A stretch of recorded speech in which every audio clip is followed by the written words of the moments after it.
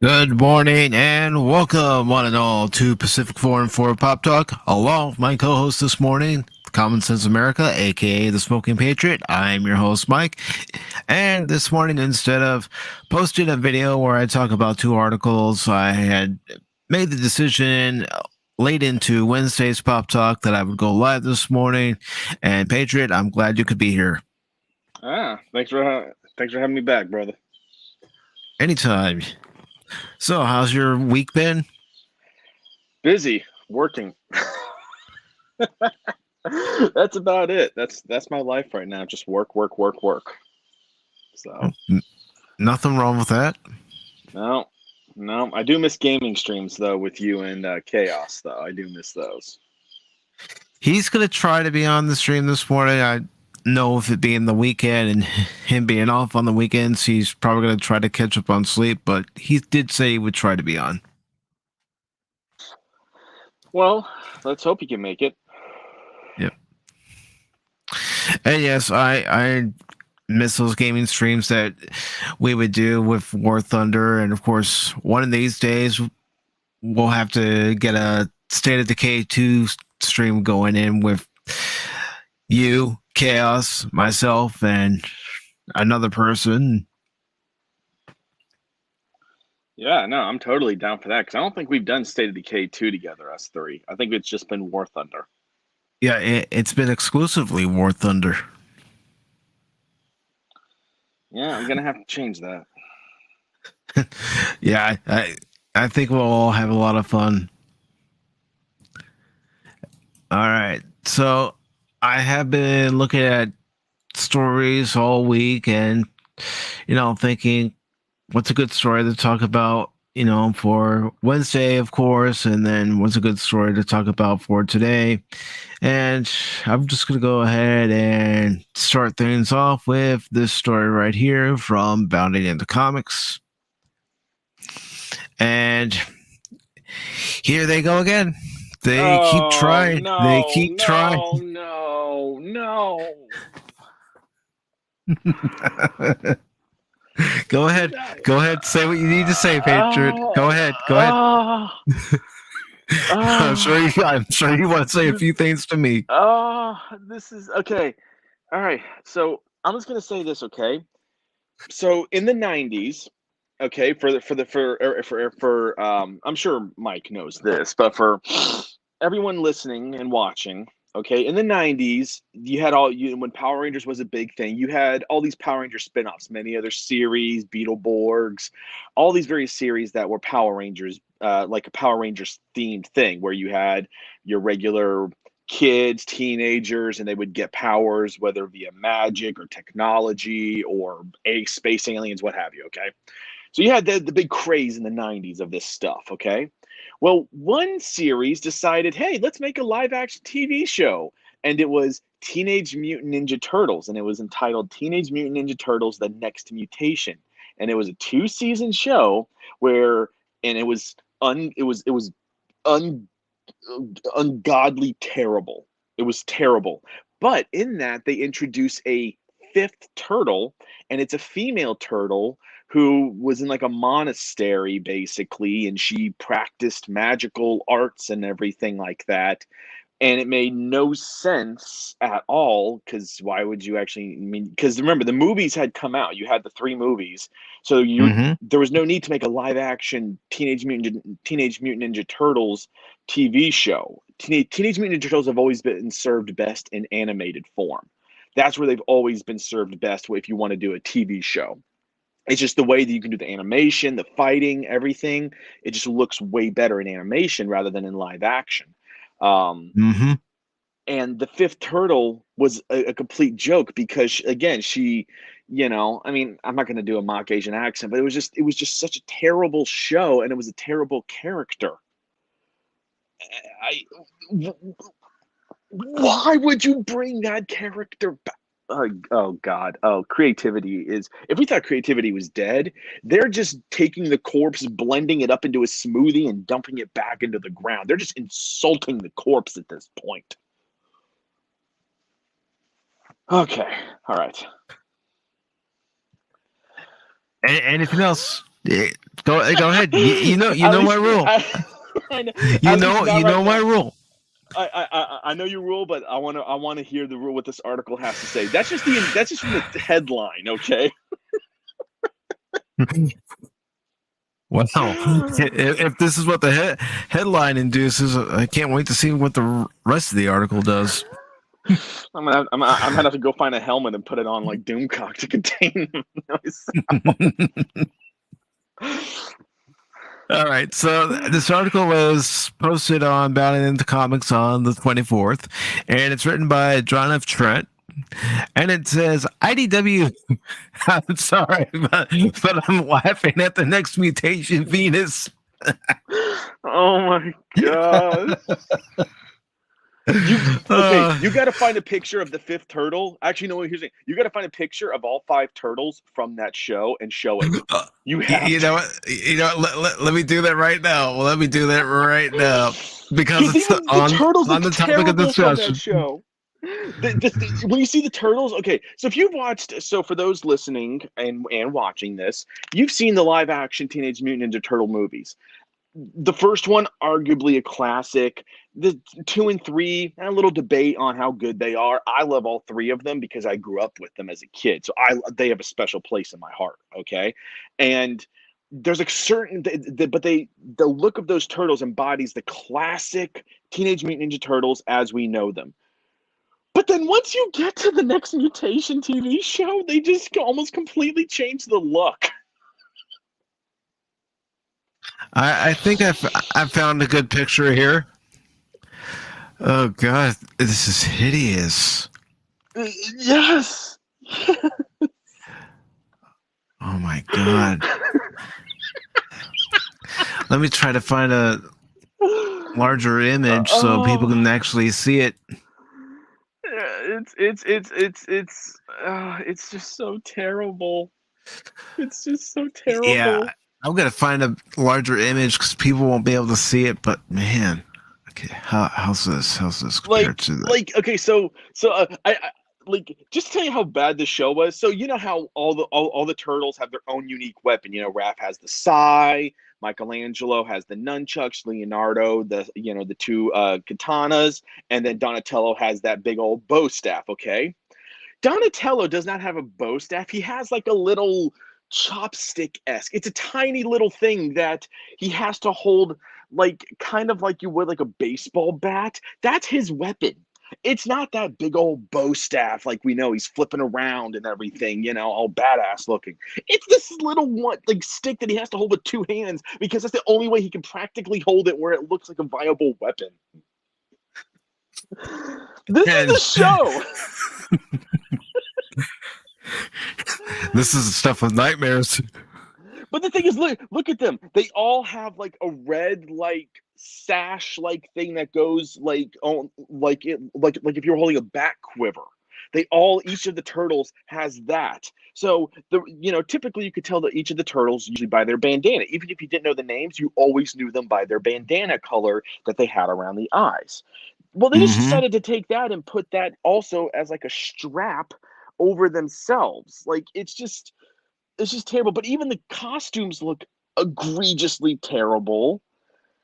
Okay, and the female one, she actually has where like if she had breasts. There's no other way of saying it. She has a bulge where a human female's chest would be. It's like, I don't think female turtles have breasts. I don't think they do.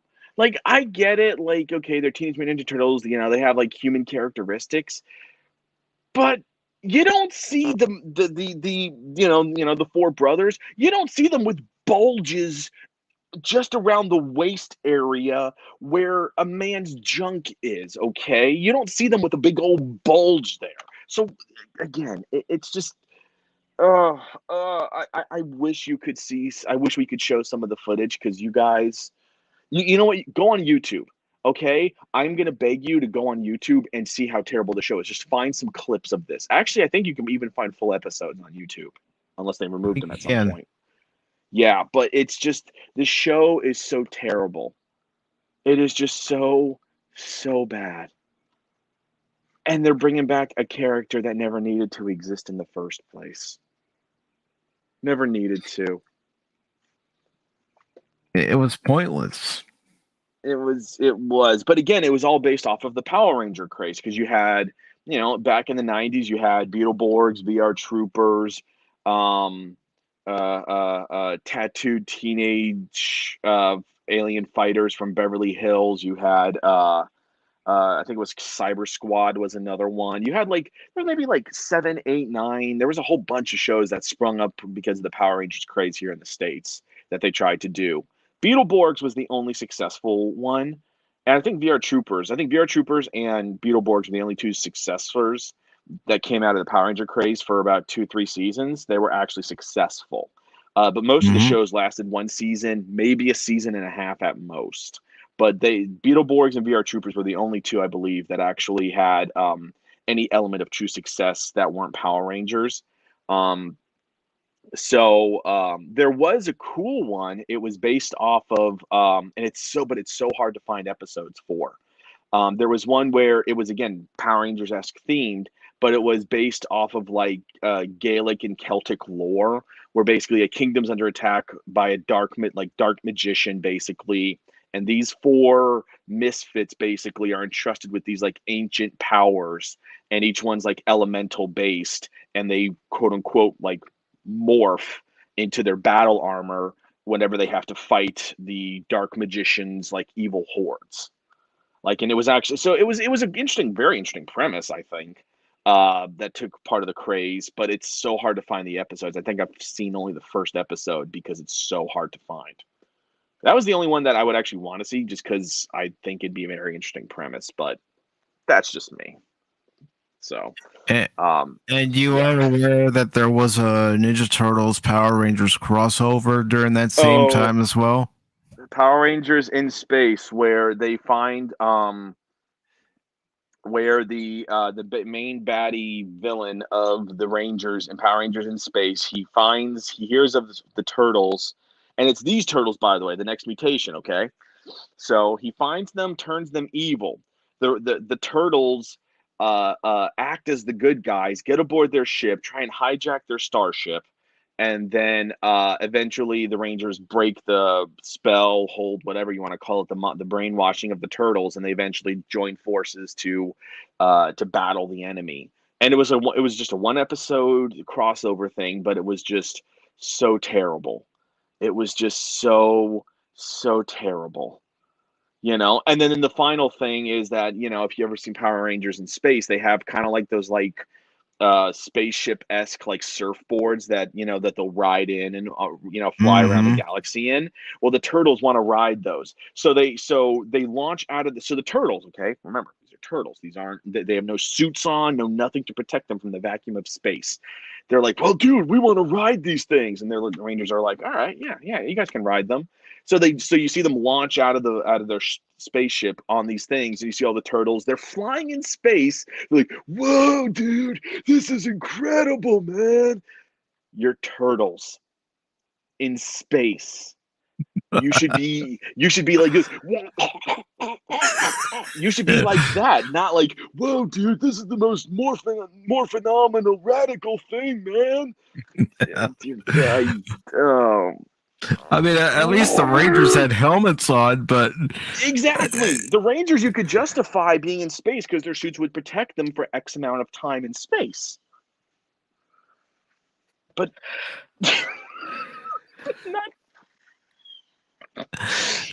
I mean, I realized what Saban was going for, but their execution, uh, I don't. Was this even Saban that did the next mutation? yeah, yes, it was Saban. It was okay. Well, Saban was also, Saban was also a big name. Saban was a massive name in the '90s because the Power Rangers and all the various shows that were, So Saban tried to get their hands deep into the Power Rangers market in the '90s with all sorts of various shows that weren't successful. The This is one of those shows that was not successful and is an egregious. Ask any true Ninja Turtles fan, and I'm not the most hardcore, by the way, but I grew up with it. I love all the movies, animated. The two Michael Bay ones, they were good. They aren't like, to me, they're not as, to me it's kind of like alternate universe, kind of like how we view the JJ verse as an Hmm. alternate universe of regular Trek. That's kind of how I view the Michael Bay ones. Like, but I view them with more. I view them that I view them better than I do the JJ movies. At least, like, those movies weren't as good as the '90s movies, but they weren't like an abomination at the same time. I actually enjoyed them. You know, they were very different, but I still enjoyed them at least. At least we got So the Technodrome and Bebop and Rocksteady in the second one. Yeah, it was we all over the did. place, but Yeah, it was all over the place, and some people got their issues with those two Michael Bay movies. But I at least liked how they at least tried to keep it within the actual Ninja Turtles universe with the villains. And yeah, sure, they changed stuff up and everything like that, but at least they try to keep that same Ninja Turtles feel to a degree. At yeah. least I can say that. The only thing I will say, and it's nothing against Brad Garrett, I just didn't feel that his voice lent itself to Crane. Yeah, yeah. Although I do think Stephen Amell as Casey Jones was an interesting choice. Yeah. That was a very interesting choice. So Yeah. I don't know if it was the right choice, but it was just interesting. Well, I could say that about casting Megan Fox as April O'Neil. I don't think she was the right choice, but you know why they casted her to try to get some butts and seats. Well, yeah, because sex appeal. Same reason that she was put into the first two Transformers movies. Sex Hmm. appeal, flat out. I mean, anyone says that her character was a pivotal role. You could maybe argue that to a degree in the first one, but in the second one, she was not a pivotal character. She was in there because she was a hot chick, and they Yeah. knew the guys would go ooh, goo goo gaga for her. They knew it. So, boom, hot chicks and giant robots blowing the shit out of each other. That sums down Transformers to its core. Well, at least for the movie verse. Yes, yes. Now, yeah, and now if you go the animated route, it's more story than anything else. It's about the story, and yeah, there's action, but the action isn't what defines it. It's the story. It's the character development. If you're going for the animated stuff. Yeah. And all, real fans of Transformers ever wanted was to see a story that was set on Cybertron. Forget the Yeah, humans. which is yeah, that's true. That's true. Which I think I is why mean, Bumblebee is so well beloved. mhm. Because that opening scene is incredible. That made the 6 year old, because that's how old I was when G1 came out. That made the 6 year old in me happy. Seeing that opening scene on Cybertron and seeing characters that actually looked like their animated counterparts to a degree. Yeah, for showing them in a movie in obviously like CG and everything, but showing the classic look, it didn't. The thing I will say about that opening scene, and again, I have not seen all of Bumblebee. I've seen clips here and there, and I've never seen the whole movie all the way through. So I'm just saying this as a outside observer who doesn't know a whole lot about original G1. Seeing the intense fighting, kind of Michael Bay style, but on Cybertron with the original G1 Transformers, that was badass. That was, I'd put that up against the Michael Bay stuff any day. That was just incredible to watch. Give me a movie like that. Give me a prequel about before the whole war on Cybertron. Maybe you do a prequel of the Autobots and the Decepticons and how the war broke and how that could, seriously, you could do that leads into Bumblebee. You could Mm-hmm. literally do one to the next, but you do it all G1 style. Yeah, I mean, they could literally take a G1 episode called War Dawn and do a movie adaptation of that, expand on parts that they couldn't do in a 30-minute cartoon and, make it serious. Don't make it kiddie friendly, make it serious. Well, I mean, I would argue that the Transformers movies, the Michael Bay, were never kiddie friendly. I mean, because the amount of sex jokes and various Transformers like ripping each other to shreds, like almost like what's the word? But like with like it's not like, oh my gosh, I blew your arm off. It's like, no, I'm literally gonna rip you limb from limb, like, and I'm gonna hear you scream in pain. It's not exactly kid friendly. But kids wouldn't care because they wouldn't understand the importance of it if you're a kid. But I would argue they're not kid friendly. Yeah, but my point of what I'm trying to say about it is, don't make it kid friendly. Feel that the war from the very beginning was hell for both sides. Mm-hmm. And you can delve into, seeing familiar characters, but before they joined either the Autobots or Decepticons, how it impacted them.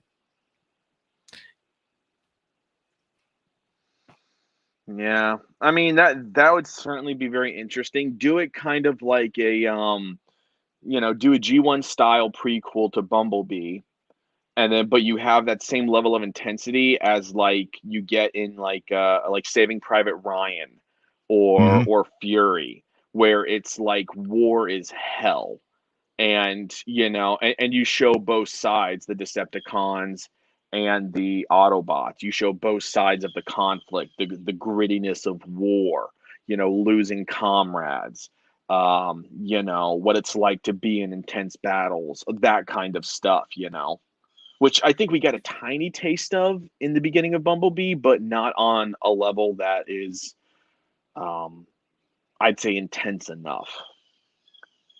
I'd even say make it in the vein of Band of Brothers. Ooh, that would be good. Do a series like that. Do like an HBO or a Stars series where it's like CG, but I'm talking like really damn good CG, and you do like a 10 episode thing that's like a prequel build up to Bumblebee about the war on Cybertron from its beginning, and then it covers however long, there might have to be time jumps between episodes at times, but you cover however long before the Autobots are forced to evacuate Cybertron and retreat. Mm-hmm. I think that would be good, but you'd have to get a good team of writers to do it. And not Michael Bay to direct it. Exactly. So. And I want to say good morning to Whoopa Troopa. He says, big news today. Are you talking about that post you put on Twitter about Generation 9 of Pokemon? I don't know what he's talking about with the Pokemon stuff, so I wouldn't know. So this article from Bound in the Comics says IDW Publishing announced they will be including the 5th Teenage Mutant Ninja Turtle, a female named Venus, in their ongoing Teenage Mutant Ninja Turtles comic book series. Venus, named after Venus de Milo, first appeared in Ninja Turtles: The Next Mutations first episode back in 1997. The character was portrayed by Nicole Parker and voiced by Lali I'm gonna butcher this name. I'm sorry. Okay, I'm not even gonna try. Lay You know what? I'm not here. even gonna try it. I'll Lao Leliana. lay. Yeah, you know what? Screw it. I'm not going to try it either. There's too many A's and I's in there for me to get it right. I've already butchered it twice. We'll just call her she, just for ease of sake. You know, this is no insult to any actor or actress, but if I can't pronounce it after 2 tries, forget about it. Mm-hmm. Yeah, forget about it, you know? Let's see. Whoopa Trooper says, yep. He goes on to say, they announced a new game today at Patriot. Wait. They announced a new game, but the new Pokemon game just came out, like, what? Not even, a month ago, maybe? Yeah, Nerd was streaming it for 2 days this past week. Yeah, Ryan Cannell was streaming it for a while, too. And he even admits, I have not played Pokemon in a while. He hasn't played it since, I think, the Game Boy Advanced, he said. So that was the first time he picked up a Pokemon game in a long time. So, which it was funny watching Ryan Cannell play Pokemon. I'm not gonna lie.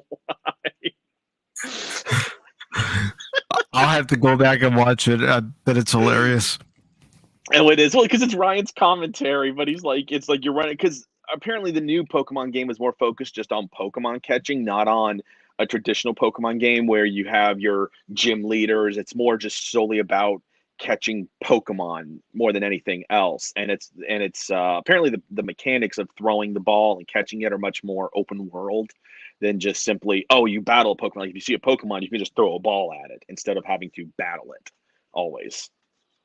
So I don't know. I'm happy with my Pokemon Sword. I'm not going to get the new game for a while, probably. So continuing on with this article, it says, in the series, Venus is left behind when Splinter gathers up the 4 brothers and proceeds to train them. Instead, a shinobi magician named Chun Ai discovers her and takes her to China and raises her as his daughter and even gives her the name Mei Pi. I probably butchered that name, but I'm not going to try it again. He also trains her in the art of shinobi. Yeah, I trained in the art of shinobi too. I just put it in my Genesis, turned on the Genesis, and there I went.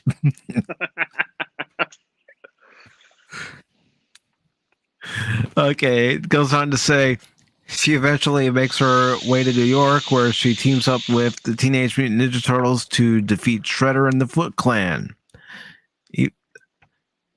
Oh God, good God! Those are Turtles of Nightmare. They are, but okay. So again, let's just go back to okay. So Shredder, so she's around when the 4 brothers are around. So Shredder basically says, "No to you. I'm going to train them." That doesn't sound like Shredder. First of all, she doesn't sound like Shredder would be like, "No, I'm not going to train you. I'm going to train them." Why not train all 5 of them? Like why? Okay. No, that's number 1. Doesn't sound like Shredder. Number 2, okay, a magician. Okay, so you're being trained by a magician. Okay, whatever. Doesn't make a whole lot of sense. Great. The third thing, Shredder and the Foot Clan. Shredder was defeated. Wait. If she was trained by a magician, she'd be great for parties. But I'm sorry. No, you saw that in I think it was either 07 or 08 Turtles animated movie that came out in theaters. Yeah, I have it in my collection. Oh yeah, I have it too. I love that movie. All I can think of now is like, it's Cowabunga Mikey. Like I just see her like with like a thing on doing magic shots. It's Cowabunga Venus. That's all I can think of. I bruise easily. No. Oh God. Oh God! But I love doing these pop talks. Oh I really do. God! But it's Shredder and the Shredder was defeated in Teenage Mutant Ninja Turtles 2. If you watch the '07 '07 or '08 animated movie, they even say, because the one chick who's leading the Foot Clan says, and you shall soon see old enemies again. And then even the turtles say, wait, who do you work for? The Shredder's dead. Mm-hmm. So in the movies it's established Shredder's dead. So you have another turtle, which doesn't make sense, and then you have the Shredder and the Foot Clan, which doesn't make sense, because the Foot Clan, okay, great, they're led by somebody else, okay, I could buy that, but then you have Shredder's alive. Last time we saw, he was juiced up on ooze and sinking to the bottom of the Hudson River. Wait a minute. I thought he was big, sexy Kevin Nash. Oh, God. No. I'm probably going to keep doing this all stream, just so you know. Go for it. Do you really think I care?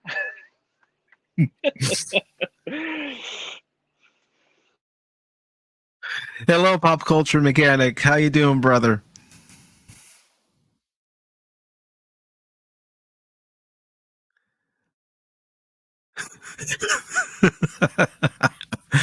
Really, Whoopa?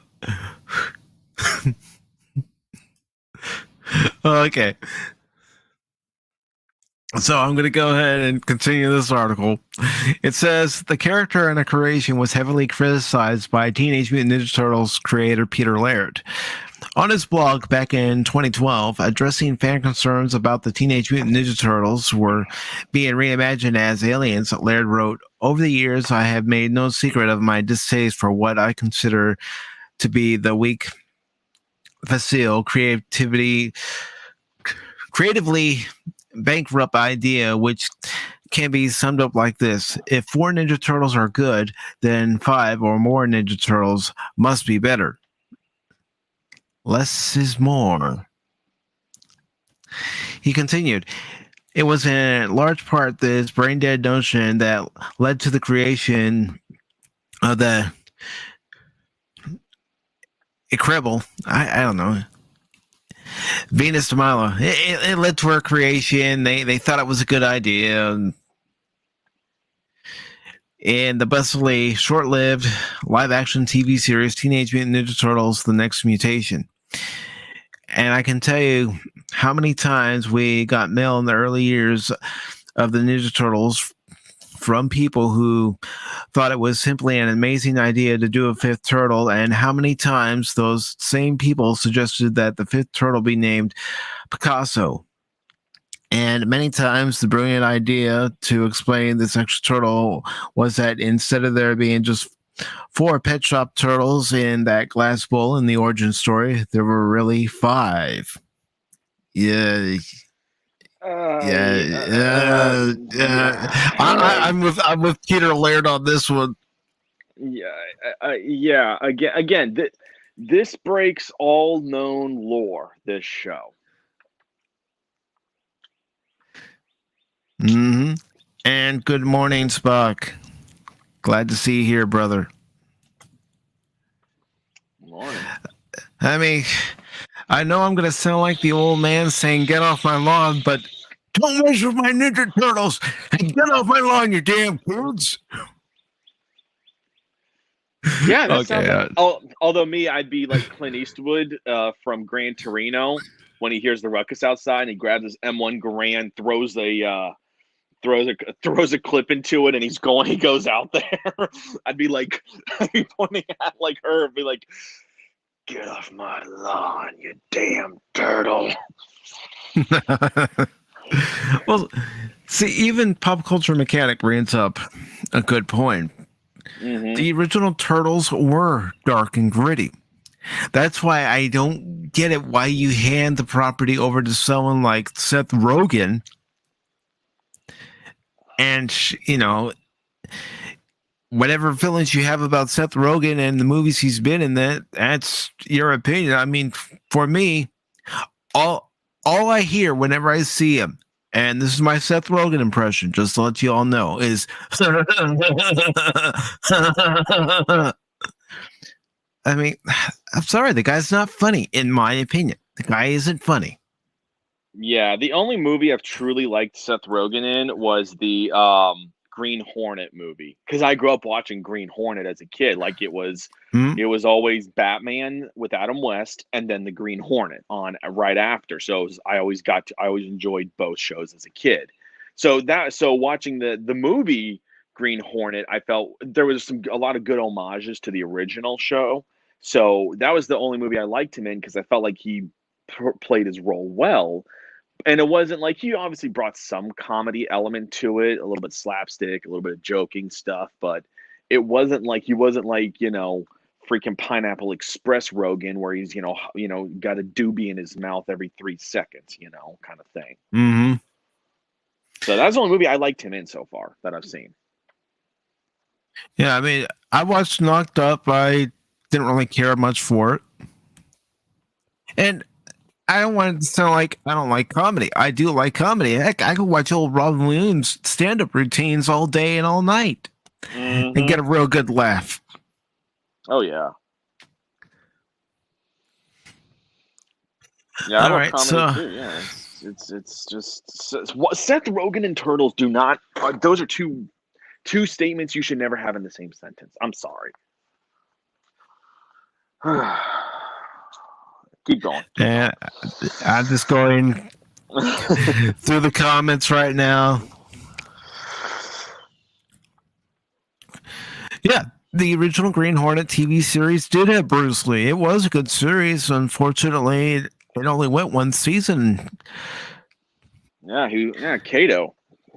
He was a badass, I mean, that was his first big role, was in the Green Hornet, actually, I think. Mm-hmm. His first truly big mainstream role was in the Green Hornet.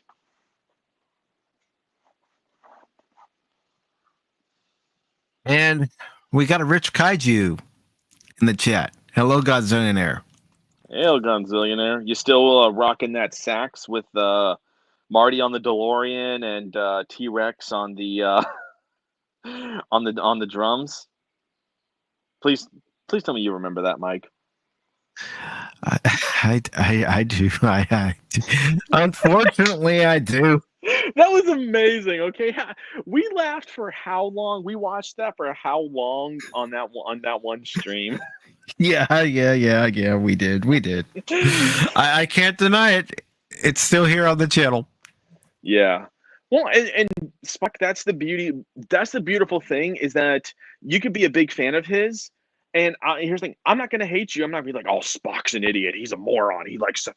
No, if you like Seth Rogen, you like Seth Rogen. I'm not a personally big fan of his, but if you like him, you like him. I'm not going to hate you for it. I'll still, we'll still break out the Romulan ale, light up a good cigar, and talk about, how your last Palm Far was a complete disaster and you wish you could forget it and everything. I mean. So,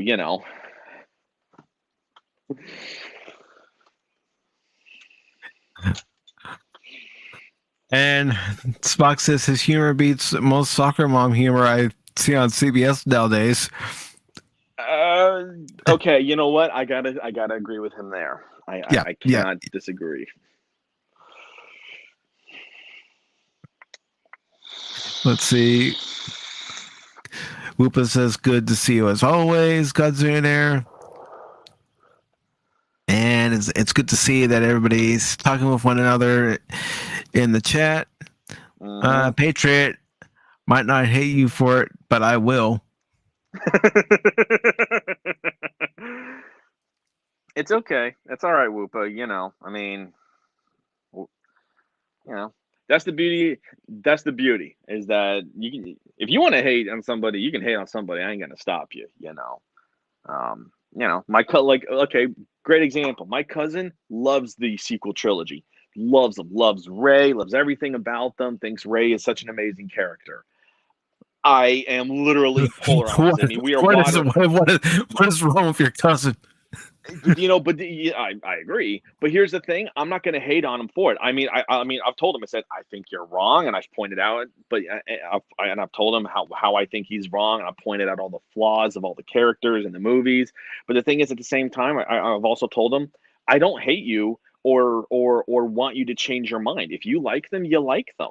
We can disagree on it and still have fun and enjoy each other's company, and not have our relationship as cousins be destroyed over it. Like I'm not petty like that. I can disagree with you and still be civil. Yeah, that's all we have to be is civil. Just civil discourse. It's easy. Yep. People make it hard. Yep. Although anyone that thinks that admiral was an amazing character from The Last Jedi, I will bitch slap you. Because that is not negotiable. She was a terrible character in all forms. I mean, I know Rey and everything, but you can like or hate Rey or whatever. There's no way you can like that admiral. Her character was such a terrible character. There's no redeeming quality to her. She sacrificed herself. Great. They didn't have to sacrifice themselves. And I've pointed that out on the stream many times. Here's the thing with Admiral Holdo playing by Laura Dern. I've never really been a big fan of Laura Dern. Well, the only thing I know her from is the first Jurassic Park. Yeah, I don't know her from anything else. I just don't. Right. So, but anyways, let's keep going. He continued. It was in large part this brain dead notion that led to the creation of. Okay, I already read that, and I can't tell you how many times we got mail. Okay. So let's go ahead and move on to the next part of it. Despite Laird's previous criticism of the character, Venus will make a return in Teenage Mutant Ninja Turtles number 128. In a press release, IDW detailed first introduced as a live-action character in the 1990s. Venus was the first female turtle, preceding the fan favorite Jenica, introduced to wide acclaim in IDW's best-selling issue number 95 by over two decades, not decades. Some days I can speak, some days I can't. He's still waking up, y'all. It's okay. Yeah. Well, it's true. I am. While Venus proved a polarizing figure at the time, fans can trust that Sophie Campbell, who was skillfully guided the narrative of the Teenage Mutant Ninja Turtles comic book series for the past 2 years, will reintroduce the character in ways both shocking and mesmerizing. Let me guess. Let me just take a wide guess here. And you all can tell me in the chat if I'm right. And of course, Patriot, you can tell me if I'm right too. All right. She's going to be, wait for it, stunning and brave. I mean, I think that's a very good assumption. I'm not going to lie. I think that's a very good assumption.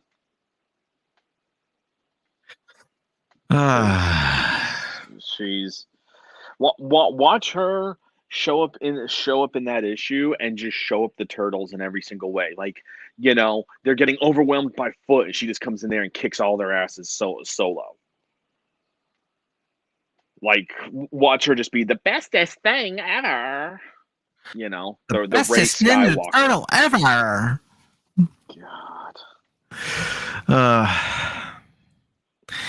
Camel added, I've been trying to make a Venus comeback happen for a while, and I almost can't believe it's finally happening. Here we go. TMNT editor Tom Watts also said, it's been amazing to watch Sophie Campbell continue our long-running TMNT series with such careful consideration and commitment to the kind of character-driven storylines that have always been the foundation of what makes all things Turtles so beloved and eternal. And now she's crafted a clever plan to introduce a character from the past that many thought would never see the light of day again. She's doing it in fine fashion, continuing IDW tradition of making the old feel both familiar and refreshing all at once, just in time for our big Armageddon game event, no less. Okay, who ordered the truckload of chapstick for this guy? Because he's definitely kissing her ass. Mm-hmm. Okay, it says Venus return won't be a one and down.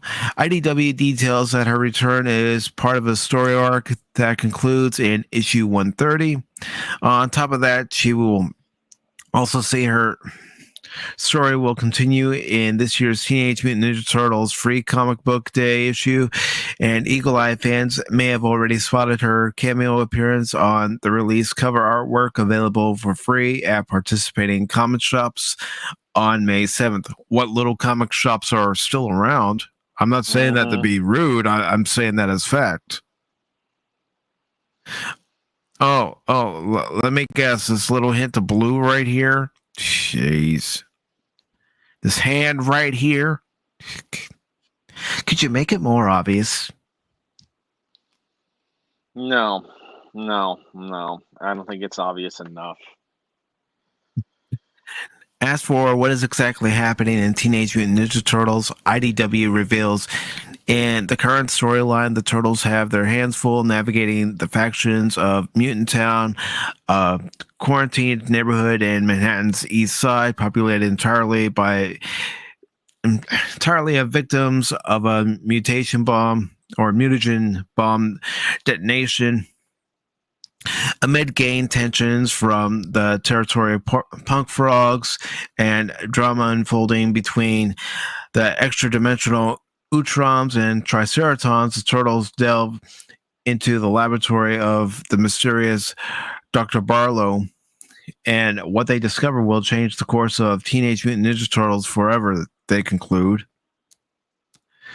Says Teenage Mutant Ninja Turtles number 127 features artwork and a main cover by Pablo Tunica. There will also be a variant cover by Kevin Eastman and a retailer incentive variant by Jared Cullum. The only one I would want of those variants are the ones from Kevin Eastman.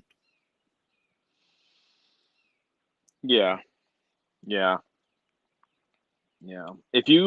If y'all want to hear, by the way, um a great discussion on Teenage Mutant Ninja Turtles, find the Midnight's Edge stream, and I don't remember. I want to say it was like a week or two ago, so you might have to do a little digging. But Midnight's Edge had Razor Fist on, and Razor Fist is a huge TMNT fan, as well as Mike from Midnight's Edge as well. And the whole thing is pretty much about Teenage Mutant Ninja Turtles, whatnot. And you want to hear all the great lore, the issues, everything, the good, the bad, the ugly. Find that stream.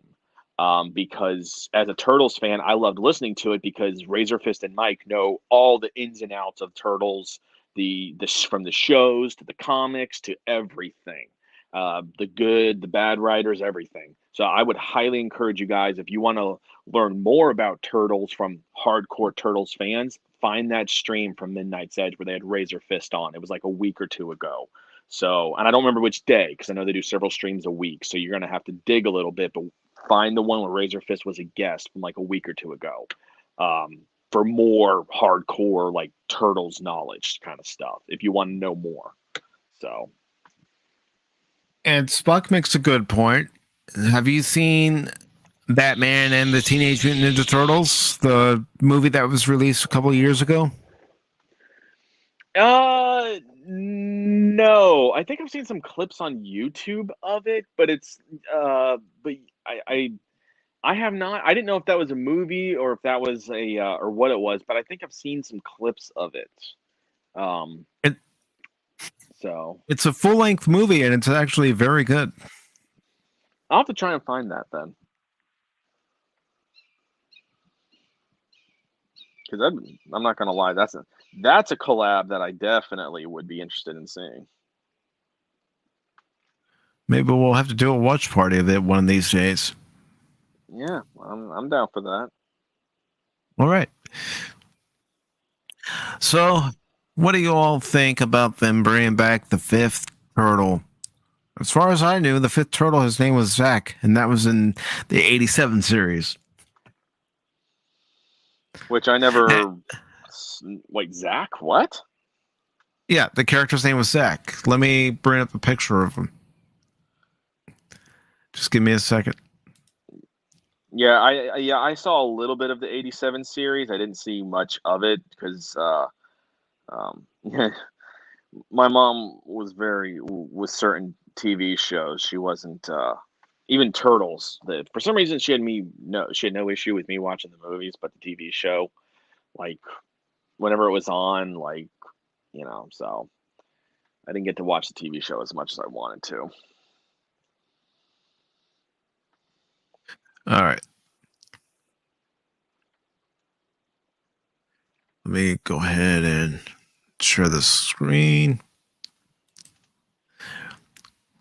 This was Zack, the fifth Oh, turtle. okay. I've seen photos of him, but I didn't know his name was Zach. Yeah.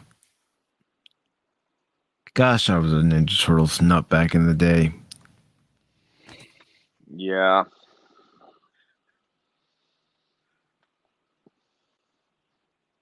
I mean, here's how you know if someone's a true Turtles fan. Just say these words and see if they finish it. Heroes in a half shell, and then Turtle if they power. finish it, thank you. That's how you know if you're a true Turtles fan. That's how you know. If someone's like, "Oh man, I love Ninja Turtles," okay, finish this for me. If they don't, be like, "No, no, sorry, I got to take your Turtles card from you." I'm sorry, but you are now exiled from the island. Yes. The only way you can get back is if you pay homage by watching X movies and X series. But even then, there's no guarantee. Yeah, there's no guarantee. You have to prove it because there's a long line to get on the island. Especially if Judge Pacific. I don't know. I think he still has to go through a few more trials.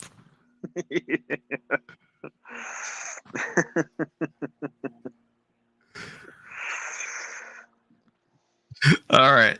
I'm going to go ahead and move on to the next story. And this next story is also from Bounding in the Comics. And I'm only talking about it because there are Dragon Ball Z fans out there. I'm not one, but for those who enjoy it, good on you. So it says Dragon Ball Super superhero production team explains return of Red Ribbon Army, teases debut of teenage Gotenks. Gotex. I don't know. I'm trying, folks. I'm trying. You can go ahead and smack me around if you need to. Is it go? Let's see. Go tanks. Go That was Tenks. go. Yeah, that was when they introduced fusion, when like two fighters could fuse together and become like even more powerful. That was Gohan and Trunks. And yes, Godzillionaire Chuck Lorre did write the original Teenage Mutant Ninja Turtles theme. Mm-hmm. And I will be getting to that story. Don't worry, Spock. I will be getting to that story. So I do have a story related to that.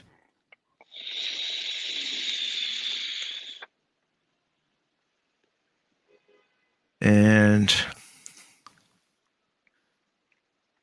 Gotenks Yeah, sorry, is Goten. Sorry, not Gohan. Goten. Yeah, Goten was the youngest son of Gohan. So obviously of Goku. So Goku had Gohan, but then he also had Goten, which was younger. He was younger, and Goten and Trunks, young Trunks, became like best friends and everything. So and the first time they do their fusion is against Boo, and whatnot. So yeah. So showing them grown up some showing them as teenagers would be kind of a cool thing to see as teenagers, and then them doing fusion. That would be actually kind of cool to see, I think. Even though I didn't follow Okay. much after Cell, I followed a little bit of the Majin Buu stuff, but not a whole lot. So, um, um, yeah, I mean, it would be cool to see. Yeah, I will say that. Okay. Well, this story was posted just yesterday on Bounding into Comics. It's by Spencer Bacall. And before I go even further ahead, all the articles that I'm reading and this live edition of Pop Talk are in the description down below. It says, during a recent Dragon Ball live event, the production team behind the beloved Shonen series upcoming Dragon Ball Super Superhero revealed a bevy of new information about the project, including insight into their decision to bring back the Red Ribbon Army and tease of the possible appearance of the teenage Gotenks. I'm probably still going to say that name wrong. One of these days, I'll be able to say it no problem without even thinking about it. These new details surrounding the film were revealed during a Dragon Ball superhero centric panel held during the recent Dragon Ball Games Battle Hour 2022. Hosted by an MC by the name of Sasha, the panel's guests included, and I'm gonna try this twice, and if I can't get it by the second time, I'm gonna skip it. Shueisha, executive producer Ayoku, Toei Animation producer Norihiro Hayashida. Again, I'm trying. And making his on-camera debut, the film's director Tetsuro Kodama. I think you did good. The panel began with a discussion of the film's previously released key visual, drawn by series creator Akira Toriyama himself. The key visual sees newcomers Gamma 1 and Gamma 2, Goku, and you might have to help me out with some of these other names because I'm not very familiar with all the characters in Dragon Ball Z. Let's see. You got Akira Toriyama. Let's see. Gamma 1, Gamma 2. Then you have Goku, Piccolo, Vegeta, Gohan, Pan, and then it says as of yet 3 unidentified Red Ribbon associates. So yeah, I wasn't sure how to pronounce that name after Goku. It's going, all right, well, that's what I'm going to call on you. that's why I'm here. And there is as yet unidentified Red Ribbon associates standing in front of the latter group's limousine. Up until now, Goku has always been the main focus, but from the start, Toriyama Sensei said that we would be seeing a lot from characters we may not expect, said Iyoku. I'm trying. So with that in mind, we decided to have them take center stage here, meaning Gohan, Piccolo will have a prominent role. Okay. Love the artwork. Yeah, it looks really good. Yeah, because the last time, so obviously I didn't follow Super or any of the other stuff after Cell very heavily, so I don't know if the Red Ribbon Army was ever mentioned there. The only time before then that the Red Ribbon Army is ever mentioned is when you have the androids, because they were you see them with the red ribbon like bandana, like sash on their arms or on their waists or what have you, like signifying that they were part of the Red Ribbon, that their creator was part of the Red Ribbon Army, so that's why they wear them. So that was the last time the Red Ribbon Army, to my knowledge, was mentioned in any way, shape, or form, whether vocally or non-vocally in the Dragon Ball franchise. Was then. If they have been since, I'm not aware of it. So I know a couple of people who might know. One of them being Chaos, and the other being Brandon, the anime guy. Yeah, Chaos, get your rear end here. We need some info. Let me see. Let me see if he's up. Yeah. It's showing that he's online, but whether he's actually up, that's another thing. So let me just send him a message. Hard night of partying for him.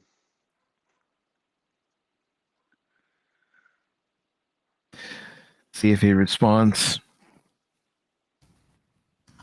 Okay, it goes on to say Pan is also out in front. He noted she's a little older than we've seen her so far. Maybe she's one of the superheroes this time. Yoku also touched upon the purple suited man seen in the image. Dr. Hito, noting he's wearing a uniform and is a scientist and maybe a hero too. So they're keeping things vague.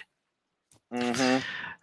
The producer then moved to reveal that there was a second part to this key visual, unfolding the image to unveil images of Bulma, Android 18, Krillin, and in particular, shock to longtime Dragon Ball fans, teenage versions of Goten and Trunks. Some time has passed since the events that unfolded in Broly, he noted. Thus, Goten and Trunks have grown a bit older. They've gotten taller. And here's the artwork right here. Okay. Looks good. Yeah. Taking notice of how the two half Saiyans were in the middle of the fusion dance, Sasha asked the panel if audiences would see a fusion in the film, to which Kodama vaguely asserted, well, when it comes to Goten and Trunks, fusion is only natural. So that's pretty much a given yes. Oops. Come on. Yep, they were the first two to do it, so yeah. Sasha also pointed out the misalignment of the pair's fingers, asserting this must be the fusion, which is not the right one. Like how we saw Big Gogeta. I'm trying. Before, and there was that Slim Gogeta too, right? When it comes to these two characters, they're going to do the fusion at some point. Tease Yoku. I'm not sure how that'll play out in the film, but if they're both there, they might have done it. Okay. Says, following the premiere and discussion of some new footage as presented below by Dragon Ball Twitter news account, DBS Hype, the panel turned to the topic of the Red Ribbon Army and their role as the film's apparent antagonist. How we ended up deciding whether or not to include the Red Ribbon Army was we first talked about how we wanted the battle to take place on Earth, called Hyoku. Because the franchise has become so intergalactic in scale, asked Sasha. That's right, replied the producer. So when we decided to have the fight on Earth, we started saying once there was a Red Ribbon Army and how it could be a battle against an army, not just one-on-one, and everyone in the army has their own motivations and way of thinking, including new villains, Magenta and Carmine. He continued, we thought that because not everyone thinks the same way, we would be able to paint a picture of an interesting antagonist, which is how we ended up setting in on the Red Ribbon Army. Settling is what I meant to say. Sasha then inquired, still waking up. And no, I don't drink coffee. I've just never acquired the taste. He's more of a Red Bull guy. He needs those wings. And I do want to say hello to the Pat I Wannabe real quick. Good morning, all. Still yawning myself. Yep, I hear you, brother. Sasha then inquires, so they're not a cohesive organization, prompting Ioku to confirm exactly. Okay, goes on to say, it might have been a wrong idea. We still don't know. The shoes, I'm not even going to try. I'm just going to end up butchering it again. Jokes. However, we thought it would be great if we take advantage of this framework to make an enemy more interesting, which made the Red Ribbon Army appear in the story. Finally, in conclusion to the panel, the trio announced the film would be coming to North America this summer, though no specific date for its premiere was given. And I'm going to ask you all the same thing, especially if you're a Dragon Ball fan, Dragon Ball Z fan. Are you excited about this news? Are you looking forward to this movie when it does come out?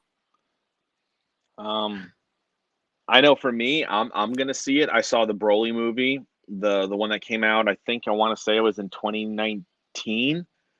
Mm-hmm. 2019 or 2020, the last thing that Vic Mignogna was involved in.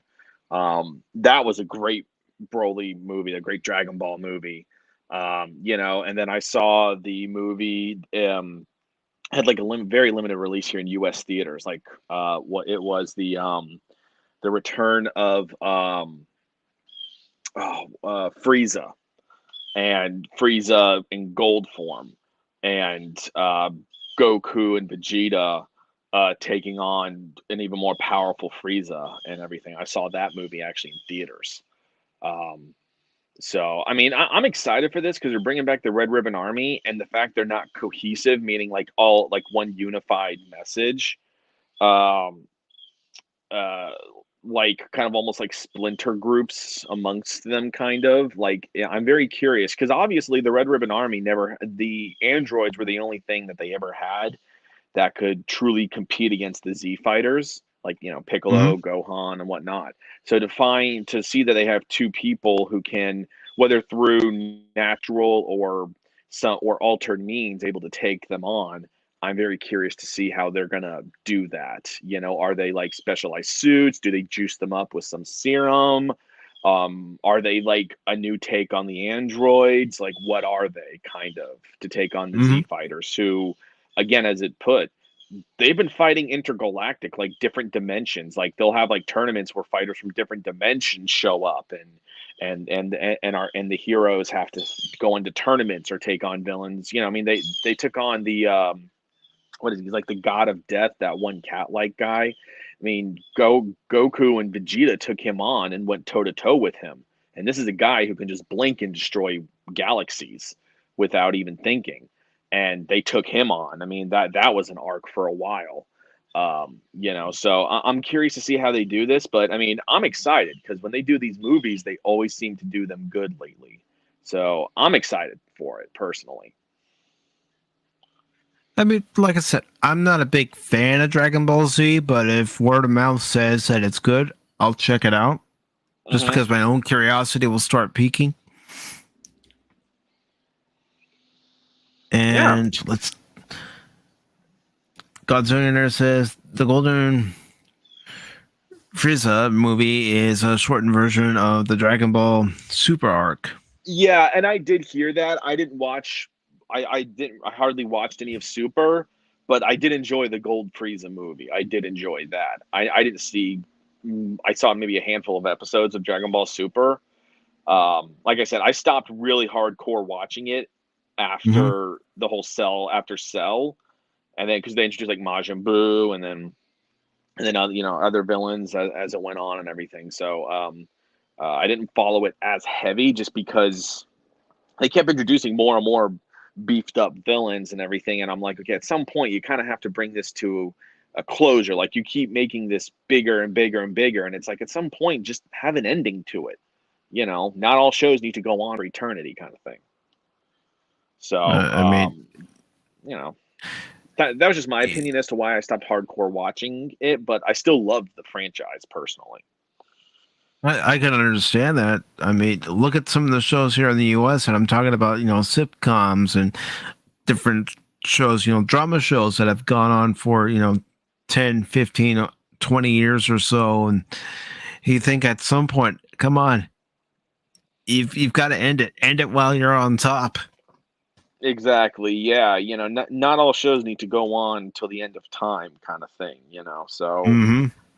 But if people love Super and what's come, I don't know if Super is still going or if it's entitled something new now. If people still like that, hey, great, you keep doing you. Like I said, like at some point, like I like a show to actually have a conclusion. Like Gundam. That's a big reason why I'm a huge fan of Gundam is that they still keep some of the same protagonists in terms of the Earth, the Federation and Xeon and or they'll create kind of new factions, but it's usually within maybe 2 seasons usually that it's over. There's a beginning and then there's an end. Sometimes that end is kind of open ended, like you're not entirely sure how it's going to go forward, but so it leaves the mind thinking, which I like in certain shows. Attack on Mm-hmm. Titan, it's got an ending. 4 seasons, it's got an ending. Other shows they have an ending. I think that's my only beef with Dragon Ball is that they just keep going. It's like at some point, just have an ending. Once you're getting into like a tournament where fighters from different dimensions, now you're going interdimensional at that point. It's like, okay, are you scraping the bottom of the barrel kind of thinking with this show now? Like you're going into different dimensions. But again, I'm not going to hate on people that still love the show and have been avid watchers. I'm not going to hate on you. I just personally like a show where there's an actual ending and everything. So Yeah, well, I mean, I'll bring this up over and over again, but Deep Space Nine, it had a beginning, it had a middle, it had its end. yeah. Yeah. But I mean, for this, that is one thing I do like about the movies is sometimes that they are their own self-contained story. Like the Broly movies, they're usually their own self-contained thing. Um, you watch some of the other movies, they were there like the Garlic Jr.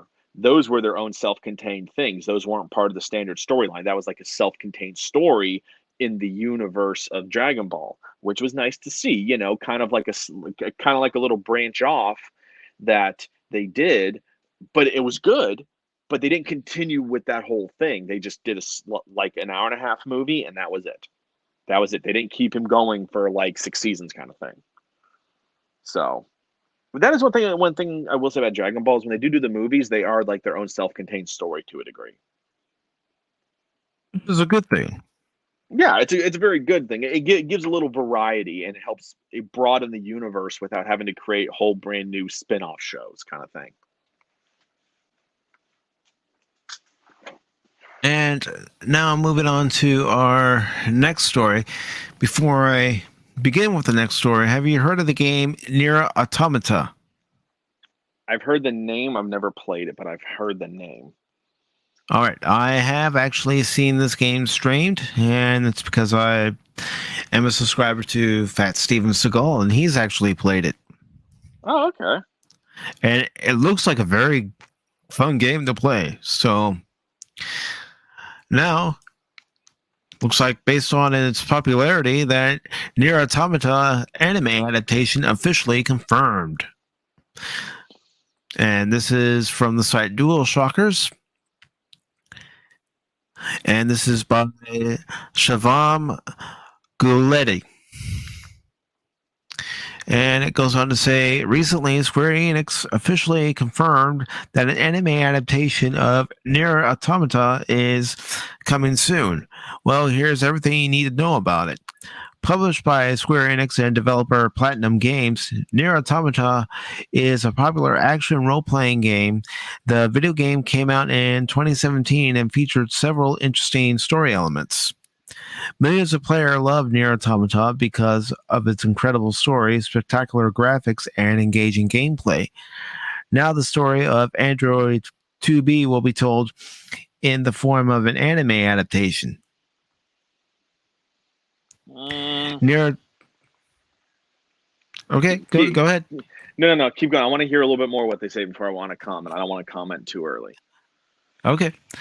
Nier Automata anime adaptation announced. A few days back, some rumors surfaced on the internet that Nier Automata was getting an anime adaptation. Well, it turns out the rumors were true, as Square Enix confirmed the news on its much awaited 5th anniversary live stream. Nier Automata anime has just been officially, confirmed. Sorry about that. According to the official announcement, A1 Pictures is working on the upcoming TV animation of Nier Automata. It's the same studio that worked on Sword Art Online, Erase, Kaguya. I know I said that wrong. Sama, Love is War, and several other anime projects. And it says, interestingly, the anime announcement was accompanied by the first PV for the project. The black and white PV gives us a look at Android 2B in all her glory. Here you go. Take a look at the official teaser for yourself. And I'm going to go ahead and include the link to this article so you all can watch it for yourselves, because I don't want to risk any copyright strikes just in case. Because I know certain companies, they're okay with their stuff being, promoted. And then other companies are like, no. Of course, it's exciting that Nier Automata is getting a TV anime, but there's no official release window for the project. Nevertheless, since the anime is already in production, we can expect it to arrive sometime in 2023. Apart from the anime announcement, the live stream featured the staff of the Nier Automata game talking about the game's journey and the upcoming merch. They spoke of the success of the game and also released a new art featuring Android 2B and Android 9S. Okay. And anything else? Nope, that is the end of the article. So, what I'm going to do is I'm actually going to try to pull up some gameplay of it. So give me a second just to give folks an idea of what the gameplay is all about.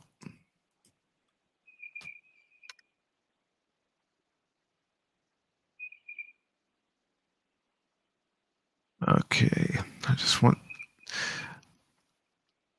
Specifically, I'm looking just for gameplay video.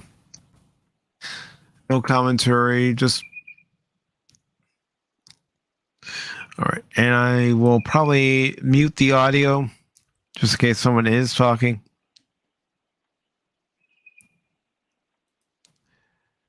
All right. So let me go ahead and share the screen.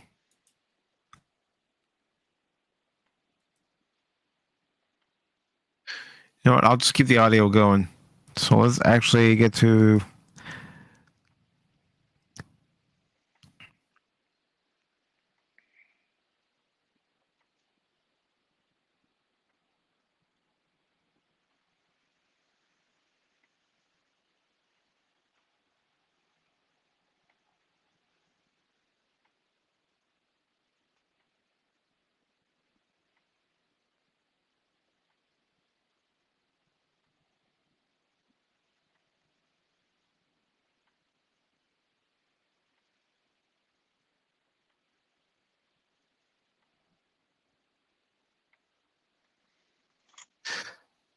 Let me try to get to some actual gameplay here. So as you can see, you have an overhead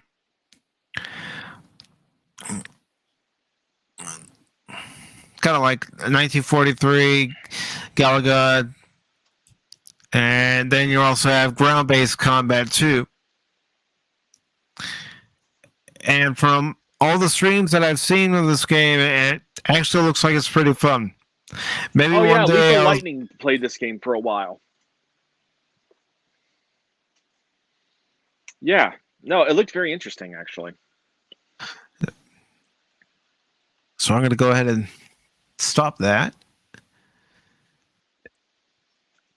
But yeah, I mean, I'd be open to it. I mean, having watched game streams on it, it'd be interesting to see how they adapt the game into an anime. And hello to Brian, the Nerdpoil life form. The non-smoking hippie. That's what I'm laughing about. Listen. I've already had my 500 cigarettes this morning. Okay, so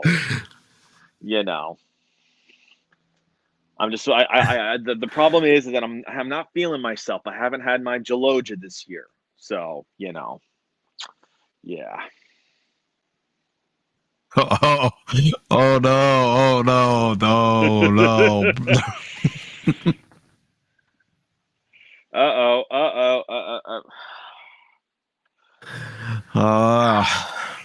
Are we gonna see?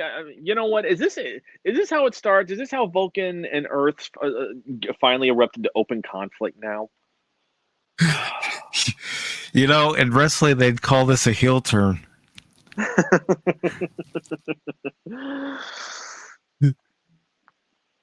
So, Nerdporio, he comes out, gets in the middle of the ring, starts talking trash to all the fans, and then he looks right at the center camera and says, "You know what, Spock?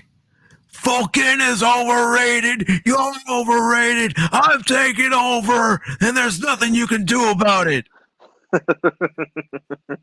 And then you just see like Spock just like quickly jump in the ring and clothesline him. Yep. And then you hear Scotty as the announcer. "Oh, Captain! Oh, that was a bad hit! Oh, and Spock! Oh, he's bringing out the chair! Oh, Lord have mercy!" "Scotty, I need you to be a little bit more encouraging in this fight. I just can't do it, Captain. I just can't do it." That's it. Spock. You're lucky Brandon Vulcan isn't watching. In orbit now. I'm see Vulcan warships in orbit. You are lucky Brandon's not watching right now, brother. Those would be fighting words. Okay. So my the soup Nazi, right, from Seinfeld? Yeah. I can no soup for you. Come back 1 year. No panfar for you. No, you get no panfar. Oh gosh, you really go to that extreme? You really kill the guy? Oh, you know what happens when they don't have panfar? Yeah, no, I know, but I mean, Nerdporio and everything, or I think he would get the folding chair. And then Kirk would pull out the folding table, lay Spock on it, and pile drive him on the table.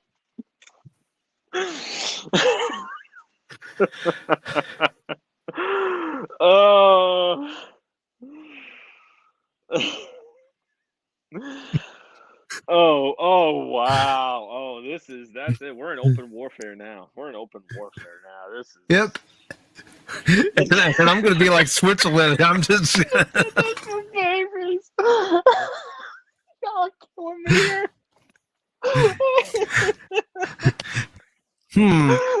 Should I do this?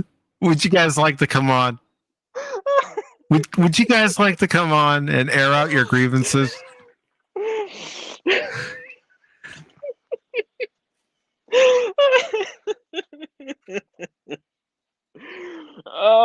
Deep Space Nine. Oh, okay. I've got to read this in my best wrestling promo voice that I can give you all today. Deep Space Nine is nothing but overrated boredom and horrible characters, said no one ever. So if you're not down with Deep Space Nine, I got 2 words for you. Cisco Simpland. That's three words. Who's counting? although you gotta say it like Scott Steiner. Deep Space Nine is nothing but overrated boredom and horrible characters. Said no one ever. And I'll see you at Sacrifice. Spock. Dude. Fuck. Oh, Dude. you. Have a Snickers. Oh, This is not you. You Oh. need to have a Snickers right now. Okay, I don't think care Spock is holding that red it's- kryptonite. I don't care that it's almost 10 o'clock in the morning on the West Coast. Eat a Snickers, dude. You're not you when you're hungry.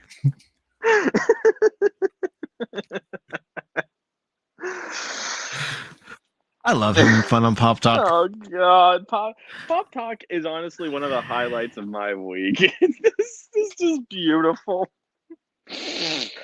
Oh, Lord. Oh, it's all thanks to you and I mean, but do you know what? The chat. everybody that shows up. Yeah, I mean the chat. The chat. Honestly, I want to thank the chat because the chat is like, yeah, I'm co-host with Mike. It's an honor whenever he invites me on. All right, I'm always honored.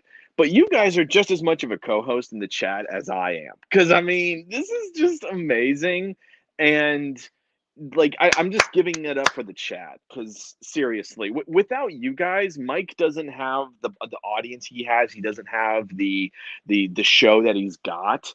You know, he would just be a random dude just talking and talking and talking and whatnot. But the chat, you guys are a co-host just as much as I am, and I love the chat. Mike, you got an amazing chat. All right, you got an amazing chat. I'm just gonna say it. The thing is, everybody that's here, we all see each other on various other streams, you know, various other channels. Yep. Yeah. Give me your StreamYard or I will get Vulcan Intelligence to hack it. Yeah, but you know what, Spock? He could have the Andorian intelligence also having a secret listening station. So be careful what you wish for, buddy. Careful what you wish for. We all know about Pajem. We all know about Pajem. The Imperial Guard's gonna be knocking on your door in about 10 seconds here, Spock. So yeah. Would anyone else like to come on? I can send the link through the Discord or on Twitter. Either one.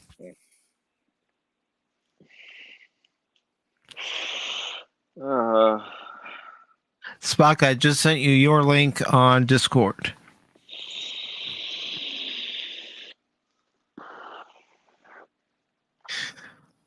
All right. Let's see what else people are saying. What do you think? It doesn't matter what you think. I'm about to turn my phone sideways and stick it in this Bernice candy ass. Oh God! You know, whenever we get back to doing War Thunder, I might have to talk like Scott Steiner for a little bit during it. Good morning, Spock. Morning, Spock. Anybody? Of course, I love he's got the laughing dad. I can't even say Data right now. It is pronounced Data. Oh Lord, So too good. Brian's being pretty mean. You hear that, Brian? You're being mean. You're hurting the Vulcan's feelings. How do you do that? Teach me. I must learn.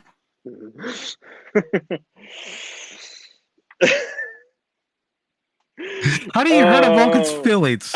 I'm sitting behind my computer.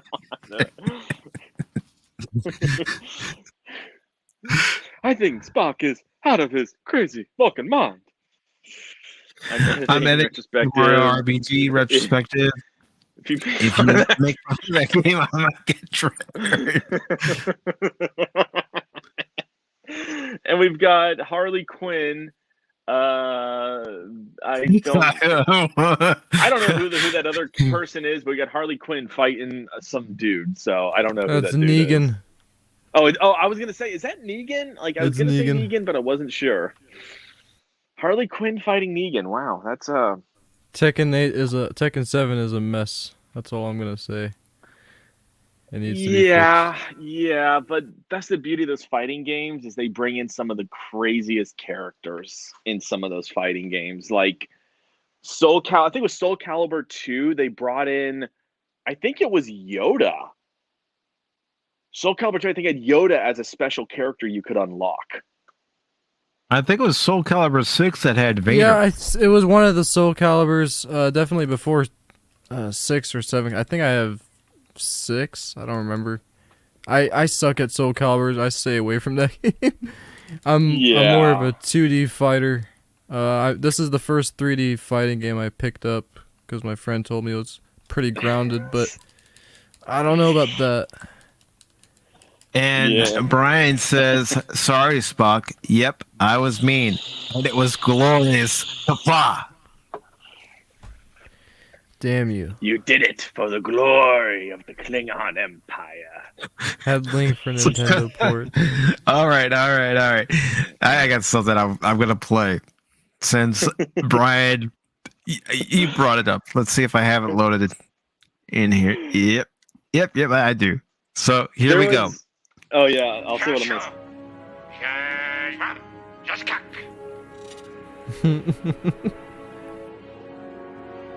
He said, "Today is a good day to die." Damn straight.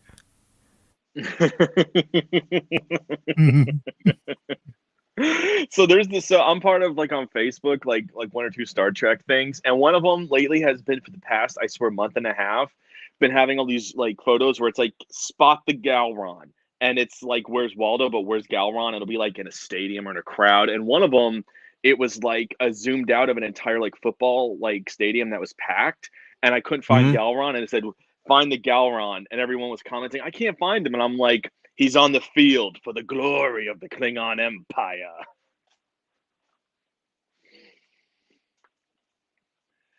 Oh man, I suck at fighting games in general. I suck at them. I'll play them just to I'd play them for a stream just for entertainment purposes, but not because I would enjoy it. Yeah, and I think this would also fit for Brian and Spock right now. I'm the dude. I'm Batman. I'm your Huckleberry. I am Boba Fett. That's definitely just going back and forth. Let's see. Should have a more appropriate one though. If they wanted to battle. Cool. Here we go. Wretched slugs. Don't any of you have the guts to play for blood? I'm your Huckleberry. That's just my game. You two can decide who's Doc Holliday and who's John Ringo.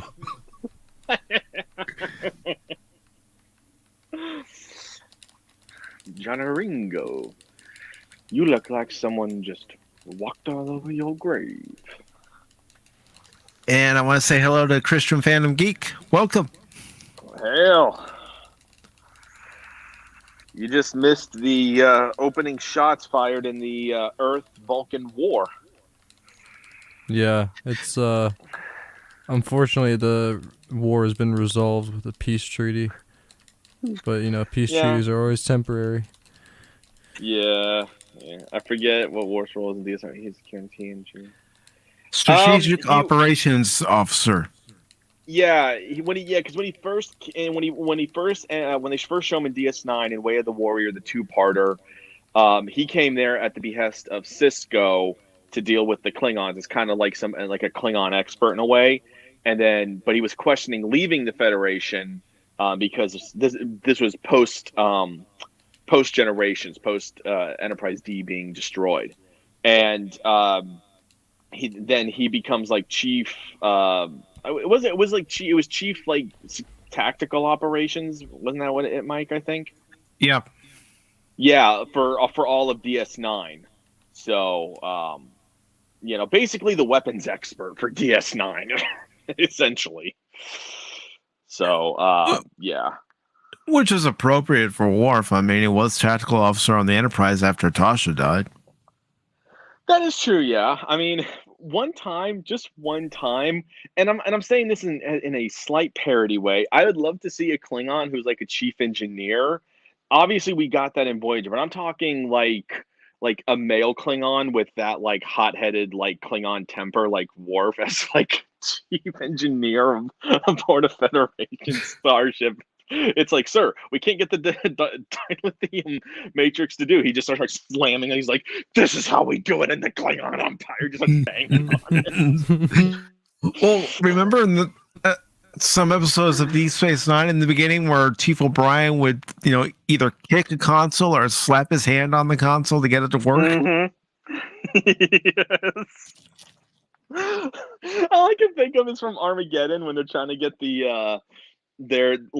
they got the nuke deployed. Bruce Willis is gonna blow it, and they can't get to fire the engines, and they get the one Russian guy. I told you, let me do. This is how we fix things in Soviet Union. He starts taking a wrench and just beating the console. This is how we fix things in Russia. That would be hilarious. I would find humor in it. I'm not echoing too much, am I, guys? It's no big deal. So we got the Magna. So we have we got Magna Power. We got Cat from SPD, and we got the White Ranger from Power Rangers Mystic Force. Okay, all right, nice. Anybody ever watch Outlander? I watched a few episodes. No. I didn't watch it heavily. I've heard it's a phenomenal series. I just have never watched it like all the way through because I know it starts off during like the Scottish rebellions, and then I know that they eventually go over to colonial America, like pre-Revolutionary War, like the build up to the Revolutionary War. I think I don't know if the show is still going on or if it like formally ended. So, but I don't know how you would do a prequel though. I don't know. I know it's fairly popular, and that's one of the reasons why I picked this article. But it says Outlander prequel in the works at Stars. Showrunner Matthew B. Roberts is set to write a script for the project. And this was posted on The Hollywood Reporter on Friday, and it's by Rick Porter. And I'll go ahead and put the link in the chat for anyone who wants to read along. Or if you want to hear me read it.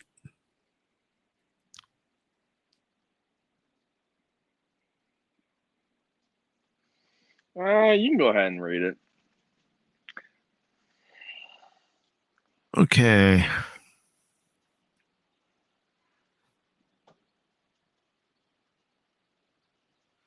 Diana Gabaldon actually finishes her books, unlike some guy named George. Actually, there was an article I wanted to talk about because I kind of want to make fun of the fact that he's even part of this project. She works when she is on trips regardless, whereas George won't. Okay, so it says Outlander prequel in the works at Stars. And the article goes on to say the world of Outlander is set to expand at Stars. The premium, excuse me. Okay. The premium cable outlet and Sony producer. Let me start that over again. The premium cable outlet and producers Sony Pictures TV are developing a prequel series to Outlander. Showrunner Matthew B. Roberts is set to write and executive produce the project. The news comes just over a week ahead of the time-traveling drama's COVID-delayed sixth season debuting on Stars. Outlander has already been renewed for a seventh season, so it's obviously doing well. So they've already going, yeah. Yeah. Stars and Sony declined comment. Details on the setting and story for the potential prequel are being kept under wraps. Diana Gabaldon, author of the novels on which Outlander is based, wrote a 2013 novella, entitled Virgins that focused on younger versions of Jamie Fraser, played by Sam Hugan, in the Star series, and Ian Murray, Stephen Cree. She also hinted at another prequel in a Facebook post earlier in February. Okay, it says a possible expansion of the Outlander world isn't a surprise, as the series has Outlander executive producer Ron Moore. Now, is this the Ronald D. Moore that we know from Deep Space Nine and Next Generation and Voyager? I'll have to look it up later and find out.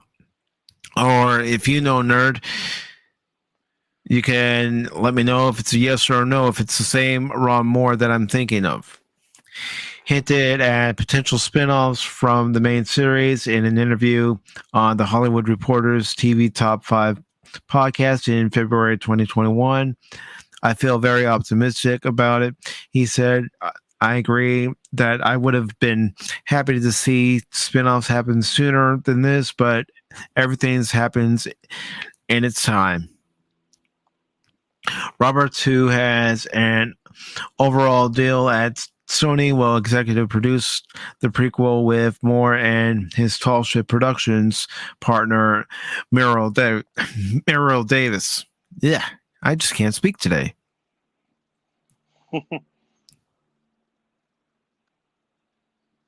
Let's see. Nerd Royal says, I can't stand the sound of the human voice, so I'm going to go finish my retrospective. See ya, folks. No hard feelings, Spock. I don't have feelings. Jeez, isn't my voice, nerd? Really, man? Okay, I'm over it. But yeah, and now that I'm curious, I'm going to go ahead and look and see if it's the same Ron Moore. So let me look it up here.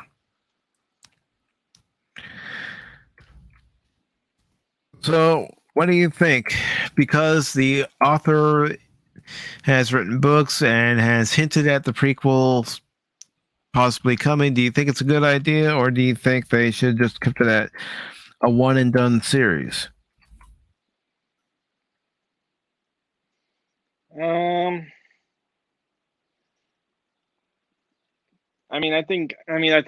think series sometimes just need to be one and done. You know? Mm-hmm. Yeah. Because some series, yeah, you could do spin-offs or prequels or whatnot, but other series, just let them be. They're good for what they are. They have their own fandom, and just leave it at that. Just leave it at that. Not everything needs a spin-off or a sequel or a prequel. Just let it be as it is. Let it be as it is. And I have confirmation, folks. It has been confirmed. It is the same Ronald D. Moore. It's good to see that he's still doing well. Of course, you see, he's known for, Battlestar Galactica, Generations, Next Gen, Generations, DS9. A lot of people didn't like Generations. I thought it was a pretty good movie.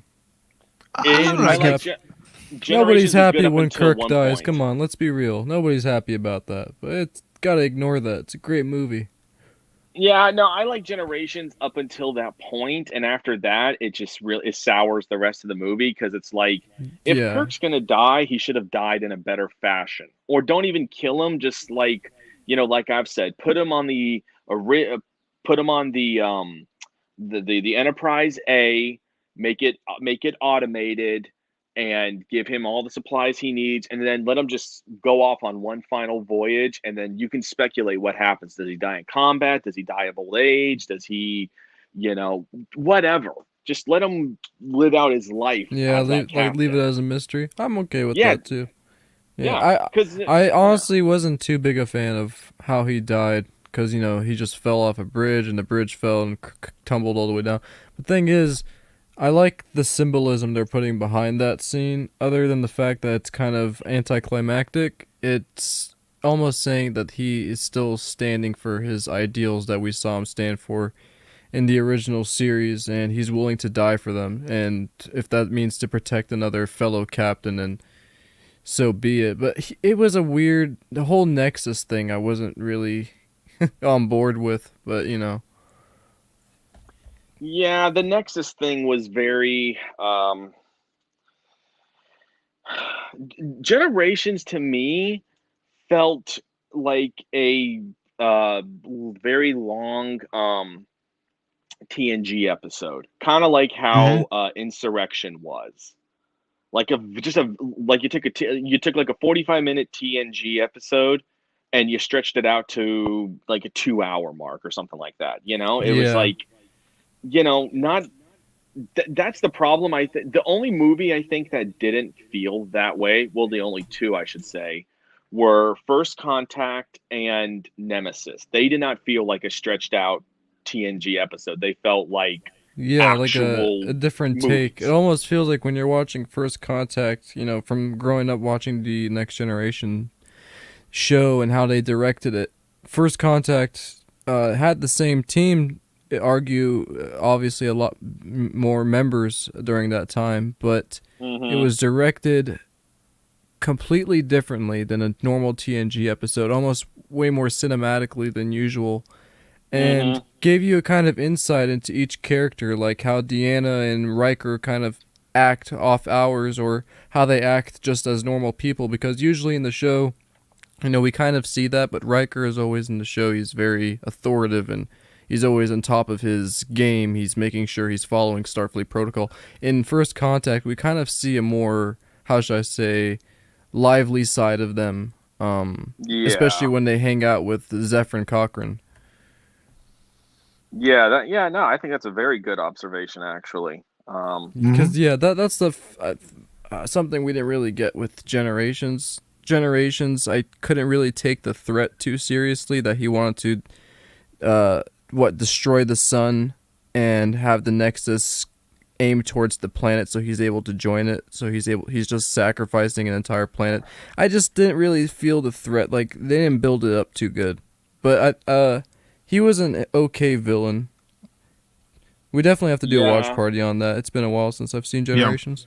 I think with Generations, where they could have made it better is if they kept with the whole Enterprise B and go a little bit like maybe a couple of months, like an aftermath of, okay, Kirk died, and then show like a funeral, like everyone's mourning, and then you show them repairing the B, and then they're talking about what is this Nexus, what is this thing? What was that ribbon? Like, dive a tiny bit deeper into Kirk's death and the Nexus, and then you go over to TNG, because then there would be references to when Picard sees Kirk, like, yeah, I've seen video photo, I've seen holographic videos of your funeral that they had, and this Nexus, there's old Starfleet records of the Nexus and everything that were just kind of dismissed and everything that nobody investigated further. Like, I feel like they could have built up those two things a little bit more, so the Nexus actually had much more meaning, rather than just it's just because this random. It was energy weird drink. how the Nexus. We don't really have an understanding behind it. I know we're going into this a lot, but I love. It's Pop alright, Talk. guys. Yeah, but to me, after watching the movie, the Nexus is kind of weird because it wasn't really explained what it actually is. Because I like mystery. I don't like everything fully explained. Sure, but when you're dealing with, say, a space anomaly, I do like some details, because now from understanding what I've seen, the Nexus is just some not floating, it's just some moving cloud throughout space that has its own kind of, I don't know, continuum within itself where people are Yeah, allowed it's to. like a. How do they describe it? It's like It's just a. weird. It's like a It's dispersing cloud temporal that hits energy, atmospheres and stuff. Like, I basically. don't know. Yeah, is it a portal to another dimension? It's Is a it weird like? concept. You know, Yeah, I like they mean, could have gone 100 different places with how they would have made a opening towards, like, you know, just a simple portal, or going around the sun, like how they did with going back in time, but something different. I don't know. yeah, Just a dispersing cloud in space, just moving and sucking everything in. It's kind of a weird. They did that in Enterprise 2 with that I forget what the name is, like a giant glowy gold space anomaly that just sucked in everything. And there was an episode where the Enterprise crew found it, and they went investigating it, and they found the old pilot from like the 21st century just trapped inside of there. It's oh yeah, Yeah, it's stuff like that where I'm like, it doesn't really feel like scary. I don't know what they're trying to say with this anomaly. It's just, I don't know. It's yeah. weird. I mean, yeah, like I mean, you could have even, because Guinan, she's describing it and everything, Yeah. and she could have said, the Christians would call it heaven. Yeah. This, Yeah, the if they Klingons would call have it done this, something a little bit more this, like that, where they would have been like, oh, the Nexus has actually been seen by hundreds of different cultures. It's just referred to as different things, like that would have been cooler. Yeah, like I mean, more, and things you don't have to go into like a deep backstory and everything. Just give references that when Guinan says stuff, and then like I said, when the Enterprise B, when they're trying to go over all the sensor data of the Nexus, and they're like, we don't understand. This is like temporal energy, but it's manifesting itself in this unknown way that we don't have a way of describing how it's give some form of not physicality, but a little bit more description of how Starfleet is dumbfounded by how the Nexus even exists. And this is the last thought I'm gonna put so we can talk about jujitsu. That was one of the main things I loved about the original series. And my favorite thing about the original series was Spock always detailing, always analyzing what it is they're in front of or what is coming upon. He had that thing in his ear, and he was always describing, Captain, it's made out of a certain material we cannot identify, and stuff like that. Just little details. You don't even have to explain what those details are, as long as it's like I don't know, an unknown material or an unknown element. Just those little unknowns are kind of interesting. They didn't do any of that for the Nexus. It's just a cloud in space. That's it. Yeah, which to me lends to a TNG episode rather than an actual movie. Because a movie, you would have broken that down further. Yeah, exactly. Well, it's like people have even said that All Good Things could have been the movie. That definitely would have been more of a movie than an episode, for sure. Because I liked where they were going with that. The Nexus, with Generations, that feels okay. If they're gonna do something like that, fine. But that does not feel like a movie. Like that should be a movie release. It doesn't feel too thrilling for a movie. Usually, what's really popular for Star Trek movies was The Wrath of Khan, and everybody loved Khan. Why? Because he was a crazy antagonist. And what was the Nexus? It wasn't an antagonist. We only had the guy who wanted to destroy the sun. That's just something that's missing a lot from Star Trek movies. Hopefully we'll get it in Star Trek 4 with the Kelvin timeline. Maybe they'll actually make a good antagonist this time. But that's to me what's more thrilling for a movie instead of just a cloud in space. That's more of an episode, like a filler episode. Yeah. Yeah. Well, Jujutsu Kaisen 0. Taking an idea from All Good Things, I think it would have been great to see in, Generations, had they done it this way, a meeting between the Enterprise D and the Enterprise A. You're taking a look at Star Trek's beginning and you're meeting with its current iteration. And then you could have had characters like Spock interact with Data, and yes, I know some people will say, but what about unification? Well, this would be a time story where maybe instead of wiping their memories completely, they would keep a tight lip, and then you could try to figure out a way to say, well, why didn't Spock recognize Picard and Data when he saw them on Romulus in Unification? It's because he was sworn to secrecy, and even then, he knew he couldn't tell that version of Picard and that version of Data. Yeah, I mean, there's ways you could have done it and everything. I mean, you could have even brought back as much of the original cast, because I think by that was DeForest Kelley was still alive. By Generations, when that was filmed, was DeForest Kelley still alive? Yes, because he didn't pass away until 99. Okay, so then what you honestly could have had is you could have had the entire cast, obviously minus Kirk, aboard like the Enterprise A, and then they're searching for the Nexus because they're like determined to try and get Kirk back because they believe that he didn't die. Like you could have had that, and then they bump into the Enterprise D, and they're like, "What are you all doing here? Like, what are you doing?" They're like, "We're hunting. We've been on this essentially crusade to find the Nexus and try and find a way to get Kirk back because we don't think he's actually dead." Yeah. And then you can get a little conversation between the crew of like how we spoke with Guinan, we spoke with that one doctor, Soren, and find out that you can come back from the Nexus. There is a possible way, and we think we found a way, and we want to get Kirk back. I just wish that Kirk met the crew of the TNG cast. Yeah, Like, instead of when actually on board the Yeah. ship, talk to Riker, Data, the rest of them. If anything, I feel like the one he would get along with the most is Riker. yeah. Because Yeah. they're alike in some ways. They're both ladies' men. Hello, Pit Viper. How you doing? Hey, Pitt. One biggest Star Trek thing we'll never see, and it's a big missed opportunity, is either we kind of got it, but not really. I mean, if you guys are aware, at the ending of Enterprise, we saw Mira Archer aboard the 23rd century ship.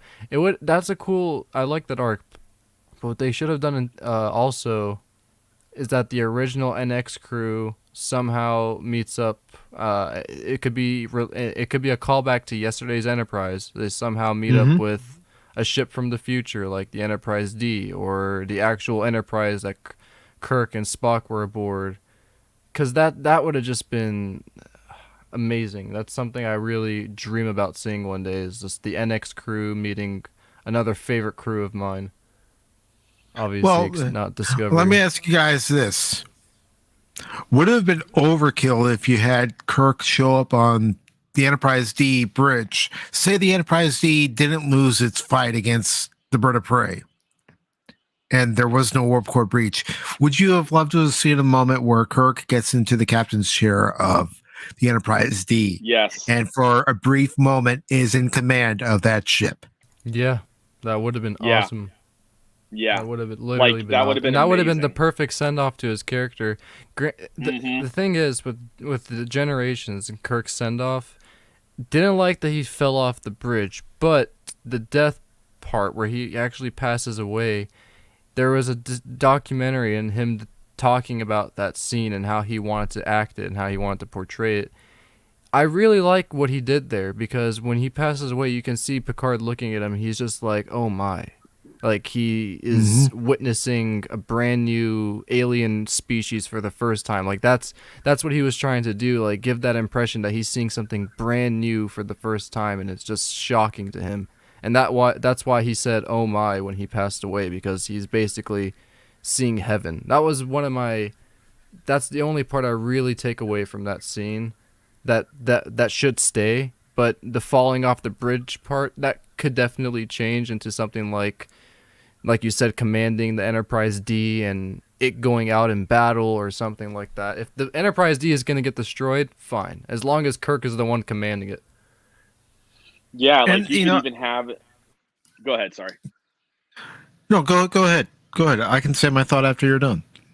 So no, like kind of like that. So like, what if like they're battling the bird of prey, and let's say the warp core breach, everything still happens, but let's say like, okay, they're passing through our shield, so let's just drop the shield because they found a way to penetrate them, so we can't do anything.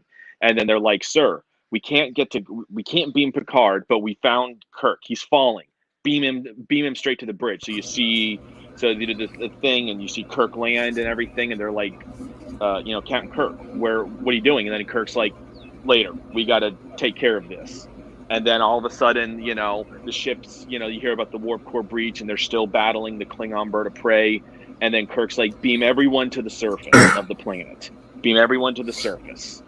Like now, emergency beam out, get everyone to the surface right now. And then so you see people being beamed off, and then you hear Riker say, Captain Kirk, what are you going to do? He's like, I'll take command of the Enterprise and hold them off so that way they can't get to you. And then that's how Kirk goes out. Yeah, like commanding the Enterprise D in battle.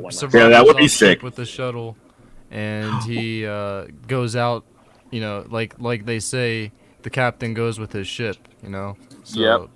Oh, real quick, guys, I have to make a correction.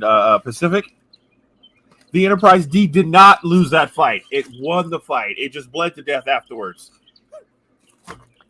We're talking about hypothetical scenarios for generations, how we could have made it better. And Oh, no, I know. I heard you said, what if the Enterprise D didn't lose the fight against the bird of prey? I'm like, she won that fight. She won that fight. It's a fight that never should have happened because it was BS, and the whole beginning of the fight was BS to begin with. But that's a whole different. Oh, yes, and the fact that Wright could have just said the famous words, "Fire everything," and that thing would have been vaporized. Like, I will never forgive Riker for that. I would court-martial for you. Well, that's just me. The problem I would have rather is that had Mr. Dikovic pop out of nowhere and say, give me rent. What up, Spock? What up, Chaos? Bro, I it's not letting me DM you on Discord. I don't know what's going on. the problem is that Discord imagine that like Discord's a whole thing, man. Yeah, I wanted to get your opinion on the beginning of original sci-fi series I'm writing. Of a script you're writing, right? Yeah, Definitely, man. I'm trying to figure out what's wrong after the stream. Yep. it's okay. He's given up on me doing his voice work, so you know. Oh, why would you give up? Oh no, no. You gave up on me. I never gave up. Oh, I didn't give up. This is a different. I'm not sure if you've seen this episode I'm currently writing, but you can check it out too. Only thing you showed me was that one like fantasy one that we were doing the voiceover stuff for. That's the only one I've actually seen. Oh yeah, the current one I'm doing is it's difficult. It's kind of like combined Star Trek with Stargate with Gundam. Hey, man, whatever you want to do that inspires you, just don't. You know eat what? the That magic. actually sounds badass. Just don't eat the cursed finger. All right, that's all I got. No, hell no. Well, I mean, maybe one. I might not do all 10, but at least one. We were talking about Jujutsu Kaisen, right? yes, we are. Okay, I'm about to say. Oh, Yep. God. Wow. Spock's been waiting for it. Yep, Mike, I won't lie. So I can't wait to talk about this. Just a heads up though, for in case I make any errors. I literally just started watching this show a week ago, and I finished it, and Damn. I love it. I love every bit of it. I need to think get caught it's up. amazing. Toto is my favorite character. Kakashi? What's up? Kakashi? But no, Toto. So I know. I'm remembering a meme I saw online where what if Madara was in Jujutsu Kaisen, and then Homeboy pops up and he's like, Kakashi? That just makes me laugh. Yeah, Toto is great. The show is just I'm still not because I know the manga's been around since 2018, 2017. Yeah. So I still haven't read any of those. I need to read that. But I am very limited with I'm currently rewatching it because I've already forgot a bunch of stuff. But this is anybody who hasn't seen Jujutsu Kaisen, go watch it. It's on HBO Max. Probably on some other platforms. Yeah, that But season from one what I opening know, is it's on fire. HBO Max. That Yeah, opening a is coworker fire. gave me a website that has like so much freaking anime on it. He's like, you could spend your entire life and probably not scratch the surface for all the anime this thing has, and that even includes all of Attack on Titan too. Because I told him, Oh, yeah. I'm like, I don't have a Hulu subscription. He's like, this has all of Attack on Titan on it, including all of the new season. I'm like, damn. Yeah, the site I got Pacific on is the same like that. It has everything. All right, so we got a new trailer release for Jujutsu Kaisen O. Voice cast also announced. Oh, great! This is going to be awesome. I don't think I've been this hyped since the My Hero movies. Go ahead. This article was posted on Bounty into Comics on February 25th, and it was written by John F. Trent. It says Crunchyroll dropped a new trailer for their upcoming theatrical release of Jujutsu Kaisen O. On top of the trailer, they also announced the voice cast for the anime film. The film, which is based off Jujutsu Kaisen O prequel manga, and excuse me for the mispronunciation, Geishi Akutami follows Yutu Okotsu, a nervous high school student who enrolls in the mysterious Tokyo Jujutsu High School under the guidance of Satoru Goju, Yeah. after being haunted by the curse of his childhood friend. A more in-depth official synopsis begins when they were children. Rika Orimato was killed in a traffic accident right before the eyes of her close friend Yuta Okatsu. It's a promise when we both grow up, we'll get married. Rika became an apparition, and Yutu longed for his own death after suffering under her curse. But the greatest Jujutsu sorcerer, Saruto Goju, welcomed him in Jutsu Hai. Gojo. Gojo, thank you. Sorry, just Gojo. getting, No, it's okay. getting Don't used to worry. these names. No, it's okay. They're tricky. There, Yutu meets his classmates, Maike Zenin. Again, as I said earlier in Pop Talk, Patriot can attest. If I can't get it right after the second attempt, then I'm not even gonna try. Okay, so Subaru, not to spoil too much, he is a big part of this film. All right, and Okay. he's also once you figure out what he is reading the manga and what his power is, his curse ability, you're gonna freak out once you rewatch the first season of Jujutsu, because there's just something you did not notice first time watching. Because I had to rewatch it to catch it, and basically we'll just say this much: he's the puppet master. He's controlling everybody by the strings, to say the least. He's personally one of the coolest characters in this show. In this entire manga. Yeah, next to Gojo. I'm sorry, I'm laughing at the Padawanabe's comment. Sounds like someone is trying to call Eagly. I hear a bag of crinkle sounds in the back. I was grabbing not some me. wafers. And I got me some Alright. crunch and munch. Crunch and munch.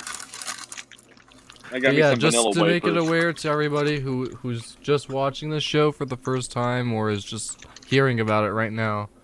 Okay. This film coming out is a prequel. So it's a prequel to the TV show. You're not gonna see Yuji. Yuji is not in this show at all. It's actually what my friend said, which is actually kind of interesting considering we're Star Trek fans. You can consider this the episode pilot for the original series. Because remember in the original series we had Chris Pike instead of Kirk. So this is basically the same thing. This is the prototype for what we see in the actual show, which is Yuji Itadori. Okay. I see. So the article continues by saying the rest of the characters and finally finds his own determination. I want the confidence to say it's okay that I'm alive while I'm at Jujutsu High. I'll break Rika-chan's curse. The synopsis says. It goes on to say it continues. Meanwhile, the vile curse user Suguru Gido, who was expelled from the school for massacring ordinary people, appears before Yuta and the others. This coming December 24th, we shall carry out the night parade of 100 demons. The synopsis concludes, while Gido advocates for creating a paradise for only Jujutsu sorcerers, he unleashes 1,000 curses upon Shinjuku and Kyoto to exterminate all non-sorcerers. Will Yuta be able to stop Gido in the end? And what will happen to breaking Rika's curse? The voice cast for the film includes Yuta Akut. You know what? I'm not even going to try to pronounce these names. I know I'm going to butcher them all. Sorry, which name? I'll go ahead and post I see. the link in the chat. Yeah. I missed Japan. I got to go back, visit at least. Yuda Akotsu, Megumi Ogata. You know what you Rika should do? Orimoto. Yeah. Yes, one of these days you and Paul should talk. Paul from the Star Wars guys, because he was also stationed in Japan when he was in the Navy. Oh, nice. Very nice. Yokosuka or Okinawa? I'd have to ask him. I'll ask him Tuesday. Okay, I was stationed in Yokosuka. USS Mobile Bay. And Cowpens. What a stupid name. But it goes on to talk about the voice cast and yeah, I mean, Jujutsu is, like you said, Spock currently on HBO Max, and I have HBO Max, so maybe I'll check it out. And Definitely check it out, man. You haven't seen any of it? This is something I also need to admit. This is the first anime TV show I actually watched and finished. And that's coming from a lot, because I don't really watch anime. I really started giving it a chance this year. The only anime that I know that I'm actually in love with is Ghost in the Shell, but I was shown that many years ago, and I just... What about My Hero? Never seen it. Whoa. Well. Never seen Dragon Ball, never seen... We're going to have to change that. Yeah, My Hero is the shiznit, okay? Like, yeah, ooh. I gotta get on it, but then again, it's like I don't have a Hulu subscription, so like I said, I gotta start using the site that a coworker gave me to start. It's just for me personally. Got you covered. Got you covered. Yeah, we got you covered, Tommy. Don't worry, we will hook you right on up. Don't get me wrong, anime is great. This show kind of proved it to me that anime is really good at storytelling. But the thing for me personally is the reason I never really watched anime is because I've been more into things like, you know, Star Trek, Deep Space Nine, TNG, or Stargate. More of the live action drama is more what I'm into, because I feel like, I don't know if it's just me, but emotion is displayed a lot better for me when it's live action. Anime, it depends on the artist. Sometimes emotion can be Like Naruto is really, really good at conveying the suffering that goes on. With the characters. Like, holy crap! That's what I was looking for. Yeah, conveying. They're really good at conveying emotion. Sometimes if you have a good artist. But when Hinata broke down and told Naruto the truth, I was like, dude, I felt for her. I was like, damn, girl, damn. And that's the thing. This past year, because of you chaos, I've gotten into anime, but also being welcomed onto Tuesday Night Trek and being able to talk to Brandon about different animes and well, speaking of which, did you watch any more of Assassination Classroom? I'm into the second season. Okay, good. Let me know when I want to join you in watch parties with that. And when you first start Jujutsu, I want to be there. Yeah. All right. Because I need to rewatch it too. That intro is so fire. Like the drip. These characters got drip. my favorite intro for Jujutsu is the first half. The second half is also really good too. I'm more attached to the first half of the Jujutsu here. That opening is straight fire. I like the middle break sound too, where it like does that do do do do do do do do do. Oh yeah, and the ending credits when the characters show like you thought the opening credits showed our drip. No, son, we covered in barbecue sauce on this anime. Barbecue sauce. Jujutsu's great. Check it out. So, Spock, I know you're looking forward to the Batman coming out, which comes out Friday. Yeah, I am. I'm looking forward to it a lot, mainly because we're getting. Well, this is obviously controversial opinion, but some people prefer DC the way it was, where it was all set in their own contained timelines, which is understandable.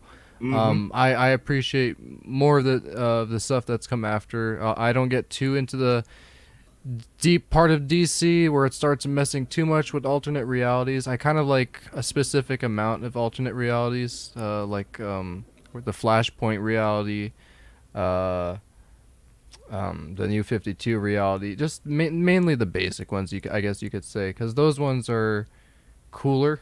To put it to put it the least, to say the least. I mean, they're really cool universes that pretty much portray the characters I knew growing up in the comics. And Flashpoint just, they kind of turn it around. They make the characters you grew up with in the comics a lot darker, which is kind of always interesting to see, especially for Batman.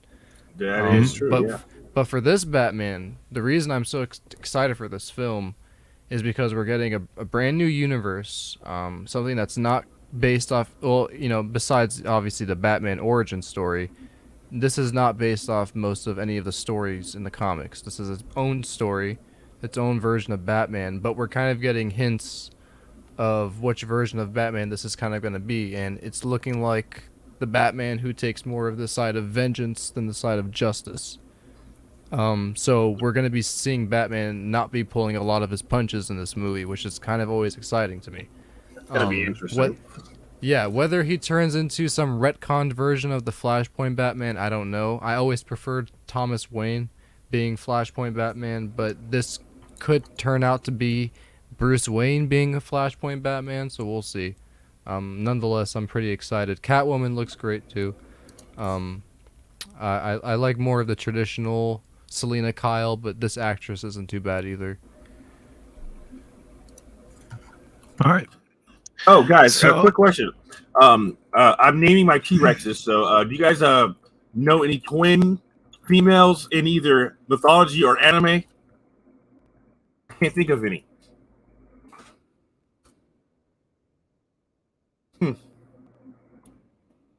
I'd have to look it up.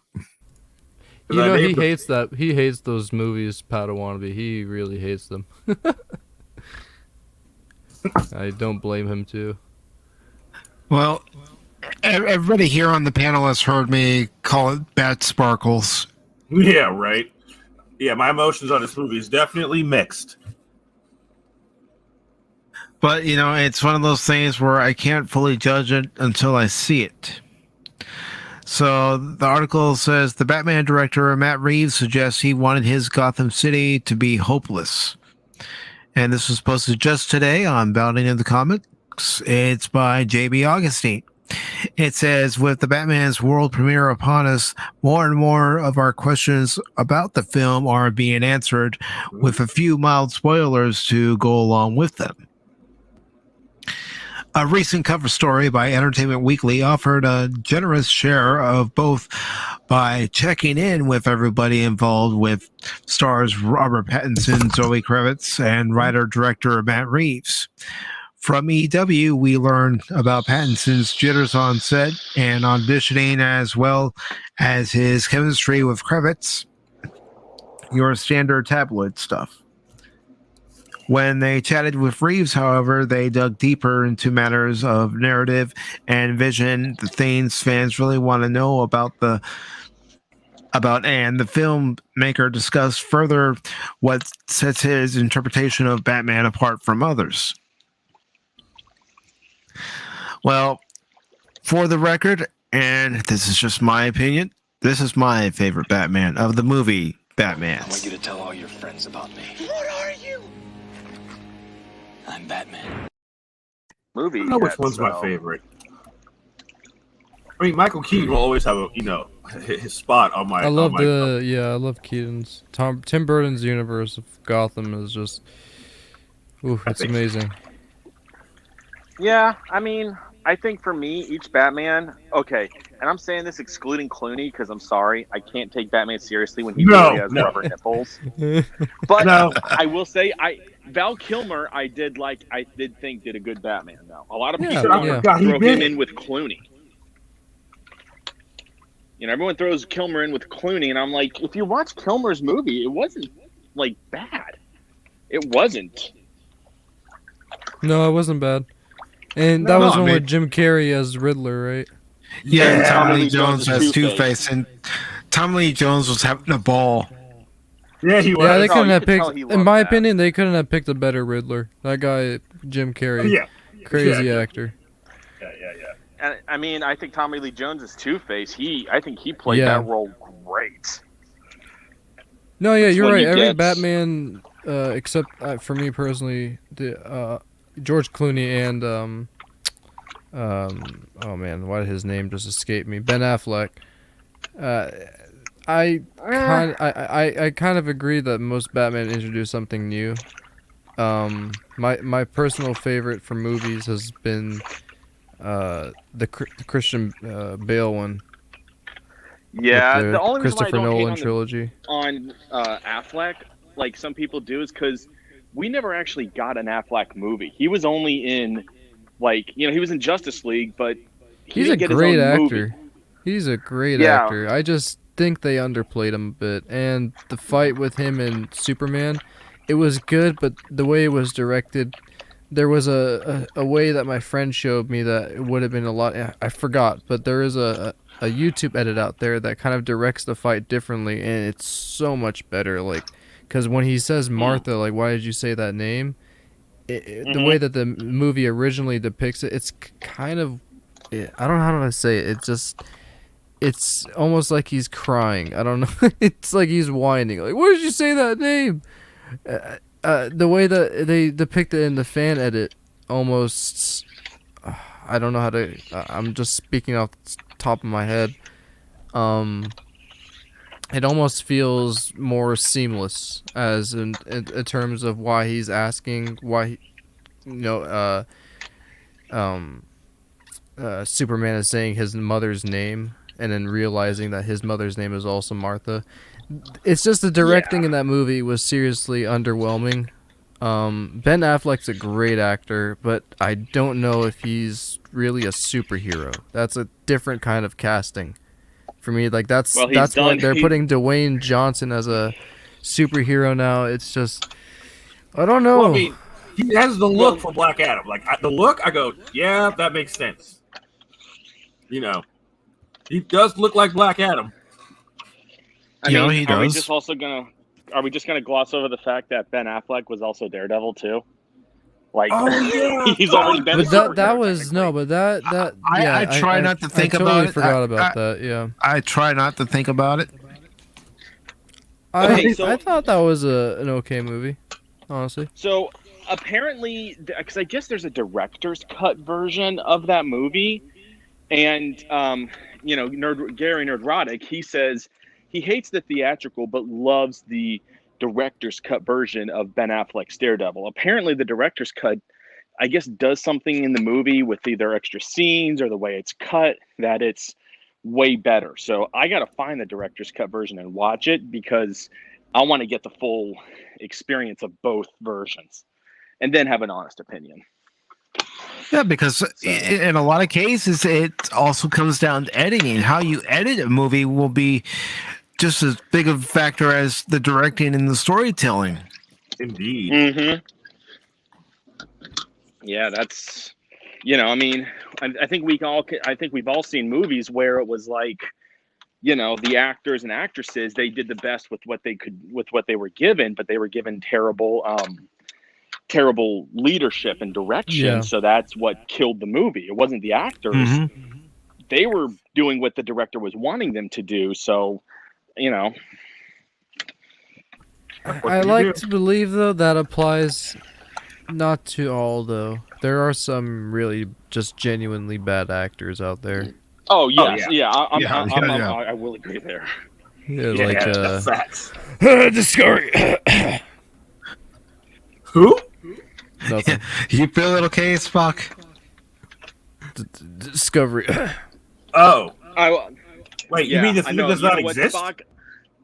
Spock, I'm going to Yes, openly say the Star Trek discovery of is anime TOS. is a great It discovery. just is. That is a great You know, discovery. Brian Nerdporial did bring up something. Doug Jones, who plays in Discovery, he's not a bad actor, sure. No. But he's Which not one is? given. Who is he in that? He's that weird-looking tall alien with the face. Saru.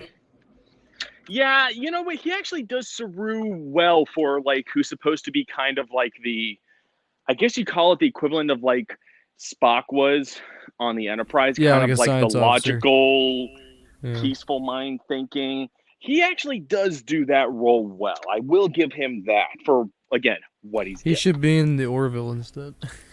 Oh, that would be amazing to see him in the Orville. He wouldn't do it. I guarantee you, contractually, he probably can't. He probably wants to, but they're not gonna let him. They're like, sorry. Yeah, that's why I Discovery. meant like contractually. They probably put a stipulation in there. Yeah. You can't be on Oh, better dude, Star Trek.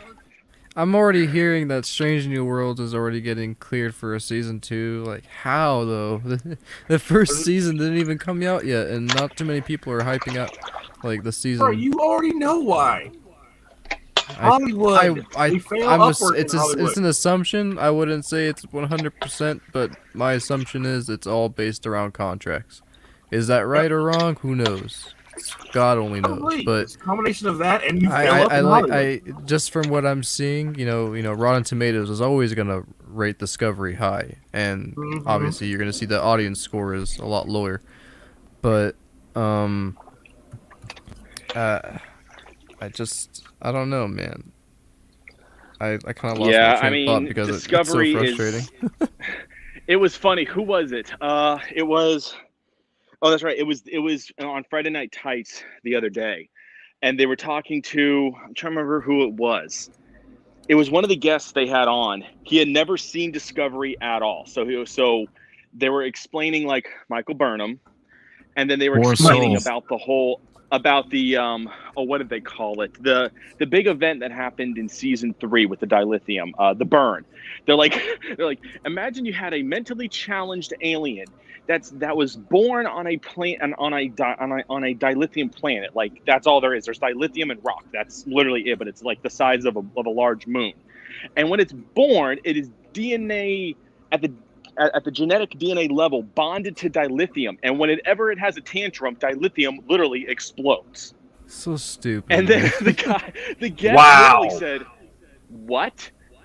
And then Gary's like, "Yeah." And then Az said, "Let me put it to you in a way that people who don't know Trek know. Imagine you were born next to a nuclear reactor, and then nuclear fission that you were bonded to nuclear fission at the genetic level. So that way, anytime you had a temper tantrum or an outrage, all uranium, plutonium, anything, any nuclear material would just go off in a mass explosion every time you had a tantrum. And then everyone on the panel was like, holy crap, that actually makes it sound more pathetic and stupid when you put it in more realistic layman's terms. Yeah. Because not everyone on the panel. I mean, if Star anything, Trek, they're so. progressing what the entire show is about, just people having tantrums. Yeah, pretty God, much. I heard Mikey Burnham's cried at least once per episode so far. Oh, poor Mikey Spock. No, dude, season 3, I'm so sorry I ever gave that a chance. I actually watched the first episode, dumbass like I am, and watched her just go through some You're not weird... the only ones talk. She just went through some weird acid trip for like 2 seconds. Like, what was that? That was the shittiest piece of acting I've ever seen. I'm sorry. I just... No, the whole, I mean, honestly... I never continued after episode 1. Oh, no, I did, because the podcast group I used to be with, they, I watched... They were kind of Discovery. reviewing it? Yeah, we were, well, so it started out originally, I watched the first season of Discovery because I was genuinely curious to see what they were going to do. Was it going to be good, bad, what have you? And about 6 episodes in, I'm like, you know what? Let me put this out there where I'll kind of give a review of it. And so I did notes and everything for season 1. Then everyone else was like, okay, we'll watch season 2 with you, and we'll all do like a big podcast kind of style episode on it. So we did that for season 2, and it was brutal getting through season 2. We all, those of us who drank during every episode just so we could stomach it. And by the way, I watched it twice. The first time to kind of get that initial reaction. The second time to write notes. I wrote at least 6 pages of notes every time. Damn. Yeah. Isn't it just kind of disgusting, though, when you watch that show, how it just doesn't pay tribute at all to the old Trek? How there's just no technobabble, there's no serious deep dive into anyone's culture. They don't even take it seriously. No. It's just or any deep dive. Doesn't that just gut wrench you? And That's why I could never continue it. It just gut wrenched me. I'm like, I can't watch my favorite franchise just be taking a middle finger to the face. Like, it's heartbreaking. Well, season 2 had such a great opportunity to kind of go original series, next generation. Yeah, I agree. When Patriot. they go to the Kelpian homeworld, yeah. They go to the Kelpian homeworld, and no, dude, this was how I was, because the reason I even started episode 1 was it was like a year or 2 after I watched season 1 and 2, and I didn't really like it. And I started playing Star Trek Online for the first time, and I was gaming with a bunch of my friends for like a year. And then they were talking to me about like Discovery and how different season 3 is and how good it is and how I should watch it. And I'm like, should I really give this another chance? And I'm like, all right, fine, I'll watch it tonight. Watched it with my friends. We all got pretty, crazy because we were all like, oh, this is going to be crap. This is going to be amazing. Like, we just didn't know what to expect. Turn on the first episode. We couldn't wait to turn it off. It was just horrible. Like, it was worse than the first 2 seasons. Season 3 was at least the first terrible. 2 seasons had goddamn ships in it. This first episode had no ship. She was just stranded on a planet. Huh? Well, it was how did y'all stomach that? Yeah. Again, I reviewed season 3, and I'm still trying to recover. Yeah, I drank through every episode. Yeah, I did. Like, after what you guys were telling me, after what Nerdrotic and as I was like, yeah, I'm not going anywhere near that show. I was so like, the reason I watched it was because like, okay, are they gonna do something cool? Because I keep hearing something about time travel. Are they going to go in the future? That might actually be better because they make no sense in the timeline they're in. But I'm like, okay, this might be better. But then when they got to the 32nd century, I'm like, cool, they made it. Is this going to be another one of those seasons where the entire season is one giant story? I hated that. It was so annoying with Michael Burnham and her mother. Like, what is going on? I miss Star Trek episodes when they were all their own, each contained little story. But I don't know. I prefer the DS9 where there's actually, Well, DS9 still had contained stories.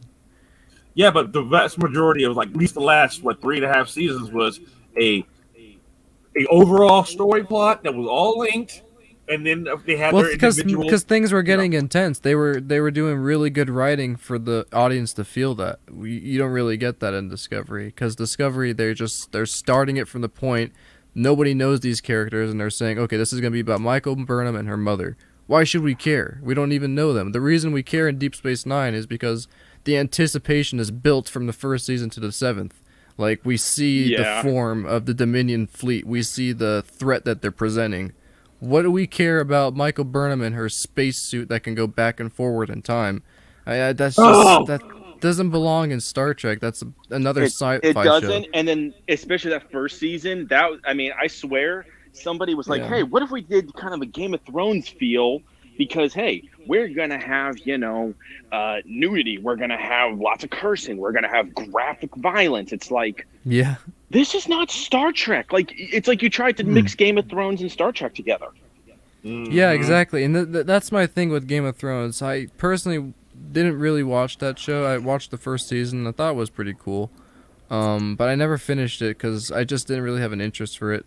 And after seeing what that style was like and how their directing was presented, I just saw so many shows after just copycat it, like in different franchises. Star Wars, you could say Book of Boba Fett is trying to go for that kind of, I wouldn't say Game of Thrones, but they're trying to go for that king on a throne style storytelling for Boba Fett. It's not going to be your Lord of the Rings too.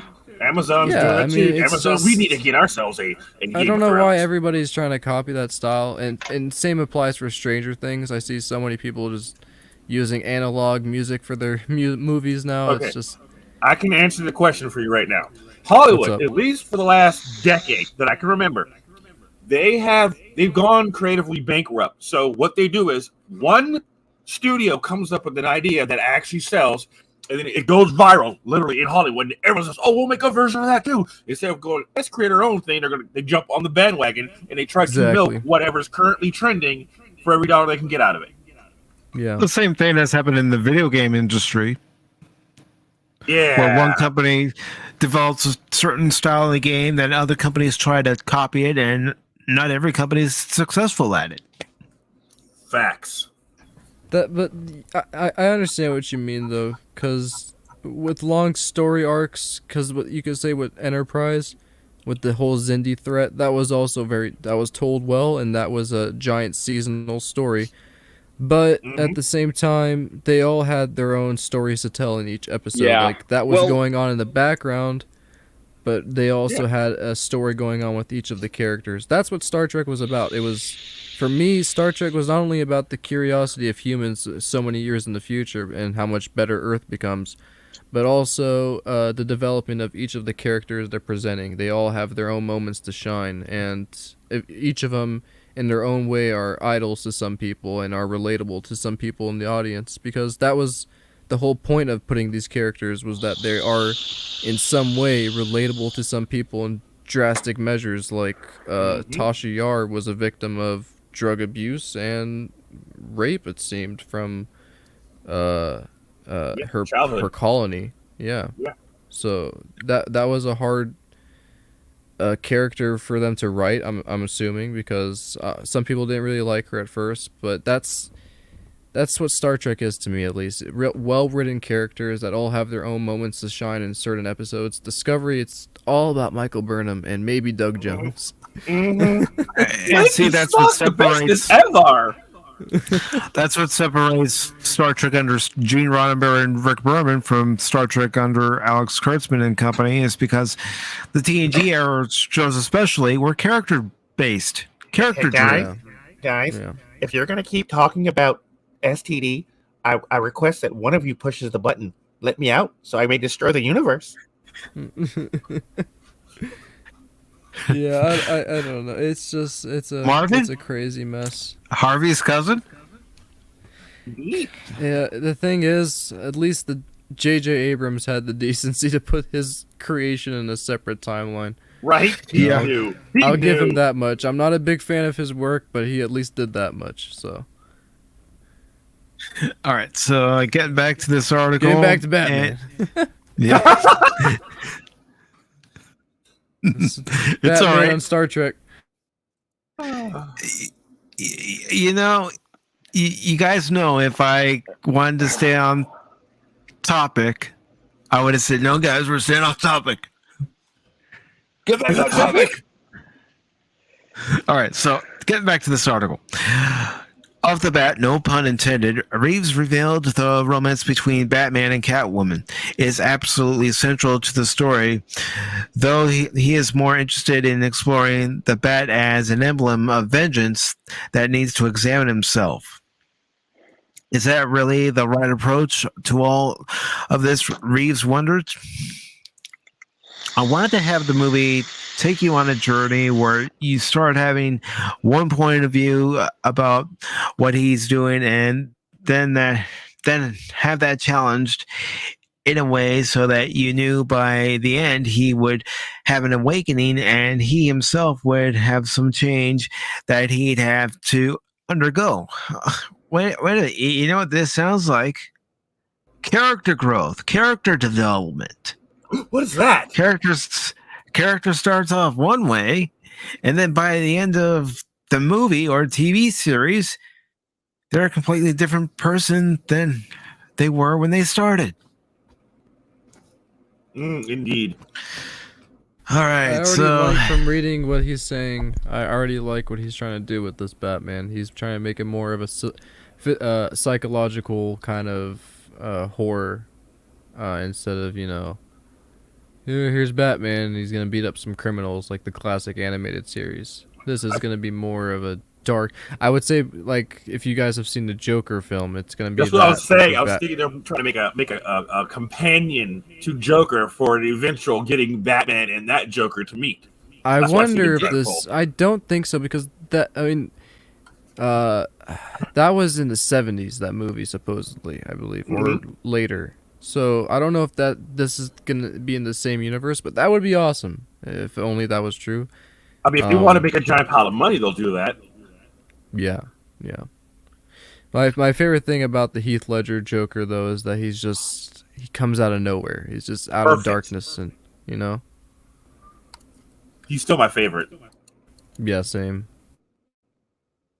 Just and because of the shock value, I did not see that coming. When they announced Heath Ledger, I'm like, what? What? Knight's Tale, Pretty Boy, Joker? What? Come on, fam, get that out of here. Yeah. Y'all tripping, right? Y'all. But he was good. He was good. Unfortunately, annihilated it. It was him and Mark Hamill or Joker. That's it. But Joaquin, did they give the rating for this movie yet? I'll see if it says it at the end. If it doesn't say it at the end, I'll try to find out what the rating is.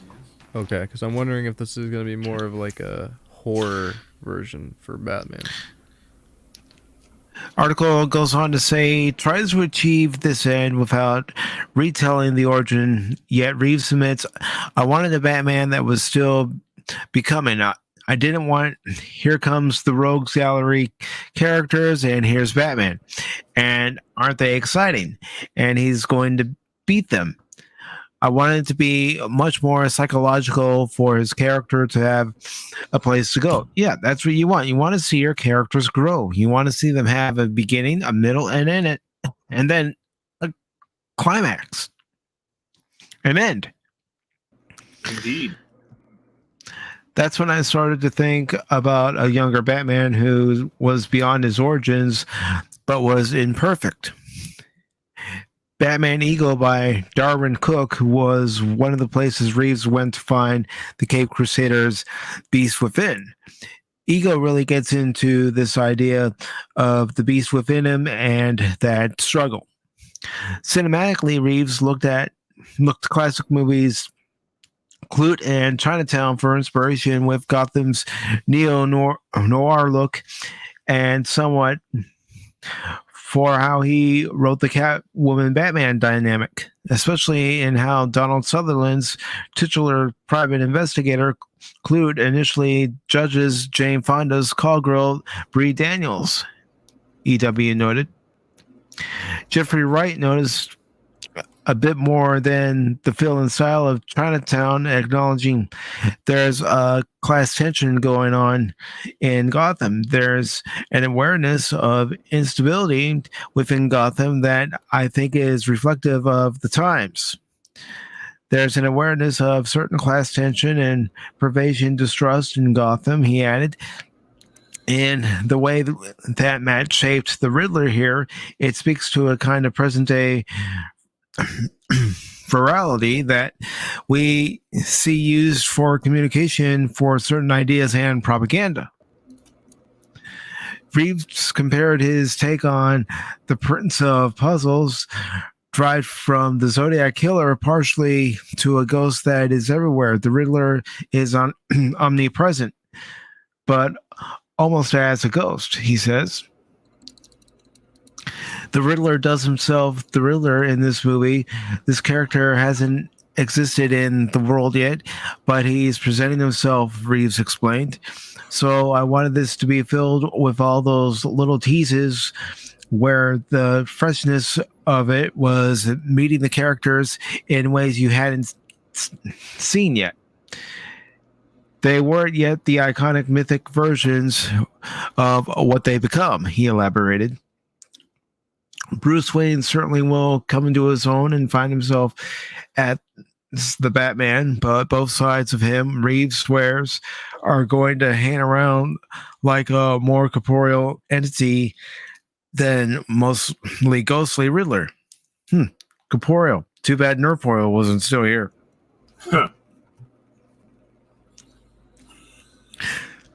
All right, so it goes on to say Batman or Bruce is in almost every scene in the movie, which is not the usual way these movies are done, Reeves said. It's very Hitchcockian kind of point of view where you are wedded to his experience. Yeah, and it's good to travel with the character and see what the character sees, go through what the character goes through. That's part of good storytelling. Indeed. Wedding to that experience means treading through a Gotham that EW says isn't meant to see any hope on the horizon, unlike that of Christopher Nolan as devastating as to Robert Pattinson's revelation that Bruce's war on crime isn't working. Reeves clarified why. Gotham is not going to be corrupt because it's like our world. Also, like our world, Gotham's story never ends. Neither does its turmoil. Well, based on reading that, I mean, I know. I can hear you guys already. Mike, what about lessons from the past? We've been told these things before.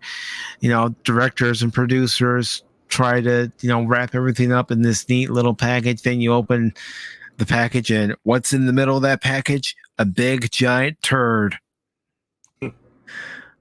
But, based on that, it kind of makes me want to go see it just to see how they, tell the story, how it all unfolds. Yeah. My bad is shit show. It could very well be that, but well, I mean, early reviews are sounding really good, and one thing I will agree with that when they were talking about this on Friday Night Tights is if you look at the the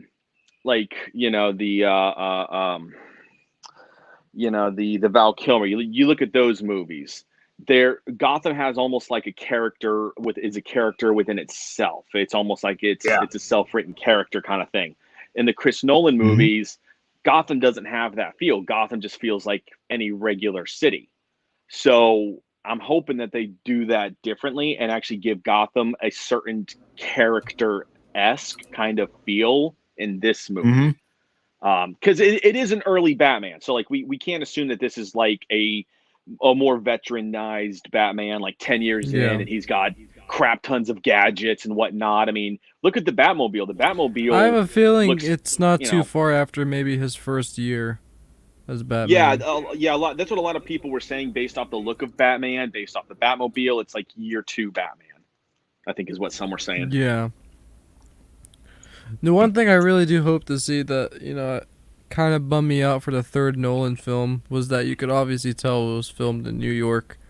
I really like with the Tim Burton universe that he actually really works with the set and makes it look like its own city, something, that's not actually real. So I do hope that they do accomplish that in this film with either Gotham CGI. based off of either was it New York or Chicago? It was based off of. I think it was New York. Based off of New York. It was Chicago. Okay. It was Chicago. Chicago, okay. It was Chicago. I'm pretty well. At least okay. The first two were.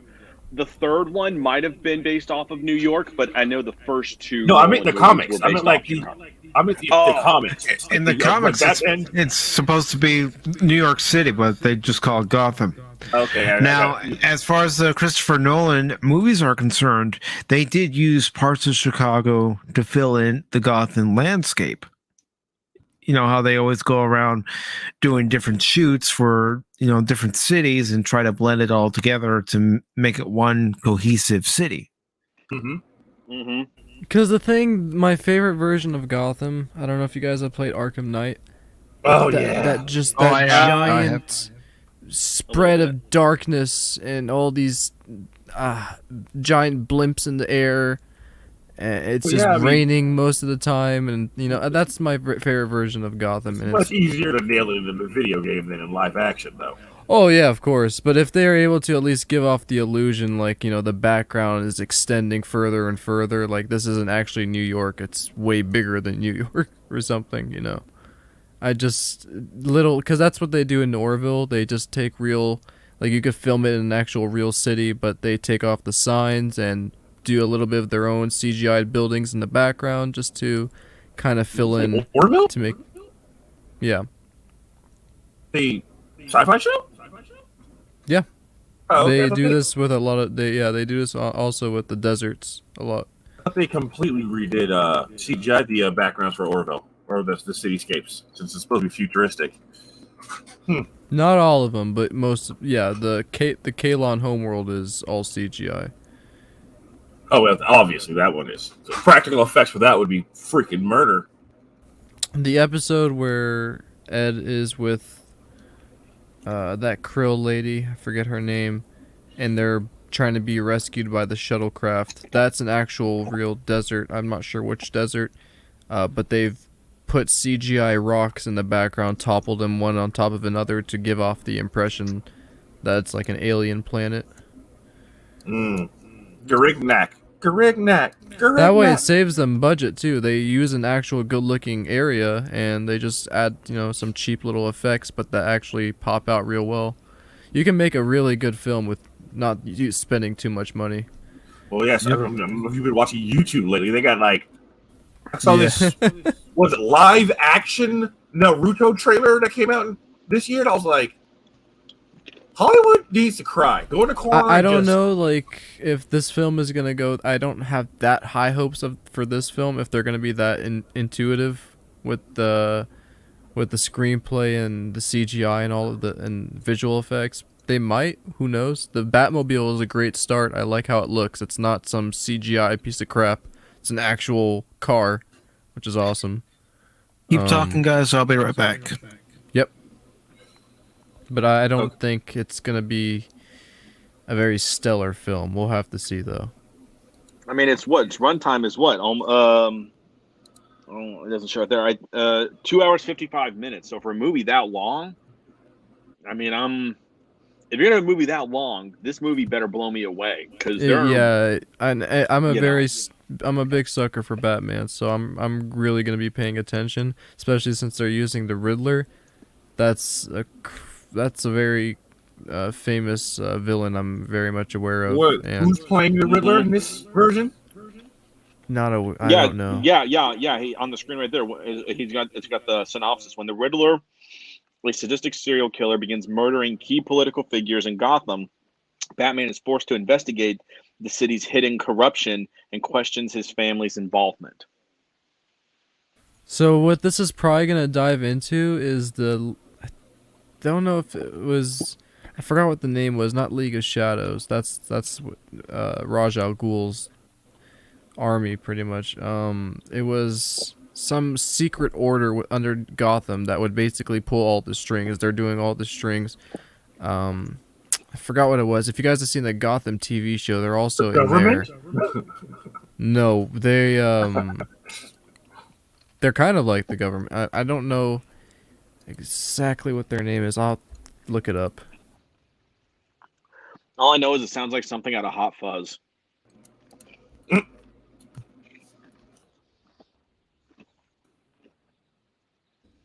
Oh man. The Court of the Owls. The Court of Owls. So this is something that the Wayne family in the Gotham TV show they presented it as.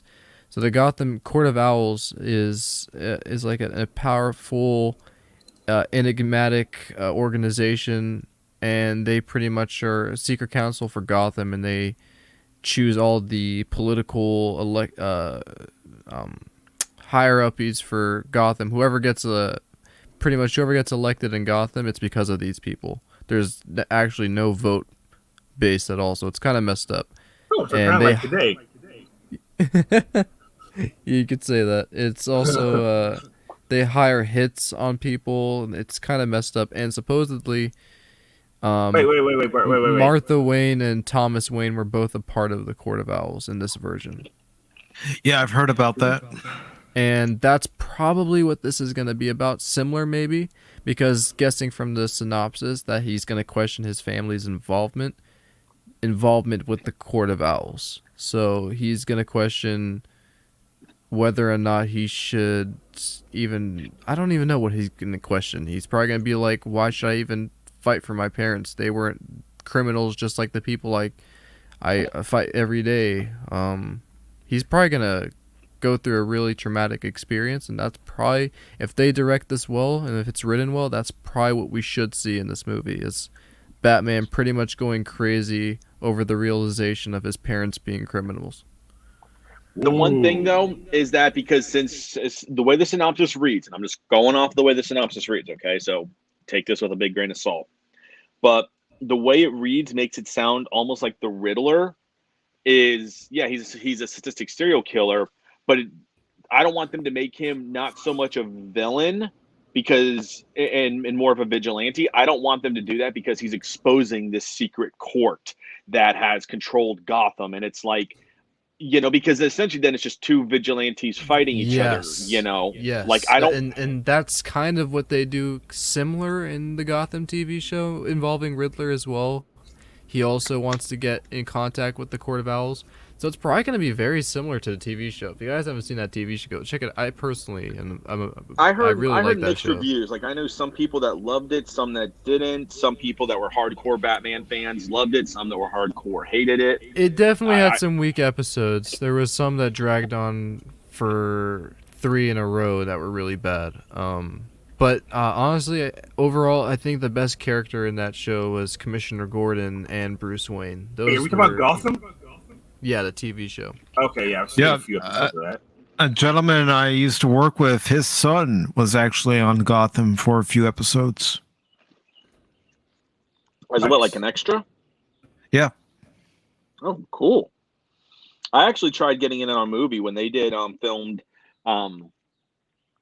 Transformers: Dark Side of the Moon. They came here to Florida, and they were doing filming at the Kennedy Space Center. So they put a call out to all residents in my county and the county just to the north, and anybody who wanted to apply online, and they would accept X amount of people to like audition just to play extras in the Transformers movie. I actually attempted to get an audition, but I never did, but I tried at least. 100% Padawannabe. Yes, the Owl Society. Yeah, they're pretty scary, man. Gotham was so good, it makes me worry about this. Yeah, I'm concerned about this movie too. I don't think it's gonna be a hit, really. I mean, it might be a hit. It's a hit or miss. That's all it's gonna depend on. It's gonna be a hit or a miss. And I'm not holding my breath. I know I said earlier I do like the version of DC where it's like the Justice League and everybody teaming up. But I can't tell you how happy I am that we're finally getting a breath of fresh air from that stuff. And this is strictly just going to be a Batman movie Just Batman in this universe. No Superman, no Wonder Woman, just pure Batman. That's it. I kind of like that. It's been a while. Well, I have a couple stories continuing on the Bat front. Oh, real quick before we start all of that, there's something I want to share with you guys because, like, I'm kind of worried that Netflix is really messing up, like, anime, like live action adaptations of anime. We don't And, need like, any more. We don't need any more. Hold on, I want you to play this. Show I want to show the panel this. I'm sending it to you in Discord, and I'm like, send it to me in the private chat here. Oh, there's no excuse. Okay, if a freaking YouTuber can do this. Oh, I saw that one yesterday. I saw it yesterday. Yeah, this one. I would like to share with this with Spock and Mr. Patra. I go, there's no excuse. That Cowboy Bebop garbage they put up, there's literally no freaking excuse. They want to do a live action Gundam Netflix. The only way I would the only way I accept live action of Netflix, like, you know what we're gonna do? We're gonna go to YouTube and we're gonna find one of these YouTubers. Do you like this concept or do you not like it? I like it because when I go to stuff like this, when Pacific plays this trailer, I would throw my money I threw my wallet at my monitor the first time I saw this thing. And if that was real, it'd be the first time I bought tickets in advance. I'd be like, can I pre-order my tickets to see this Naruto movie, please? If this guy's making it, I'd be like, yes. Like, I saw this, I go, it's like shot for shot, it's the show. And I'm like, wow, it proves this is possible. And there's like a lot of anime fans like, I don't want. I go, look, there's a scene where Sasuke is standing on the giant freaking snake. Oh shoot! Oh, there it is, the giant snake.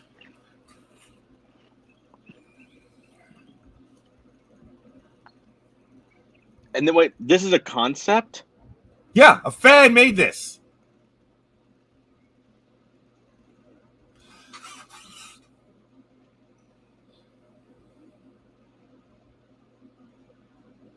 That is some crazy visual work. This guy's that is freaking. Honestly, I'm gonna put the link to this guy's channel in the chat. Wait a second. Go back. Yes, it's those guys. It's those guys. I know this actor. Mm-hmm. Pause it. All right, let me get it back. Sorry. No worries. Sorry. Okay, hold on a second. I need to do some quick little research. He looks like Osric Chow. I don't know if you guys know. I don't know who that is. He is in a couple of shows and movies. He's also played in most famously Supernatural as Kevin Tran. Oh, This is an image of him. Thought it would be completely impossible to do Naruto correctly in live action until I saw this trailer. I was like, holy shit. That's him. That's actually him. That's crazy. Oh my god. That's a great actor right there. I'll go ahead and show it. Yep. Wait till you see the fireball jutsu. I hope I'm not wrong. No, that's him. It really looks like him.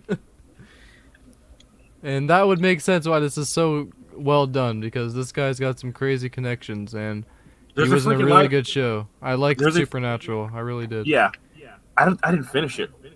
Come on. I finally finished it. The last 5 years ago, I only watched the first 7 seasons, and I never really continued. I'm at like 12 or 13. Yeah, this year I finished all 15, and man, I'm kind of happy how they ended it. At least they ended it. I'll say that much. And it was really ended in a really mature way. So I really loved it. It was. Awesome. I tried watching Supernatural. I couldn't. I just couldn't get into it. But I mean, I didn't hate the show. It wasn't doing it for me. But I mean, All right, guys, Mike, hit that play button. You got to see the freaking Itachi Sasuke part. Oh my god.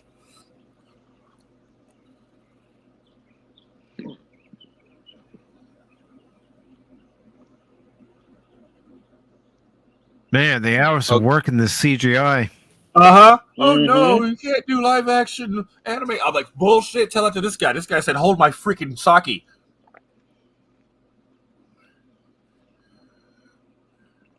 Could you imagine seeing this shit on the screen in the theater?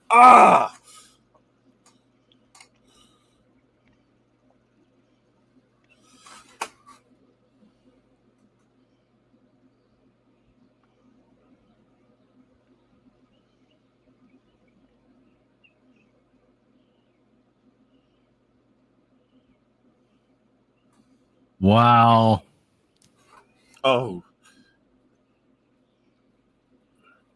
Oh, this is that looks so awesome. Oh no, that one right there with Itachi. That's the one I meant to send you. That's the one. I'd say, where's the Itachi Sasuke part? Yeah. This one right here? Yes.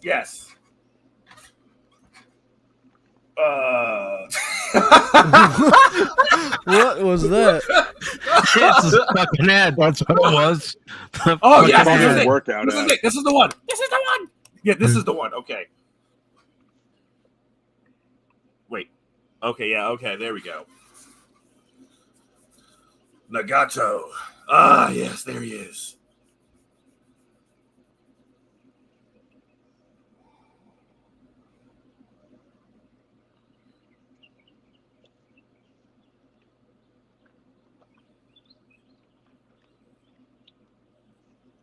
I've not been a fan of too many anime depictions into live action, but this is really good. Oh, you ain't seen shit yet, bruh. This was the one that made me throw my wallet at the screen. This still feels like an anime in a weird way. Oh, yeah.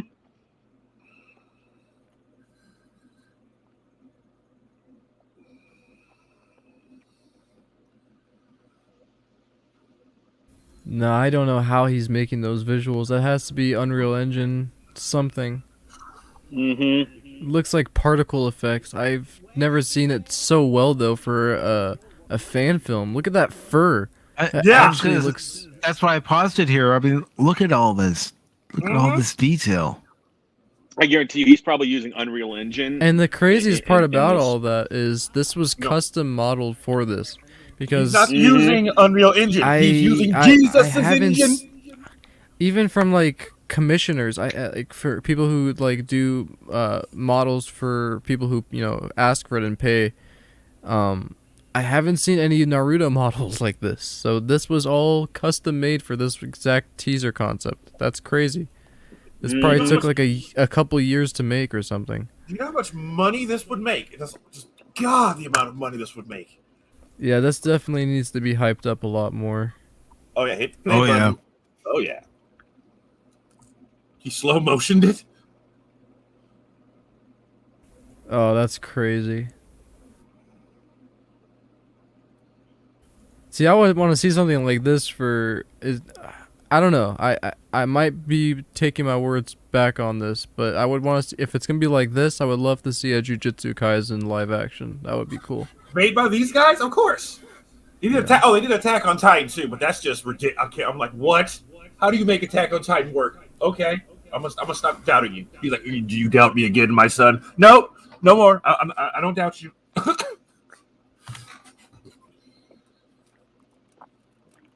Oh man, yeah, that was beautiful. Did he have a live? All right, Mr. Pacific, I'm actually gonna have to head out here. I have to get to work soon. All right, brother. I appreciate you coming on. Yeah, buddy, it was good to be here. Spock, drop me a DM when you get off. I want your opinion on Act 1 of Wave Tech.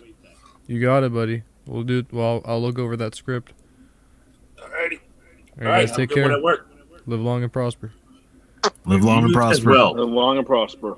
Live long and prosper.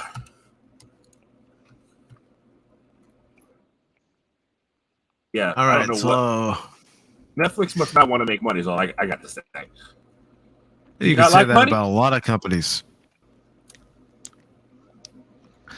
Well, some people don't for some reason. Well, the problem is that the people who they usually get doing these, usually these projects, they're not hardcore fans.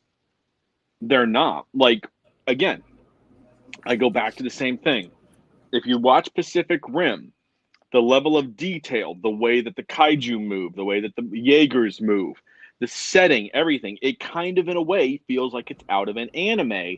And that's because Del Toro, when he came up with the concept and he was doing the movie Pacific Rim, he took a lot of inspiration from anime, mecha anime in particular, for that whole movie. That's why the Jaegers, the kaiju, even the Shadow Dome, when you see it like in the distance background and everything, it has this almost slightly anime kind of feel, the way it was shot, because it's inspired from anime, and he wanted to pay homage to the mecha anime that he loves.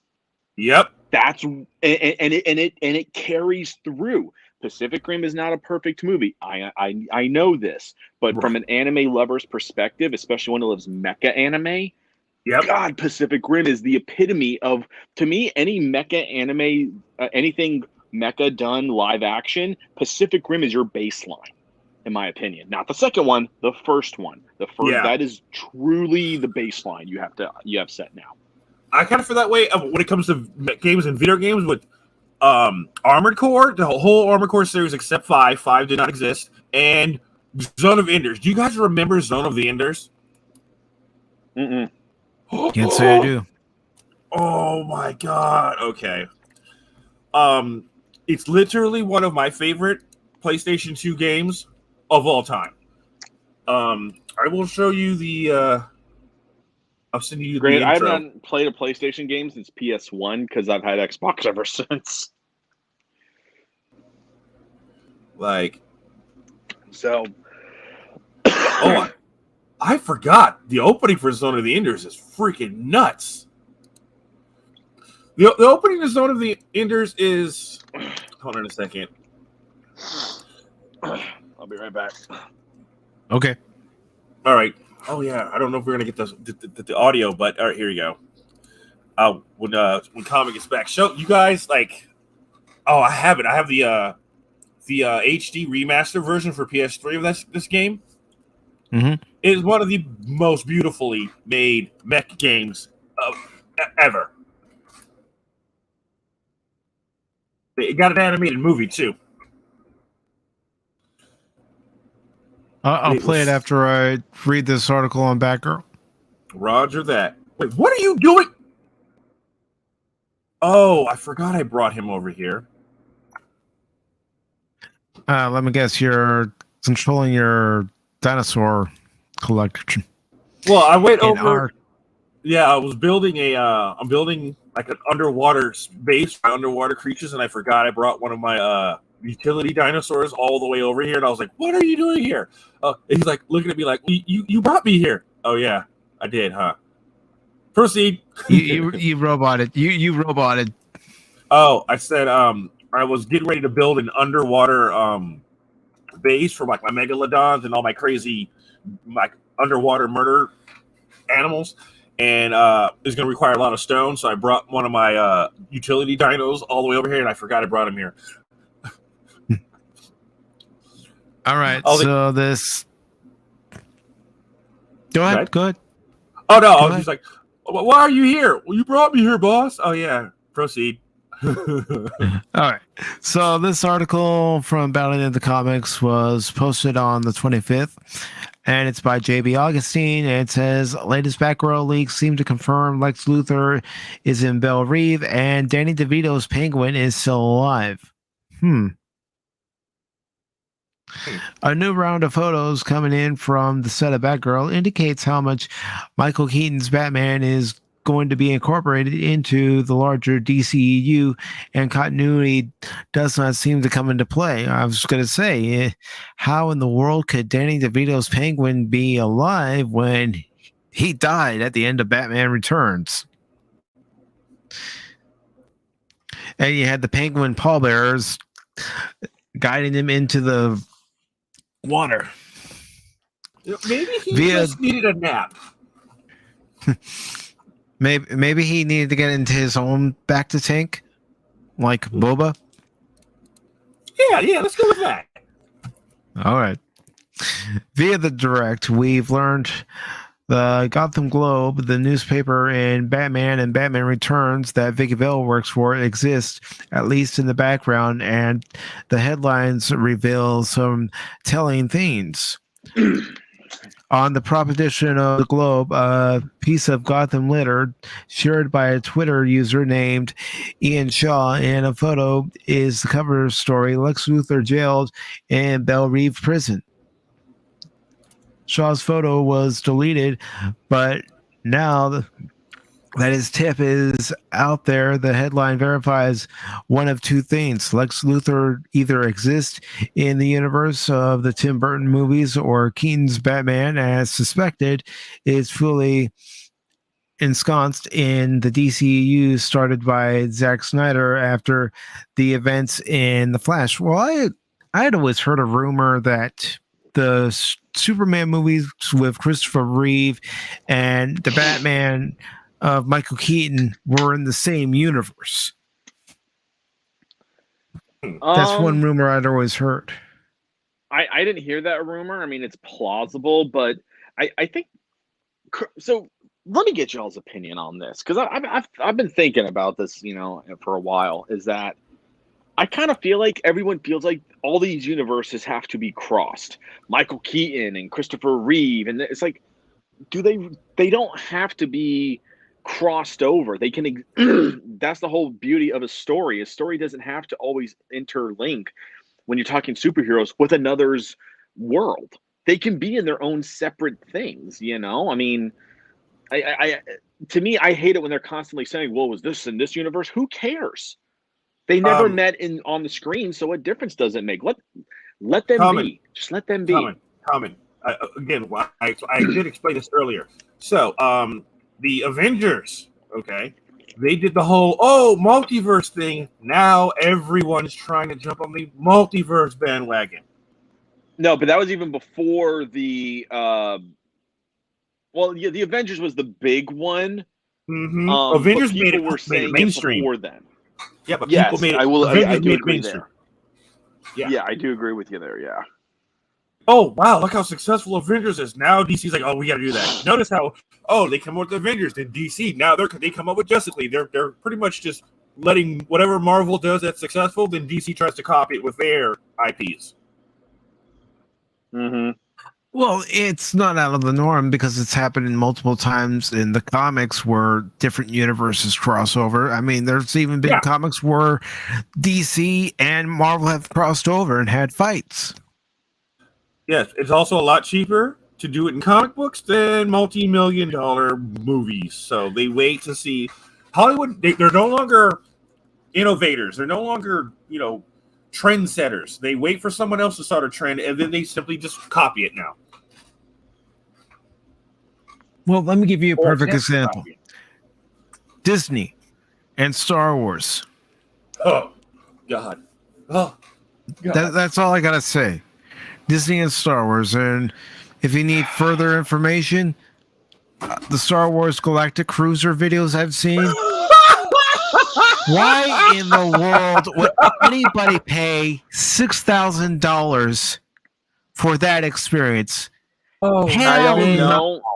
Did you? So you guys got to watch. So Drunk 3PO, and you might know who he is. He actually. Okay, yeah. He did 2 live streams covering this, and he broke it down using all the video footage that he could find of this, and he breaks it down on so many levels about how terrible this is. And I'm watching some of this, and I love medieval times. I love going to medieval times. Yeah, medieval times is pretty fun. Medieval times is incredible. It's a massive dinner theater show. So when you sit down, and it's like a massive bench, kind of like if you watch A Knight's Tale.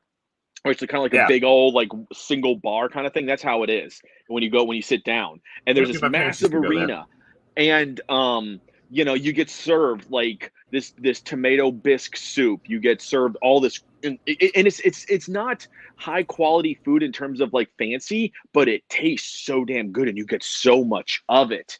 And then you get a massive performance. You get falconry. You get horsemanship. You get duels. You get like games, like with horsemen, men on horseback and everything.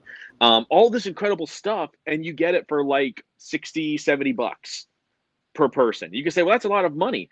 It's an experience I recommend everybody go do at least once. I've been to medieval times probably half a dozen times, and that's not enough. It's like dinner and a movie right there. That's yeah, it's dinner and a movie, you know. And the thing is, it's a theater show, like you said. Yeah, and you get riled up dinner and a show. You know, yeah, because there's the 6 nights, and everyone's broken up into their sections, so you end up cheering for your knight. So it could be the black and white, could be the green, could be the blue, could be the yellow, could be the yellow red. And so your knight, you know, depending on what it's doing, you're cheering and hooting and hollering and whatnot. And then once they get to the actual combat part, where the sparks are flying and everything, you're like, yeah, get him, Red, get him, kick those ass. Like, you're just like yelling and cheering. I mean, you really get into it. But I guarantee you, if I asked you 2 hours before if you'd be doing that, you'd say, nah. 2 hours later, you're screaming, you're pumping your fists up in the air, your throat's raw because you're screaming so much and cheering and whatnot. It's an incredible experience, and I could get that for less than $100. And if you figure tip and drink, maybe $120 tops if I get a few drinks and tip as well. $120 for an incredible experience. Yeah. Yeah. I mean, I'd rather have that experience than pay $6,000 for a 2-night stay. And you're on an itinerary. You're on a schedule while you're staying at the Galactica Star Cruiser. Wow. No. If I'm on vacation, I'm not going by anyone's schedule but mine. If I want to sleep all day, I'm going to sleep all day. I don't know why you pay $6,000 to sleep all day, but hey, it's okay. I'm not saying I would pay $6,000 to sleep all day, but I'm not going by anyone's damn schedule, especially anyone at Disney. Yeah. Well, and the beautiful thing is that, like, so I've been on Disney cruises. I've been on several. And the beauty of a Disney cruise is, yes, they are more expensive, but I'm going just for the amount you pay. You might pay $1,200, $1,400 per person for a like a week-long cruise. The only thing that you're expected to show up to is dinner, because you're assigned time slots because you have so many guests and you have so many eating areas. So everyone's broken up into time slots that you show up and you have your dinner. It's a really nice sit-down dinner. So it's not like, you know, junk stuff. You get a menu and there's maybe a half dozen items and it rotates every night something different. That's the only thing when you're on a cruise you're expected to show up for is your dinner time. Other than that, you do whatever you want. You go watch movies. You can go, well, Disney doesn't have gambling, but you can go to the bars. You can go sit by the pool. You can go get massages, all this stuff. There is no set itinerary that you have to follow except for when you have to show up for dinner. That's it. That's the only thing. And that's cheaper, by the way, per person than going this. And it's a week long where you get to go to other countries. You get to go to other countries, actually, not Batu or whatever the hell the thing is at Galaxy's Edge. I mean, you know, don't get me wrong. 2 years ago, my sister and I went to Walt Disney World. We had a great time. Don't get me wrong. But I'm not going to go there and spend $6,000 to only stay 2 nights in a cramped room and have to show up at different events at a scheduled time. It's like, no, I'm on vacation. I used my money to get here, and I'm going on my time.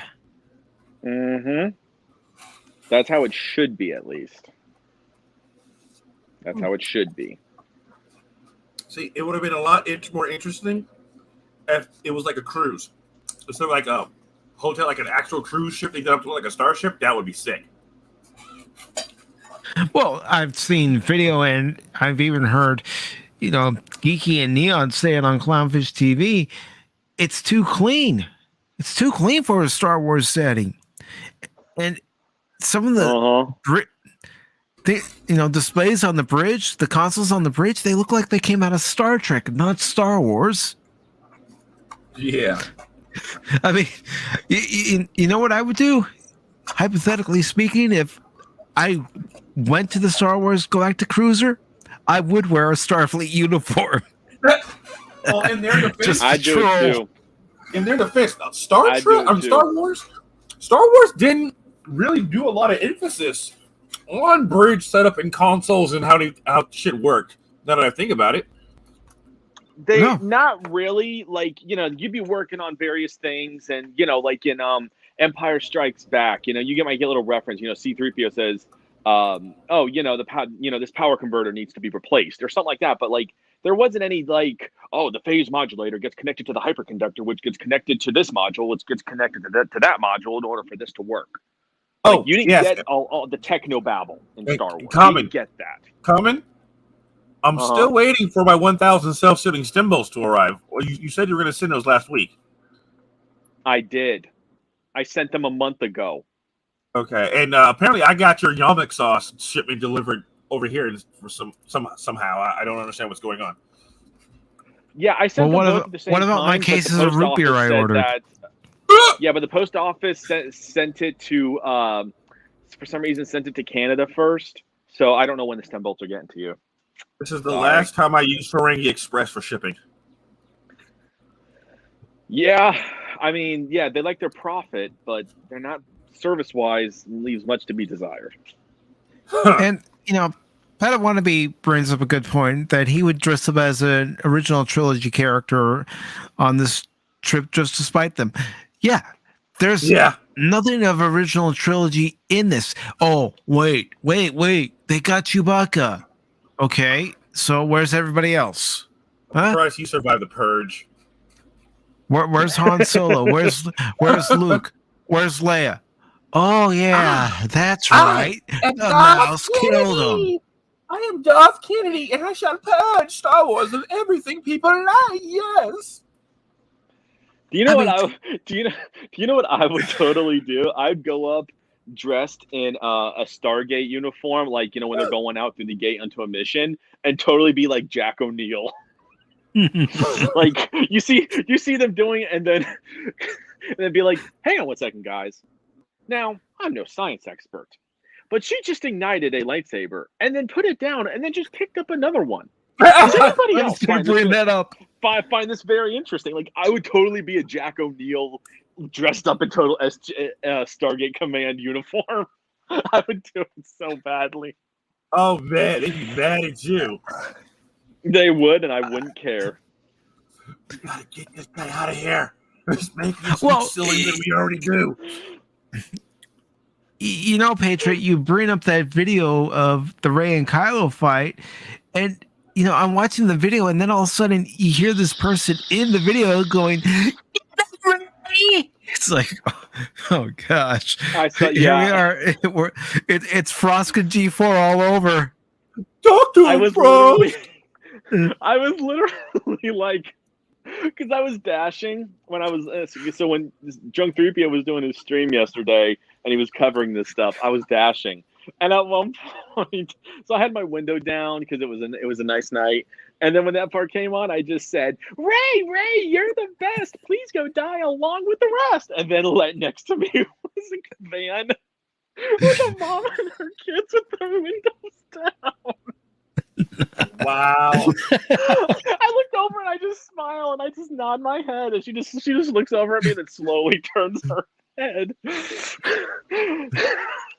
Because I'm like, everyone's like, go Ray, and I'm like, Ray is such a terrible character. I will never cheer Ray on. I want Kylo to win. Kylo, please defeat her, please, for the love of Almighty God. I will serve the First Order if it means I don't have to deal with Ray anymore.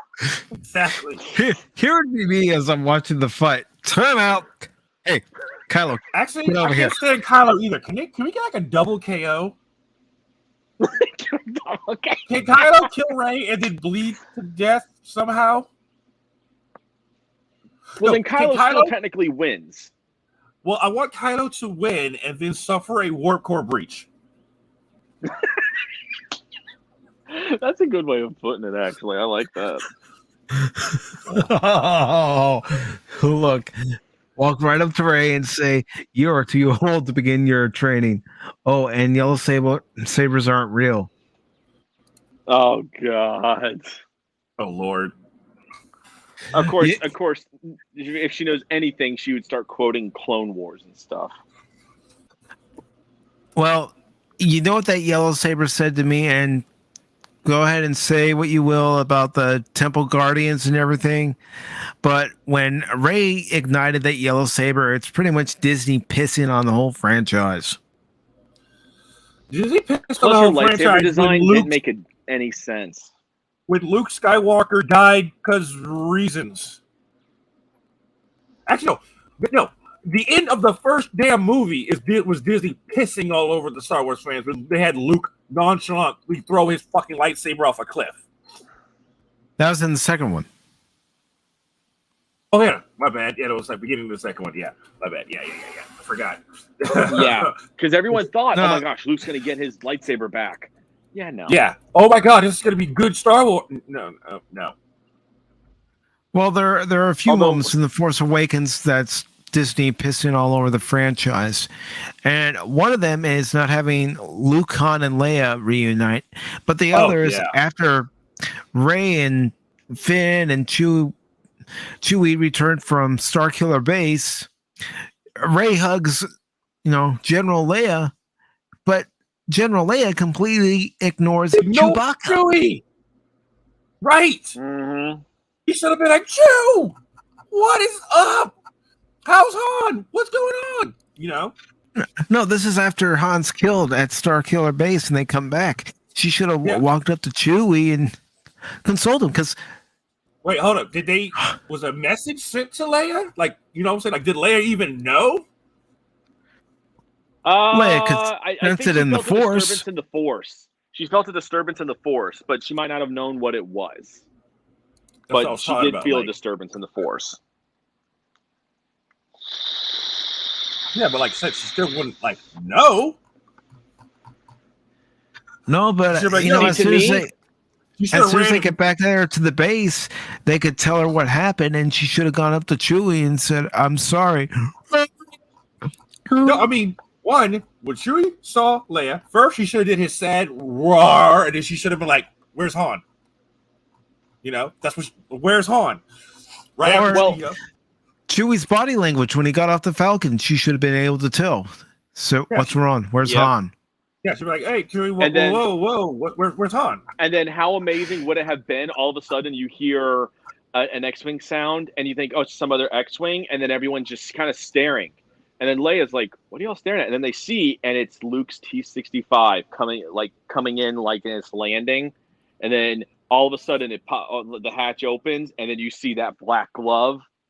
And then you see that's when Luke comes out, and he's not in his Jedi thing. He's in the robes we saw him in at the end of The Force Awakens. He comes up, and then he just everyone kind of almost it's like parting of the Red Sea, like Luke slowly walking towards Leia, and he just says, "I know, I felt it too, sister." And then he just hugs her, and then it's a massive bear hug, and then Chewie bear hugs them.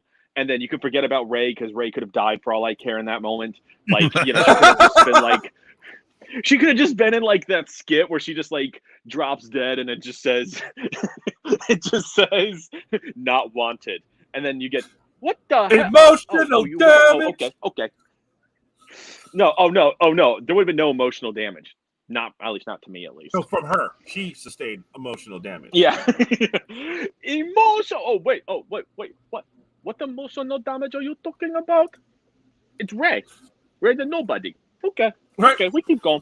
Keep playing. Whoever wrote her stupid.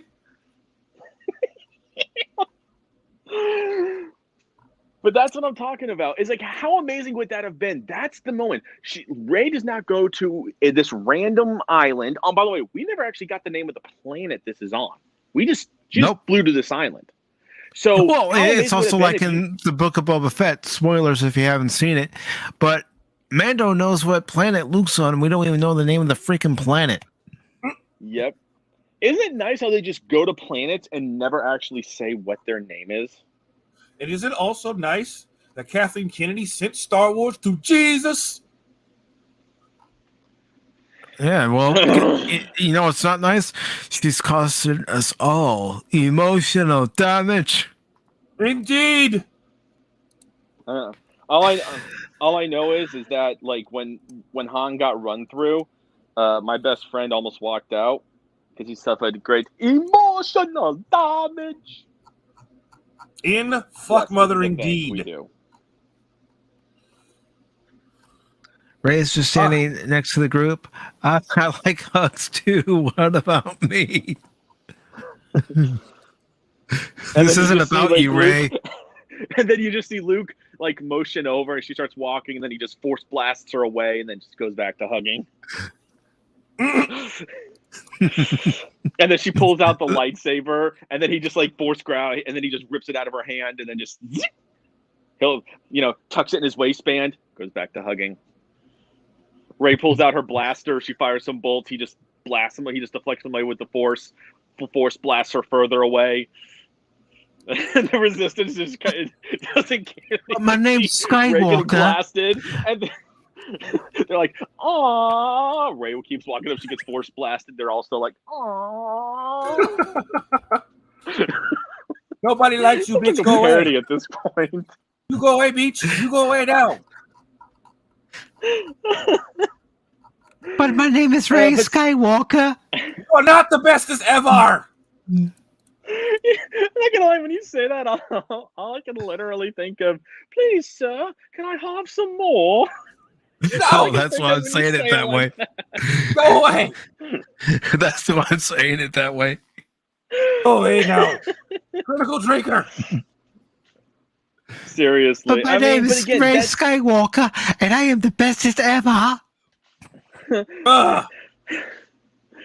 I mean, but how great would that have been, though, if you got that moment where, let's say you do kill off Han, because we know Harrison Ford wanted Han's character killed off. Okay, great.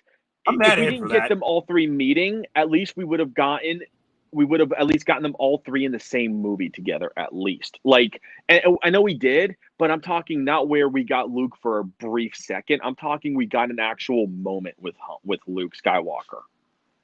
Embracing his sister again over the loss of Han Solo, seeing Chewie again, rejoining the galaxy, because now he's like, my nephew, your son, has just killed one of my best friends ever.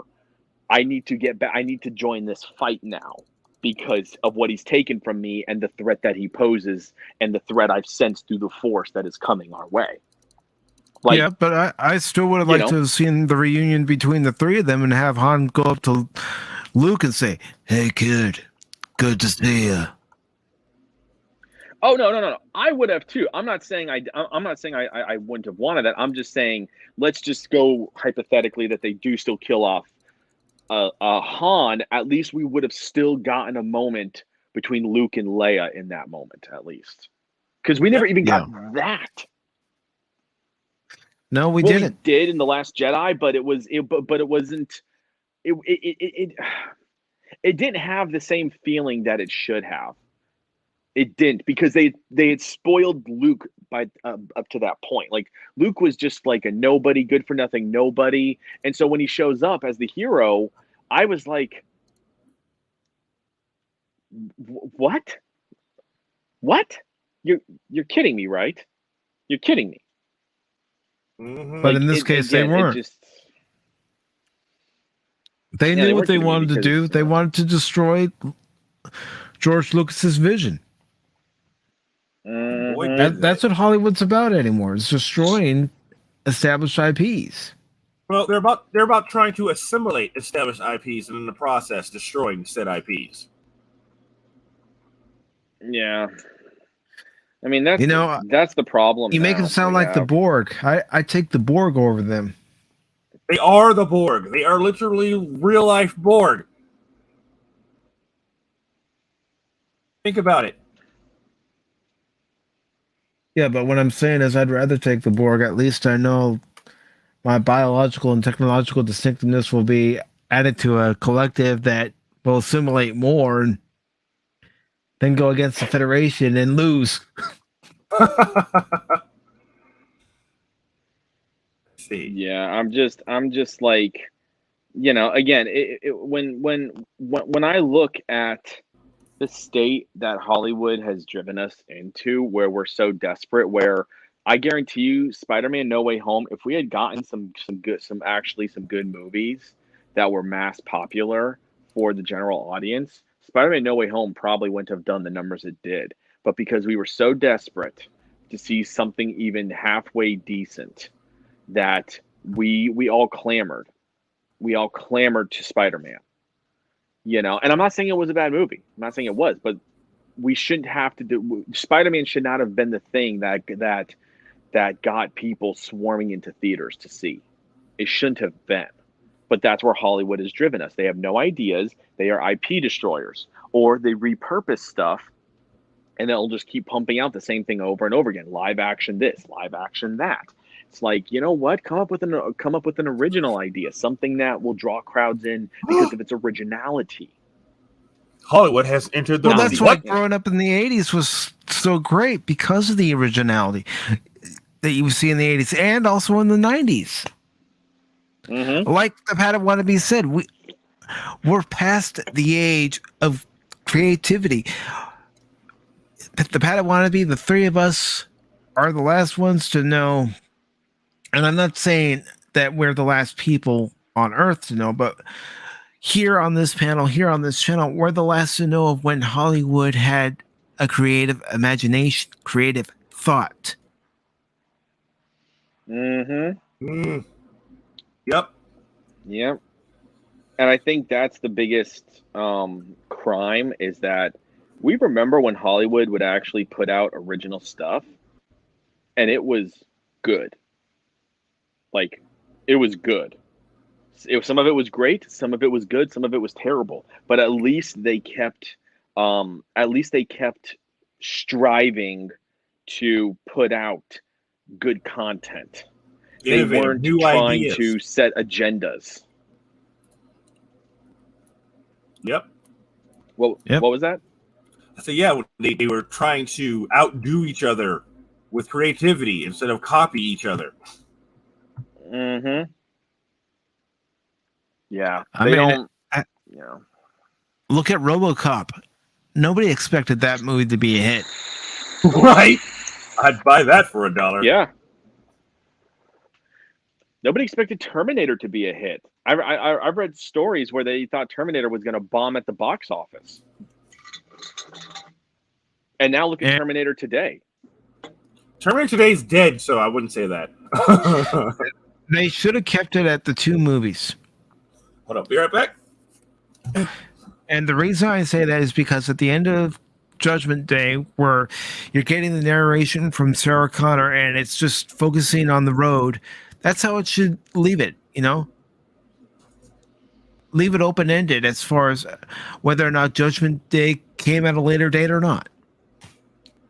Well, but no, I mean, that's the thing. But here's the thing: at the end of number 2, Judgment Day, it's you go on the assumption that Judgment Day never happens because you stopped Skynet before it could ever be created.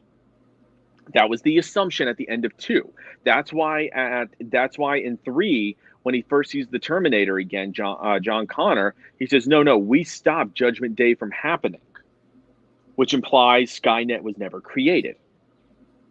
That's why 3, to me, is the biggest problem, because 1 and 2. 1 is great. 2 is even great. 2. I like 2 over 1 just because I just always have. I have no hatred towards 1. I just like 2 better. But at the end of 2, they stop Skynet. All the Terminators are destroyed, so there's no way you can replicate any of their advanced technology. So, guys, what? I got something to tell you guys, but like, don't crucify me or force choke me through the screen. But my brain actually came up with a sequel trilogy idea for Terminator that's original, and it's gonna I'm be. force choking him anyway, just because. I will tell you guys off camera, but you guys, oh my god. It just came to me and I go, what if this happened because of this, and this happened? And, you know, and it won't be bringing Arnold Schwarzenegger, and John Connor is not even a thing because this all takes place after the war is done. I'll tell you guys off camera. I wonder what you guys think. It's totally original, and I was like, why did Hollywood ever think of trying something like this?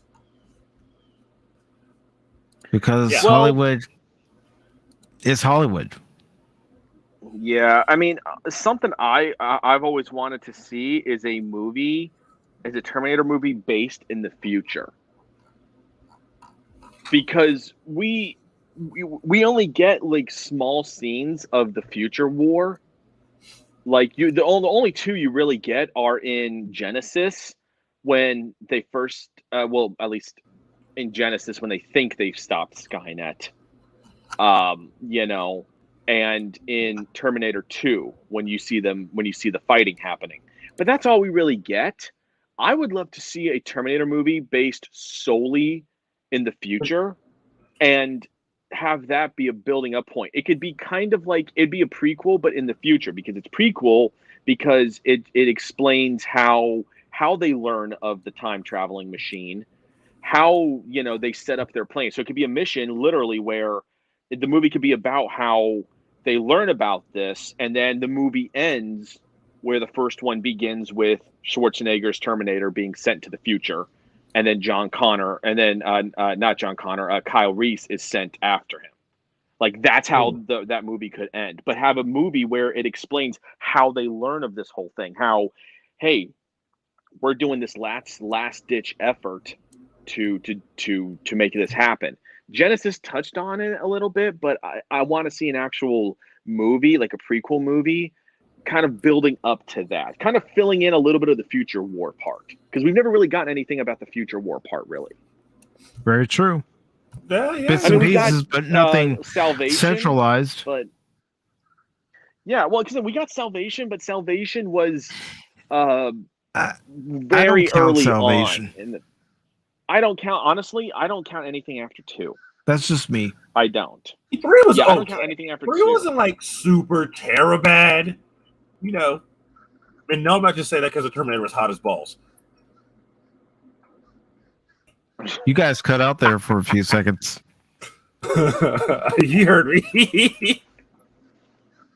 I mean, I can't argue with him on that. If you were referring to Christina, I can't say her last name, but the shape-shifting Terminator in Terminator 3, yeah, she was a very good-looking Terminator.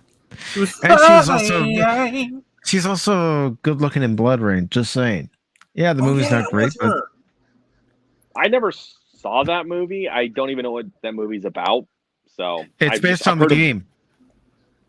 Okay. Yeah, see, I didn't even know that. I didn't even know there was a game called Blood Rain. Oh, it was a pretty good game. Okay.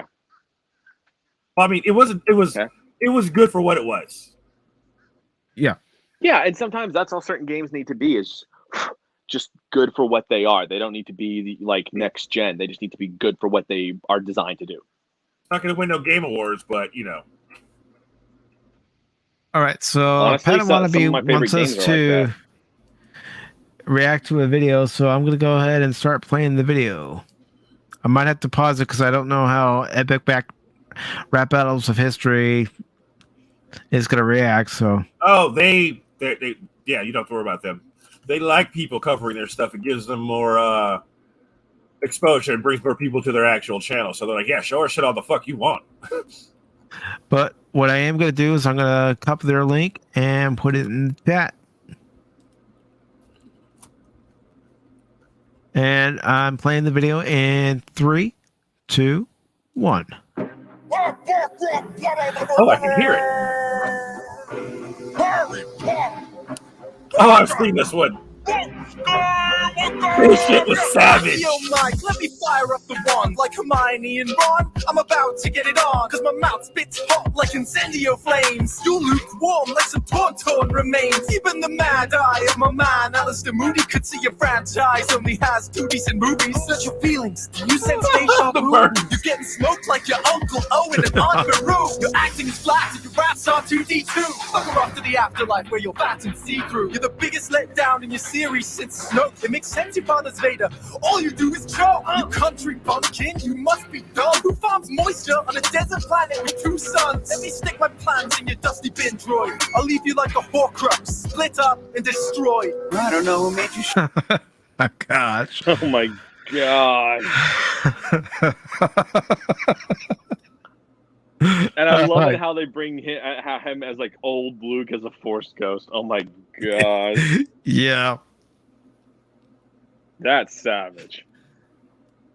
shoot first, but that missed. If I was you, I'd have a bad feeling about this. Ooh, I'm a rhyming Jedi like my father before me. Your talking hats should have put you in Gryffindor. Your origin story is mostly stolen from me. You might be Potter, but Harry, I planted your seed. Let's see. Little orphan raised by relatives in solitude. Suddenly gets taken under wing of funky wizard dude. Learns that he's Bethesda do have powerful gifts, but between the two of us, I think I got the cooler stick. Swing it, my mic saber cuts through you so slicey. Hit you on the floor like an arm at most icely. Hit you with the wampa raps, I get icy. Land him in your face like that'll do nicely. I fly the X-Wing to save a planet from massacre. You fly a broom like some kind of magical janitor. Your double dweeb army likes to think that you're the best. All you did was use your mom like a bulletproof vest. The death of my mother saved the wizarding race. Your mum died of heartache when she saw your face. You swamp school dropout, you're too whiny to rhyme. At least when I slither in a sister, she isn't mine. I'm the boy who lived, bestseller without equal. I'll split you like your fan base's feelings about the prequels. Sequels brought you back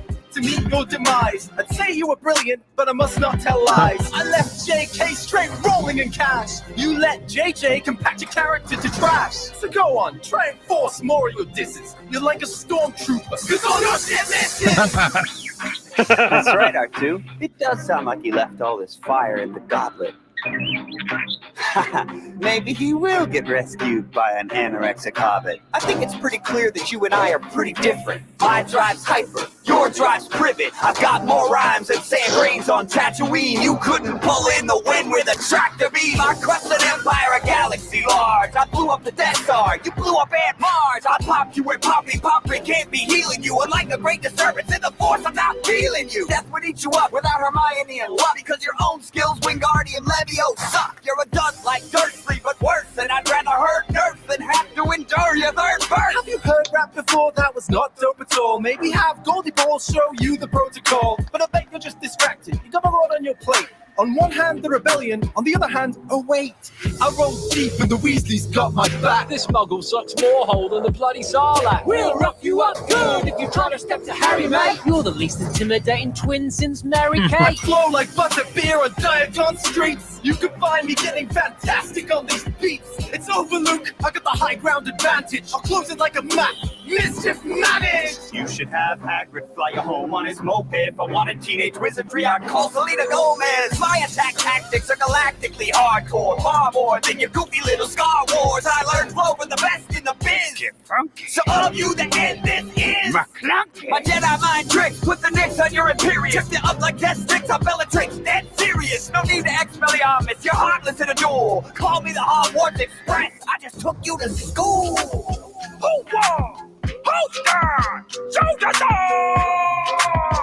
I don't know. That's a close one. That's a close one. I mean, I don't know. Both of them were good. Judges? I got to say Luke might have taken it just by a little bit. I'm giving it 55 Luke, 45 Harry.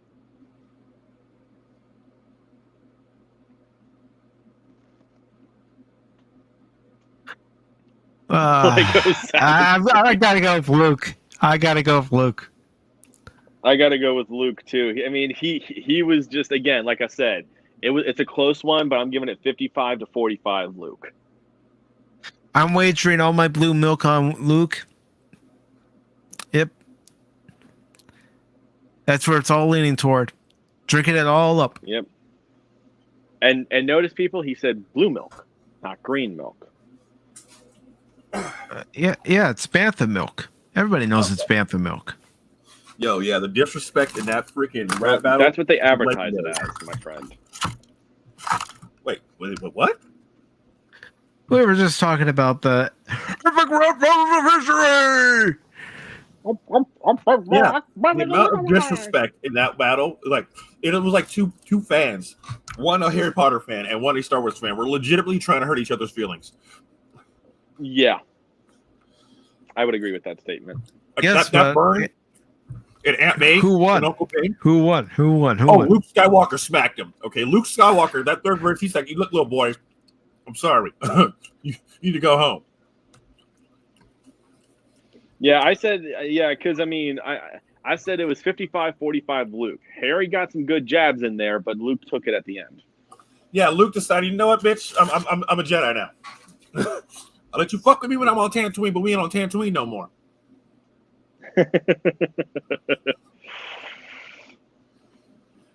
Yeah, right, Pat. I want to be. Like when he tagged in R2, I was like, "Oh, it's done. It's over. It's over." Yeah. Finish him. And at the end, Luke was able to do stuff on his own that Harry wasn't able to do on his own. So there's that too. I mean, Harry had to rally an entire school to his defense, and Luke literally just openly gets himself captured just so he can face both the Emperor and Vader one-on-one. Like a boss. Mm-hmm.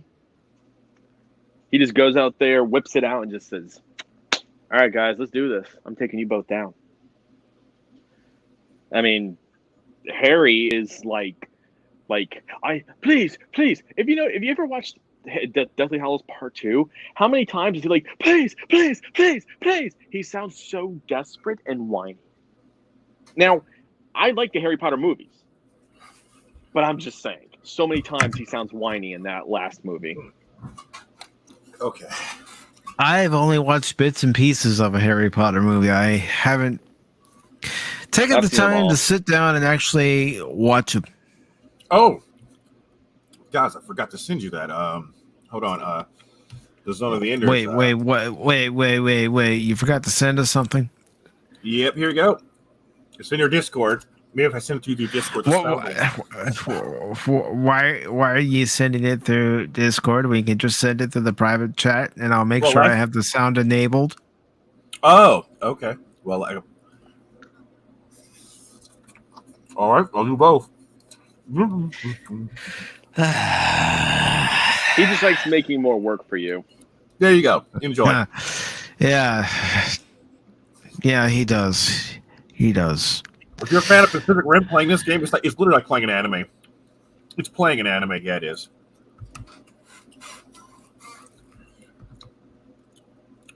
All right. If you guys have access to a backwards compatible PS3 or the PS3 version of this game, I get the PS3 just for this damn game. I still have a PS3, but it's not the backwards compatible. Unfortunately, that one died on me years ago. Wait, never mind. They have an HD version for PS3. Oh, and we just lost Common. No, come back. Was it something I said? No. Common is down. Repeat. Common is down. Must have been something I said. I'm sorry, man. I'm sorry. I'm sorry, man. That was my bad. I opened up the private chat on my iPad, and then I thought I hit done instead of the done on the left instead of the X on the right. I'm sorry. I didn't mean to. I'm sorry, man. This is the game I'd be willing to get a capture card for just to stream this. Like, god dang. I'm gonna have. You don't have to get an Elgato capture card. You can find some cheaper ones on Amazon. That's what I did. Wait, what if I plug the HDMI cable into my computer from the place? Never mind. I'm doing all kinds of. Well, here's the thing. If I pull up the link and I try watching it on my iPad right now while I got this running, I'm gonna have to back out because all of a sudden it'll like mute me, and I won't be able to unmute myself. So I'll have to literally back out again and then re-enter if I pull up that link right now on. I can just play it for everyone. Maybe I am going to play it. Sound has been enabled, so here we go. Right. Prepare for an adventure.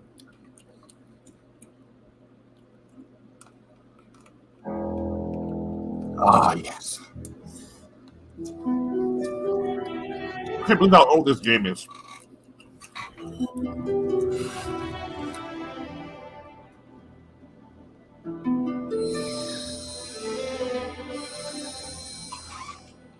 shit, I'm about to play some of this maybe later on tonight.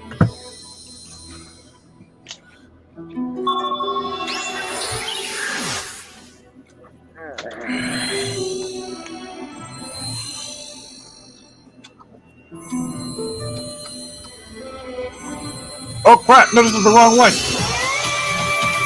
Oh wait. Okay.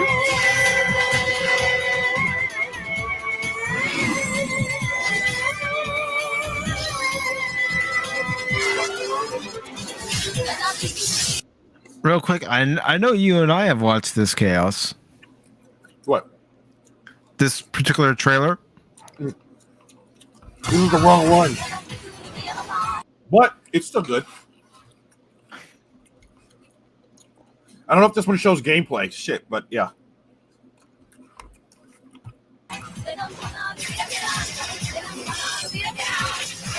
Oh, this is they're using the movie footage, I think.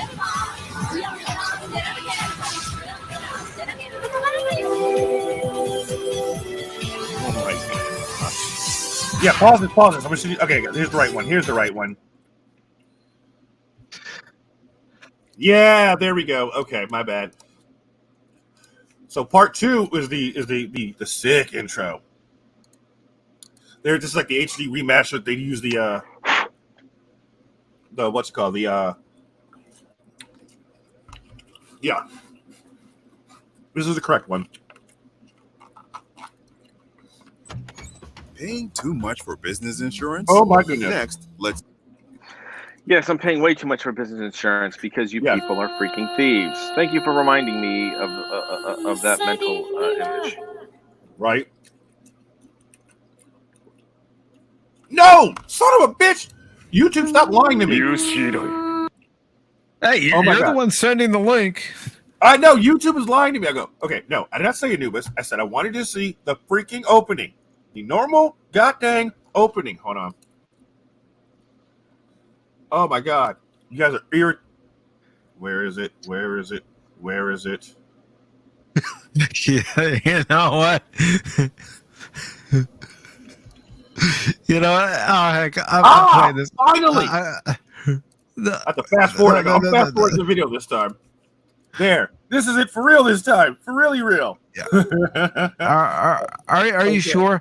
Because this is you right now when it comes to these intros. I know this shit like the back of my hand.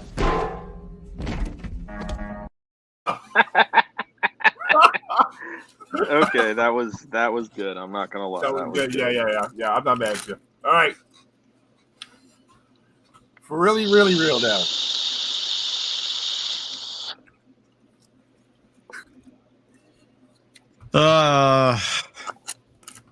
Damn clickbaiter me.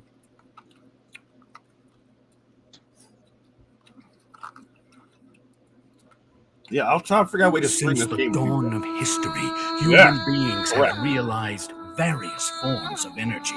Civilizations have progressed with them. So where does such energy like Metatron lead our civilization?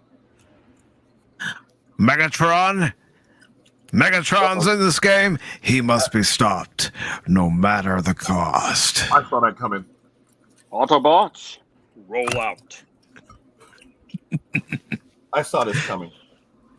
Position for landing. Y'all, Pop Talk is like a highlight for me. I just love it. 20 to touchdown. That's unusual. What is? I'm glad to hear that, brother. It's way too shallow. The Metatron is not very deep. I want to take one of these machines in the Pacific Rim. I'll save humanity by my damn What the self. hell is that? An orbital frame. My liv is damaged. Damn Barum. Barum from Mars? Bingo! PS2 graphics. Good morning. I don't care if the game still plays well. I'll play it.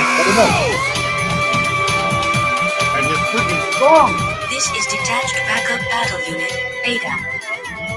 Do you request control instructions?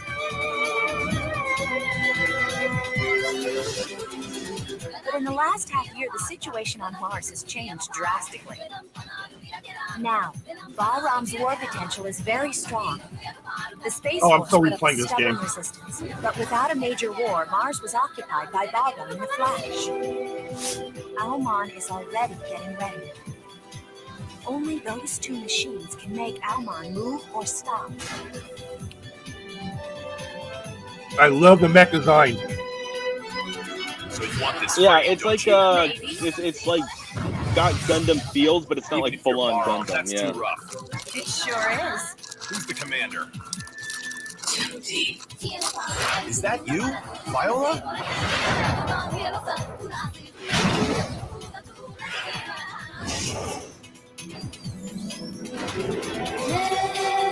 Actual gameplay. Oh.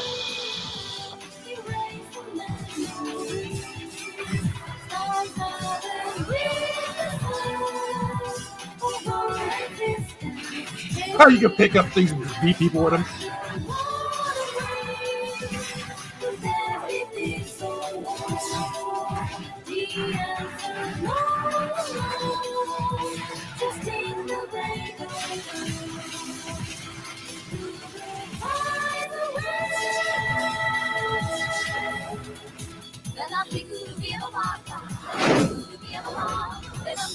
And is this based off an It's anime? programmed to blow up at the core of No, Alman. they made an anime In based case off of this need, game. This Ada is will Hideo start up Kojima. the explosion system automatically. It's programmed to do so. I I'm not wonder gonna if lie, there's I'd a wa- Metal Gear. Yeah, I'd we'll watch actually it. watch this anime. This looks awesome. Please Yeah. answer my question. It has the movie. You're going to Alman, aren't you? So what if I am? Do you know Ada intends to self-destruct Jahuti on Alman?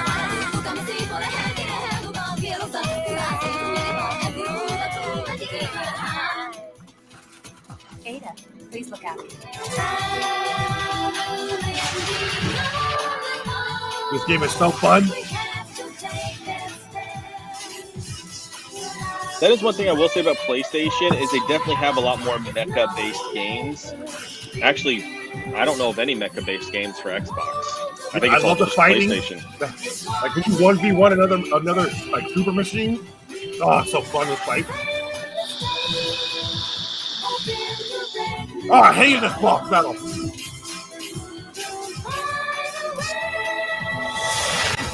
Yeah, the in-game fights are like anime scenes.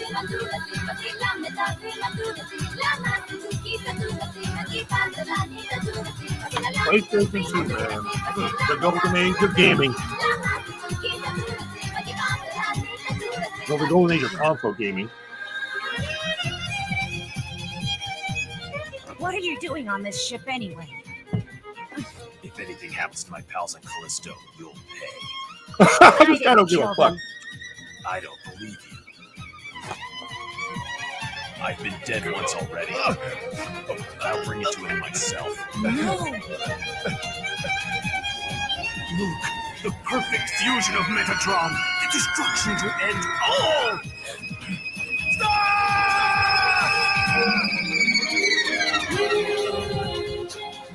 The machine supplements your heart and lungs.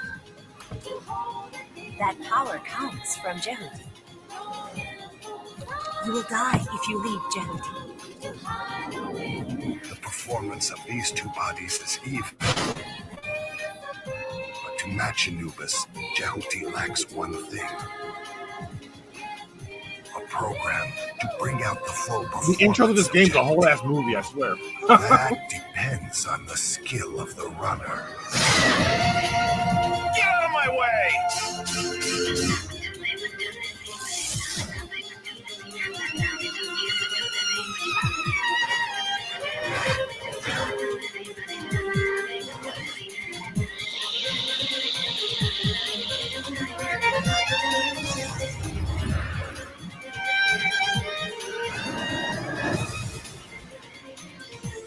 Project Alman's purpose is not domination, destruction. He's here. It is Anubis.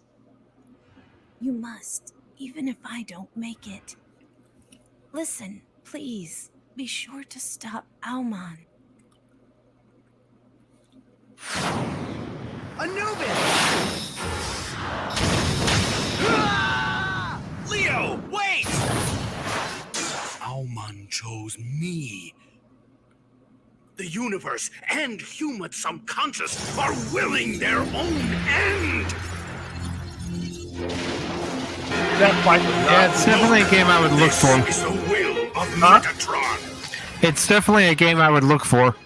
Yeah.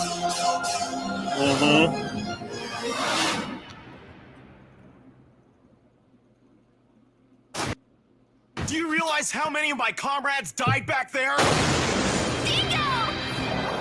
You are one of the units for Project Auman. So random. I forgot how random the end of this shit was. We're pals now, aren't we? Battle over. Anubis wins. You have come back under my command. You have done well. Freaking Hideo! I forgot how crazy Hideo Kojima is. Yeah, but there is one impression I get after watching all that. What? One shall stand, one shall fall. Why throw away your life so recklessly? That fight was no joke. Okay. Teleporting bastard. Sounds like alert. you have a little bit of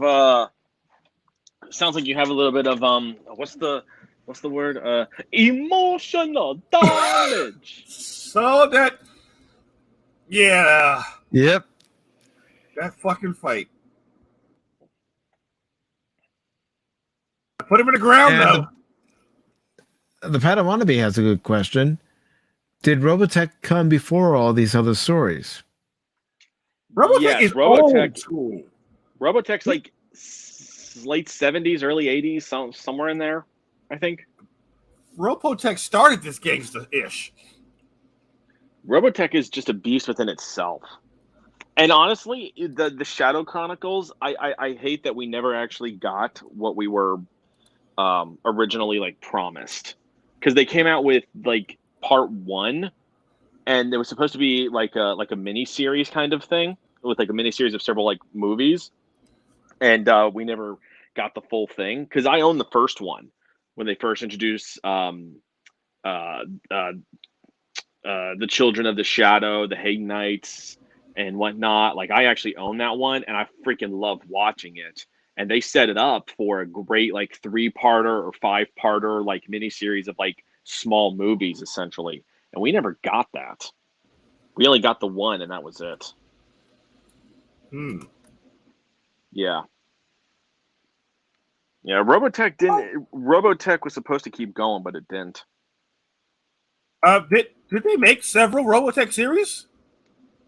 They did. They were. They did, but because that's the Shadow Chronicles was a continuation, because it goes off where I guess you can call it the 3rd season, where the one guy, he's kind of fighting with the Resistance on Earth and whatnot against the Invid. And then the Shadow Chronicles was literally directly after that, like it where that season ends, the Shadow Chronicles begins. But and they were supposed to do like a multi-parter miniseries kind of thing, but they only got the first part done, and I don't know if backing for it ended or it didn't get the results they wanted or what happened, but we never got that continuation. All right, common question. To my knowledge, at least. Team Robotech or Team Gundam? Oh, he got quiet. He got quiet. Well, I have to think. Well, because they're different. I mean, they're both mecha anime, but they're both very different in their own right. So. Oh, wait a minute. First, I would say Gundam. I'd say Gundam. Okay. Because here's the thing, Robotech. Yeah, they're good, but the problem is that they have no close combat weapons, so they have to stay at range. The minute a Gundam can close that distance, he's gonna rip those fighters apart, like effortlessly. That is true. Actually, Wing Zero. Yeah, especially Wing Zero. Well, most of those Gundams easily could. And then let's just go like other Gundams from other series. They have ranged weapons and they have close combat weapons. And Heavy they're arms. and I would so all the Veritech fighters have is their like machine gun and then like a crap ton of missiles. Well, if you're a Gundam and you're able to evade the missiles, the machine gun's going to do maybe some damage to you, but that's the most it's going to be able to do. Oh, okay. My other question is, have you seen Code Geass? Never heard of it. Oh my god! All right. I love it how everyone says, you haven't seen this anime? Remind me again how many animes there are out there. Remind me again. It's like, what, 10 trillion? So many. There are certain animes that like permeate and go throughout the blood of the entire community, right? Like that's one I got. That's the next anime I'm introducing Pacific to.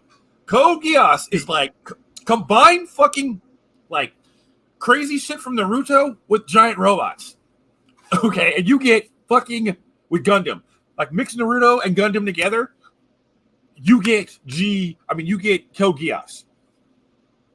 Like actually after this stream, I want to give you guys the 1 episode test, Code Geass. Actually 2 episodes of Code Geass, which knowing so this is pretty much what you're telling all of us. This is what you're telling all. Calculations are correct. When this baby hits 88 miles per hour, you're gonna see some serious shit. Yes. Okay. Are you familiar with Death Note? I've heard of it. Yeah, I'm familiar with it. Yeah. You watched any of it? I started watching it and then I stopped because I forget why, but I stopped. Okay, so it has the genius, the god tier tactical strategies of Death Note mixed with some Gundam, mixed with some Naruto. This freaking show is ridiculous. I love it. Like I've watched it so many times. Pat Wannabe has a question. Weren't the Robotech just basically jets? Yeah, they're like based off of F4. I think they're based off of F-14s. Yeah, space F-14 Transformers. So the way the Robotech a Robotech unit worked, it had 3 parts to it, 3 modes. You had your primary like jet mode, and then you had your battleoid mode. Half jet mode. Which was like half jet. So jet with legs. Think of jet arms, with legs. Yeah, the arms and legs would deploy, but the rest of it would still look like a jet. And then you'd go into full battleoid mode, which would mean that's where it would look like a full-on mech. So it had 3 parts depending on what you were trying to, like what the combat situation dictated. Basically, you had like 3 modes essentially. I never understood. But yeah. The usefulness of the half battleoid mode. I'm like, why even go half? Go all in or all out? I think it was because I think the half one gave more maneuverability. I forget. There was a reason for that, like half mode. There was a reason for it. It's been a while since I Robotech. It's been a minute. Mm-hmm. Oh God, I gotta. Same here. If I watched freaking Code Geass again, it's gonna make me want to play Armored Core and build my own. Oh, Ultraman! Yes, Ultraman. Ultra. Which, by the way, I don't know. Did any of you watch the Ultraman Netflix series? No, I had no interest. I never got around to doing it. I liked it. It's basically a sequel to kind of like the TV series. So the premise basically is Ultraman. He's like an older guy now, and so his son kind of takes up the mantle against new threats and learns how to become Ultraman in a sense.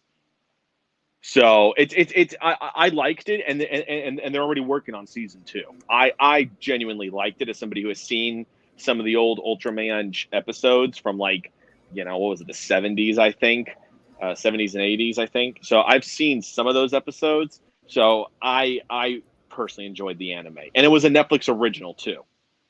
Oh God, that didn't help his case. Well, I was leery. I went in there almost wanting to hate it, but the more I watched it, the more I was like, okay, okay, I'm starting to like this. I'm starting to really like this. Like it's just again, it's one of those things where you got to watch it and develop your own opinion. Don't take out that it's a Netflix original. Just take that out and watch it just as an Ultraman anime. You ask the impossible. They fuck everything up they touch. I know. But again, I wouldn't say it if I didn't think there was a chance that you would like it. I know not what to speak of this. All right, I'll give it a look. I'll give it a look. That's what that's all I ask. You give it a watch, you give it a few episodes, and you can create an opinion either off those episodes if you stop it or you go to the end of the season. Fair enough. So I definitely got to say, seeing Ultraman in anime form really gives the character a greater ability to show off what it's capable of. The hero known as Ultraman. All right, and I think on that note, I'm going to go ahead and wrap up the stream. We can continue this conversation in Discord if you'd like, but I do want to make a quick plug for this coming Saturday at 8 o'clock Eastern. I will be doing a live stream where we talk about things that we have in our collection. What that entails. I guess I'll bring my T-Rexes. Well, somebody collects burps and it's the beer. It's the beer, okay? I will show off my collection of Tyrannosaurs. All right, you did tell me you don't really have anything you collect physically anymore. You just collect a bunch of Steam games. I mean, that's still a collection. Oh yeah, and story ideas. But my story ideas are classified, except for the crew. And then, of course, the Pat of Wannabe will be on that stream with me. It was actually he and I who were talking after we did our Peacemaker stream, and we came up with the idea of doing a stream of people coming on and sharing what they have in their collections, whether it's Star Wars, Star Trek, whatever. We show off our collections. The first few episodes, I just couldn't get into it, but I just gave it a chance, and by the end of it, I really enjoyed it. Okay. I guess that warrants me at least taking a peek at it. Yeah, well, we could take a peek at it after we end the stream if you want. Oh, I'm introducing you to the Code Geass before we do that. You two got to see this. It's hard to describe this show. It changed. I think this was the anime that really changed my opinion on the writing of anime. I go, wait a minute, what?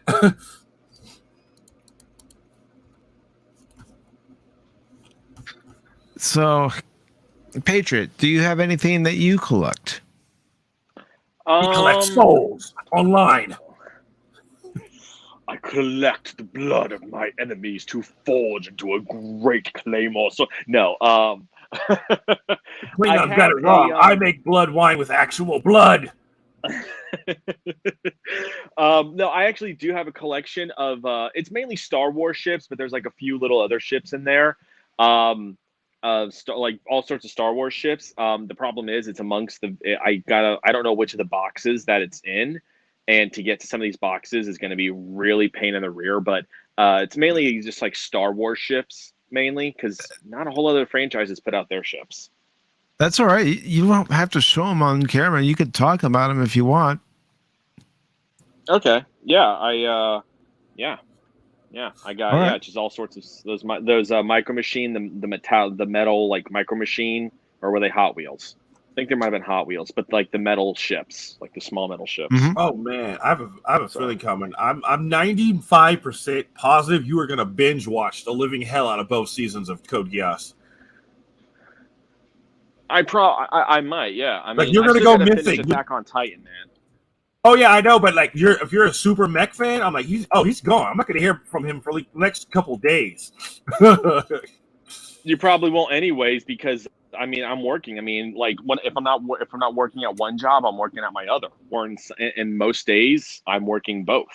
So, like Sunday's the only day that I truly do not work and have just to rest and chill. Okay, so I guess more Thunder streams will be on Sundays then, once you get your set up back up. Well, I mean, if we schedule it in advance, I can obviously, because my other job is DoorDash, so I can tailor that around whatever. Oh. So I don't, but I treat it like an actual job. Like I actually schedule it, and I treat it as an actual job, not just like a side thing. Gotcha. So, yeah. Right. So, like I said, you both are welcome to come on next weekend stream. I do have a couple people that are going to be on. You know, the Padawannabe, myself, Pop Culture Mechanic is going to be on. So it's going to be a lot of fun. I'm still waiting on responses from other people, but they're busy, and I understand that, and they have other things going on. So, you know, if it's not this time, it's next time. And also, I wonder, would you guys prefer our later stream to be Zombies or War Thunder? For me, probably War Thunder, just so I can, because State of Decay 2, I can get back into that much easier in terms of like the mechanics of it, how playing and everything. But War Thunder is one of those things where that's not something you just jump into after you haven't played for in a while and just expect to be even halfway decent. You got to like build that back up again, kind of. So wait, so you said you want to go to the Thunder, or you want to go into Zombies eating your face off? The way you explained it was confusing. You know what? I have not spread any Freedom Seed lately. So and by Freedom Seed, I mean 50 cal bullets and 75 millimeter Sherman shells. So I need to spread some freedom. We need some freedom these days. Sounds good. Okay. All right. Freedom Delivery Service, we shall do that. It has been a while since the DOD spread some high explosive freedom. Wait. A few weeks ago, I spread some high explosive freedom against zombies. Remember that epic ending to the stream? Oh, yeah. Wait, was Common there? Common was there for part of the day, then he had to go. Okay. Yeah. I don't think he saw the end. The last time you guys did a State of Decay stream, it went on for like 8 hours or something like that. So, like, I had part of the day, like, where I wasn't working my first job. So I went and did DoorDash. When I'm doing DoorDash, like, if it's a gaming stream, I can't do a gaming stream while I'm dashing because unless I'm watching, the audio has no meaning. So that's why I can listen to, like, Friday Night Tights because I don't have to initially see what's on the screen to get what's going on. But when you're watching a gaming stream, unless you're watching the game, you don't have really a whole lot of context. So it's not as entertaining to me. Yeah, true. So. Holy crap! I love it. Wait, I'm missing a bird. 1, 2, 3, 4. Oh, nope, I got all 5. All right.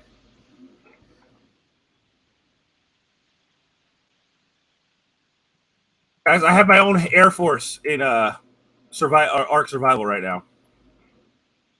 Huh. Let's see.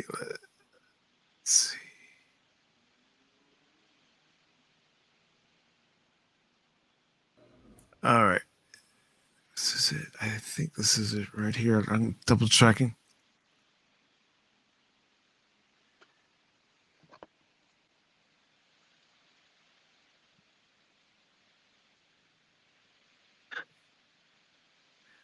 Well, this is what I'm talking about.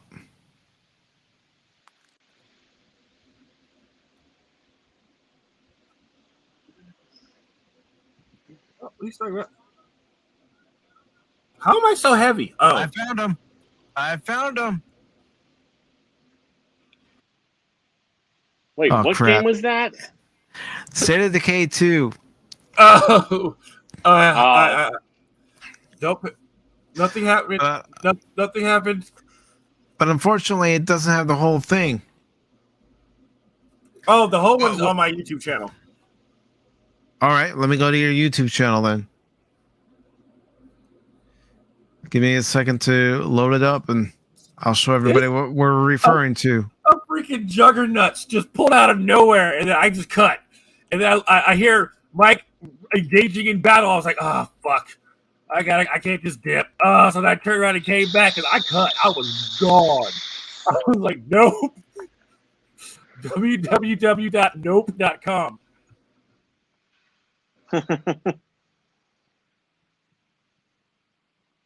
All right, give me a second to bring it up, and then we can show the Padawannabe and anyone else who's lurking what went on that day. Terror. Okay, terror. I can't believe that shit. I was gone. I was about to leave all y'all to die. I was like, no. No. You ran, but not Pacific. Pacific's like, no way. I'm gonna blow this shit up. I thought you were dead. I thought that character. I wrote that character off. I'm like, yep, he's gonna have to bring. Yep, she's not going home. He did it for the glory of the Klingon Empire. Oh, Pacific got all of the glory that day. All of it. I couldn't believe my face that he was alive. I'm like, you're alive? How are you alive?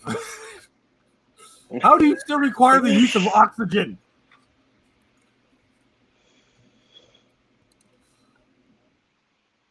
What madness is this? You have no idea. It was probably the greatest moments of our ever streaming of zombies. That was the moment. Yeah, I mean, when I play, I play one of two ways. I'm normally very like conservative, where I'm like kind of careful and tactical and planning, and other times where I will literally go up against a screamer with nothing but just like a heavy weapon and just like Leroy Jenkins, like a screamer and like, well, no, the worst one I did where it was 3 screamers and about probably 15 plus zombies. And not including the screamer. So you're like 18 to 20 zombies total. I was going with a heavy weapon that was freshly repaired and 1 bag of chips for energy, and I Leroy Jenkins the crap out of it. Nearly died. Like, we're talking, my health was like, my screen was like beet red. Like I couldn't even see my health, but I somehow still had health. And I Leroy Jenkins it and came out alive. I don't know how. It was amazing. It was truly amazing. Yeah, there's like a little thing that happens when we train with Pacific. You know, we'll go in. We're expecting some shit to go wrong, maybe, possibly. Next thing you know, there's a couple of massive explosions, and we hear a Joker-esque laugh. Oh my gosh! Yeah. Well, I see it from the one stream that we did, but I don't see the one that we're talking about. It's called That Ending, though. Oh, God! Fucking raptors. How'd that shotgun in your face taste?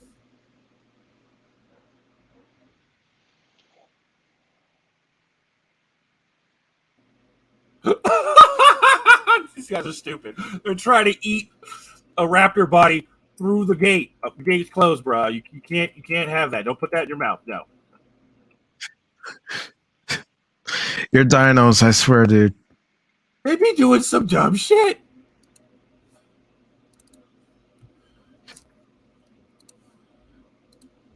All right, I'll look for it again.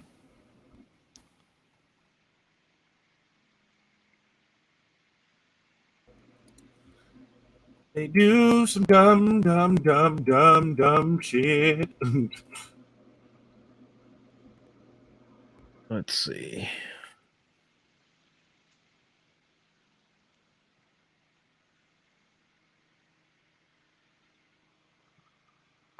All right, I'm gonna just put some turrets down. And if you try to eat my face,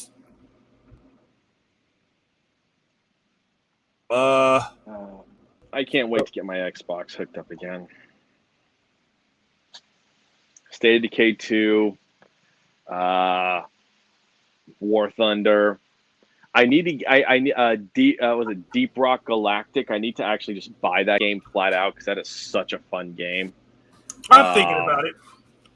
It really is, and the thing is, I'd love to play multiplayer because so in the game, when you're doing it, you have like this automated like little robot cart that you dump all your stuff in, and you know when you're full up, you have to go dump it periodically.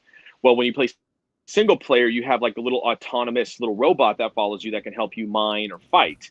Well, when you start playing multiplayer, you don't have that robot because that robot acts as like a automated character for you. So I'd love to play where you have to where we're each a different dwarf and you have to like strategize a little bit because each dwarf has like certain gear that is unique only to them. So you have to like plan out, okay, how am I going to do this? Hey, you go mine this because I can't get to that spot, or you do that, and like just see us like fight like giant aliens and then just like have fun mining and all. It's such a fun game. It really is. I've poured so many hours. I played so many hours into it. That's the underground dwarfs, right? Yeah, basically that's the whole premise of the game is that you select which area of the planet that you want to mine, and then there's various types. It's kind of like missions. So each part of the planet has a different type of terrain setting, and then there's stars. The more stars, the bigger the setting is. Did you say stars? Stars, yes. And then some of them will have bonuses. Some of the missions will have bonuses. Some of them will have like enemies are all exploders, or enemies come at you faster, or certain things are more hazardous, or what have you. And there's various missions like you have to build the pipe. You have to go to the wells, signal for a for a well to come where the resources, and then you have to build the pipelines. Once you get all the pipelines connected, you have to activate the pumps, but you have to still protect the pipelines from alien attack. So it's just like so some of the missions can get repetitive, but it's just fun because of all of each environment presents different obstacles that you have to challenge, and it can be really tricky sometimes. Like to the point where I'm like, how the hell do I get past this part? Like I've tried this 3 different ways of building this pipe up this way, and nothing works. So it'd be fun doing it with like multiple people. Sounds like that could be fun. I think it could be. I mean, again, it might not be a game for everybody. I mean, I'm fine. I'm fine playing solo on my own, but it would be fun to play with a group and just get others' opinions on it too. Commit some family murder. Pretty much, just kill some Xeno scum. Right. Space Marines. Pretty much, yeah. All right. Well, I couldn't find the clip in that video. Hold on, let me see. Zone. Because the one I was looking at, that was the one that we did the day before. Hold on, let me go to my channel. Oh, snaps! It isn't here. Oh, no, yeah, it's the second video. That final battle, though, and it happened at... Where did it happen? Okay, the timestamp is... Where is it?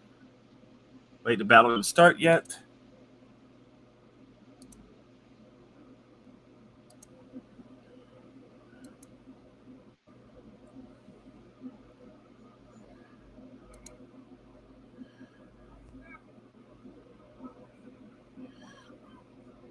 Okay, there's okay. Yeah, it's the big warehouse. Yeah. All right. Send the link to that portion. Yeah, I'm going through it right now.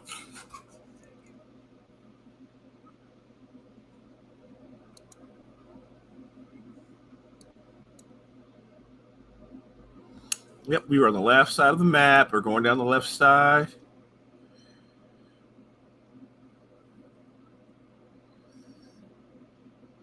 Okay. That's back at base.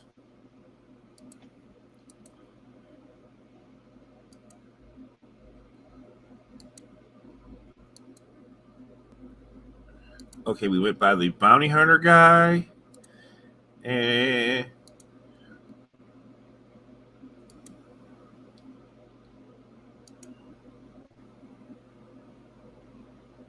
oh, Common was part of this. That's it. I hear his voice in the background. Yeah, but that's not the stream where I laid down those 3 mines in front of that juggernaut and set them all off. Wait a minute.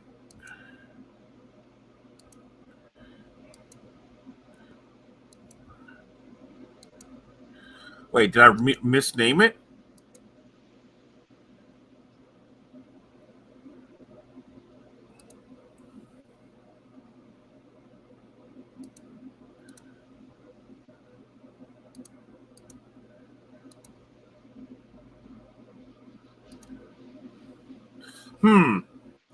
Do you even Game Pass? Oh no. I gotta check the. And I've already checked your Twitch, and that video is no longer up there. Damn it! I thought we saved that for all time. We tried, but the clip that it has on there doesn't have the whole thing. Oh, it has. Wait. It stops right before the epicness, the awesomeness, the craziness of PACIFIC414. Yeah.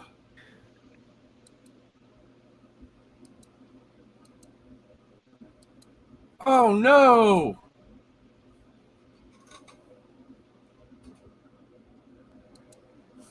Sadness in my chest.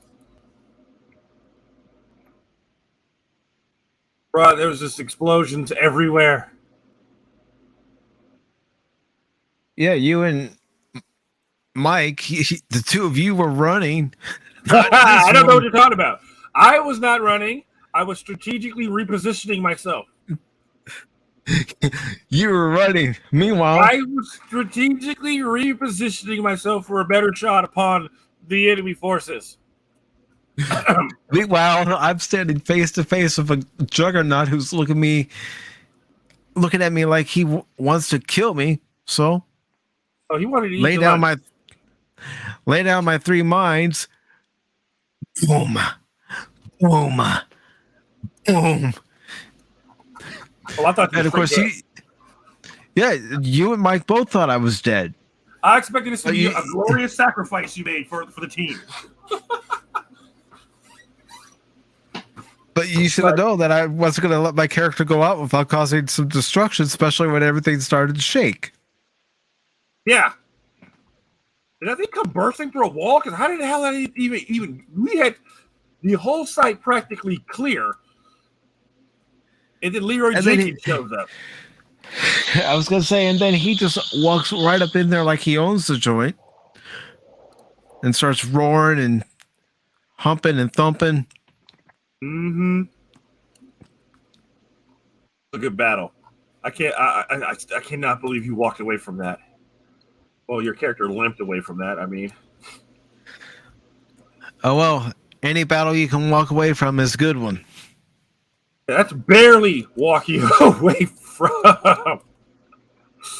Like, oh my Lord, oh God, yeah, I'm not gonna forget that. Yes, we are referencing State of Decay 2. Yeah. Our most epic battle. State of Decay 2, a game that some people diss on because it's not like Left 4 Dead or some of these more just straight shooter zombie games. It's more of an open world strategy kind of game, and it is so much fun because you could play the same map a dozen times, and each time it will be a little different. Yep. Like, it's never the same experience twice. I've beaten each map probably a dozen times, and each time it's always been a little different. Mm-hmm. So, all right, guys. On that note, I'm going to go ahead and end the stream. But like I said, if we want to continue the conversation, we can always continue it on Discord. Oh, indeed. So before You we guys leave, anyway. I want to thank the Padawannabe. Thank you, brother. Always glad to see you here. I also want to thank, of course, I have to scroll up quite a bit. Hopefully the message is still there.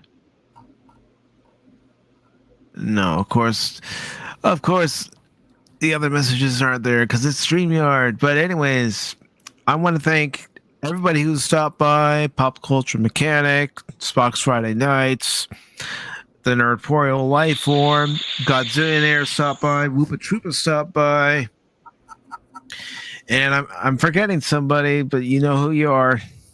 I can always go back to the earlier point in the stream, which I'm going to do. I'm going to cheat.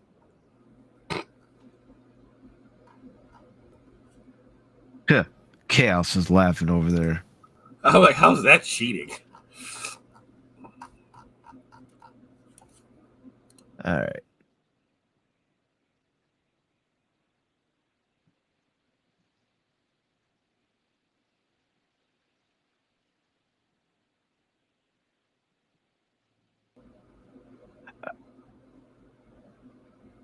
All right.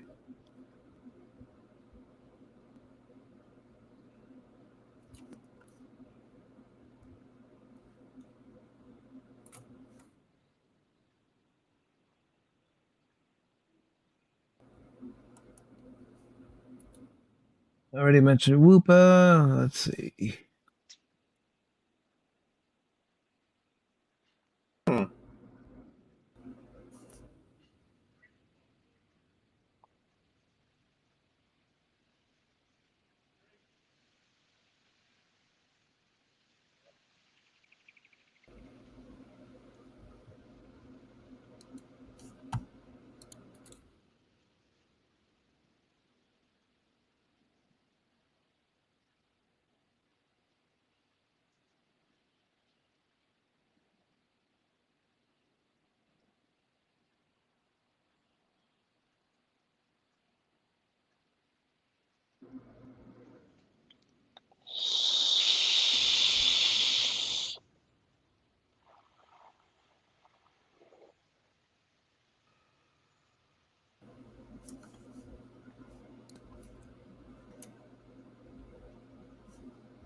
Well, it's not popping up, but the gentleman who was here at the very beginning of the stream, I want to thank them.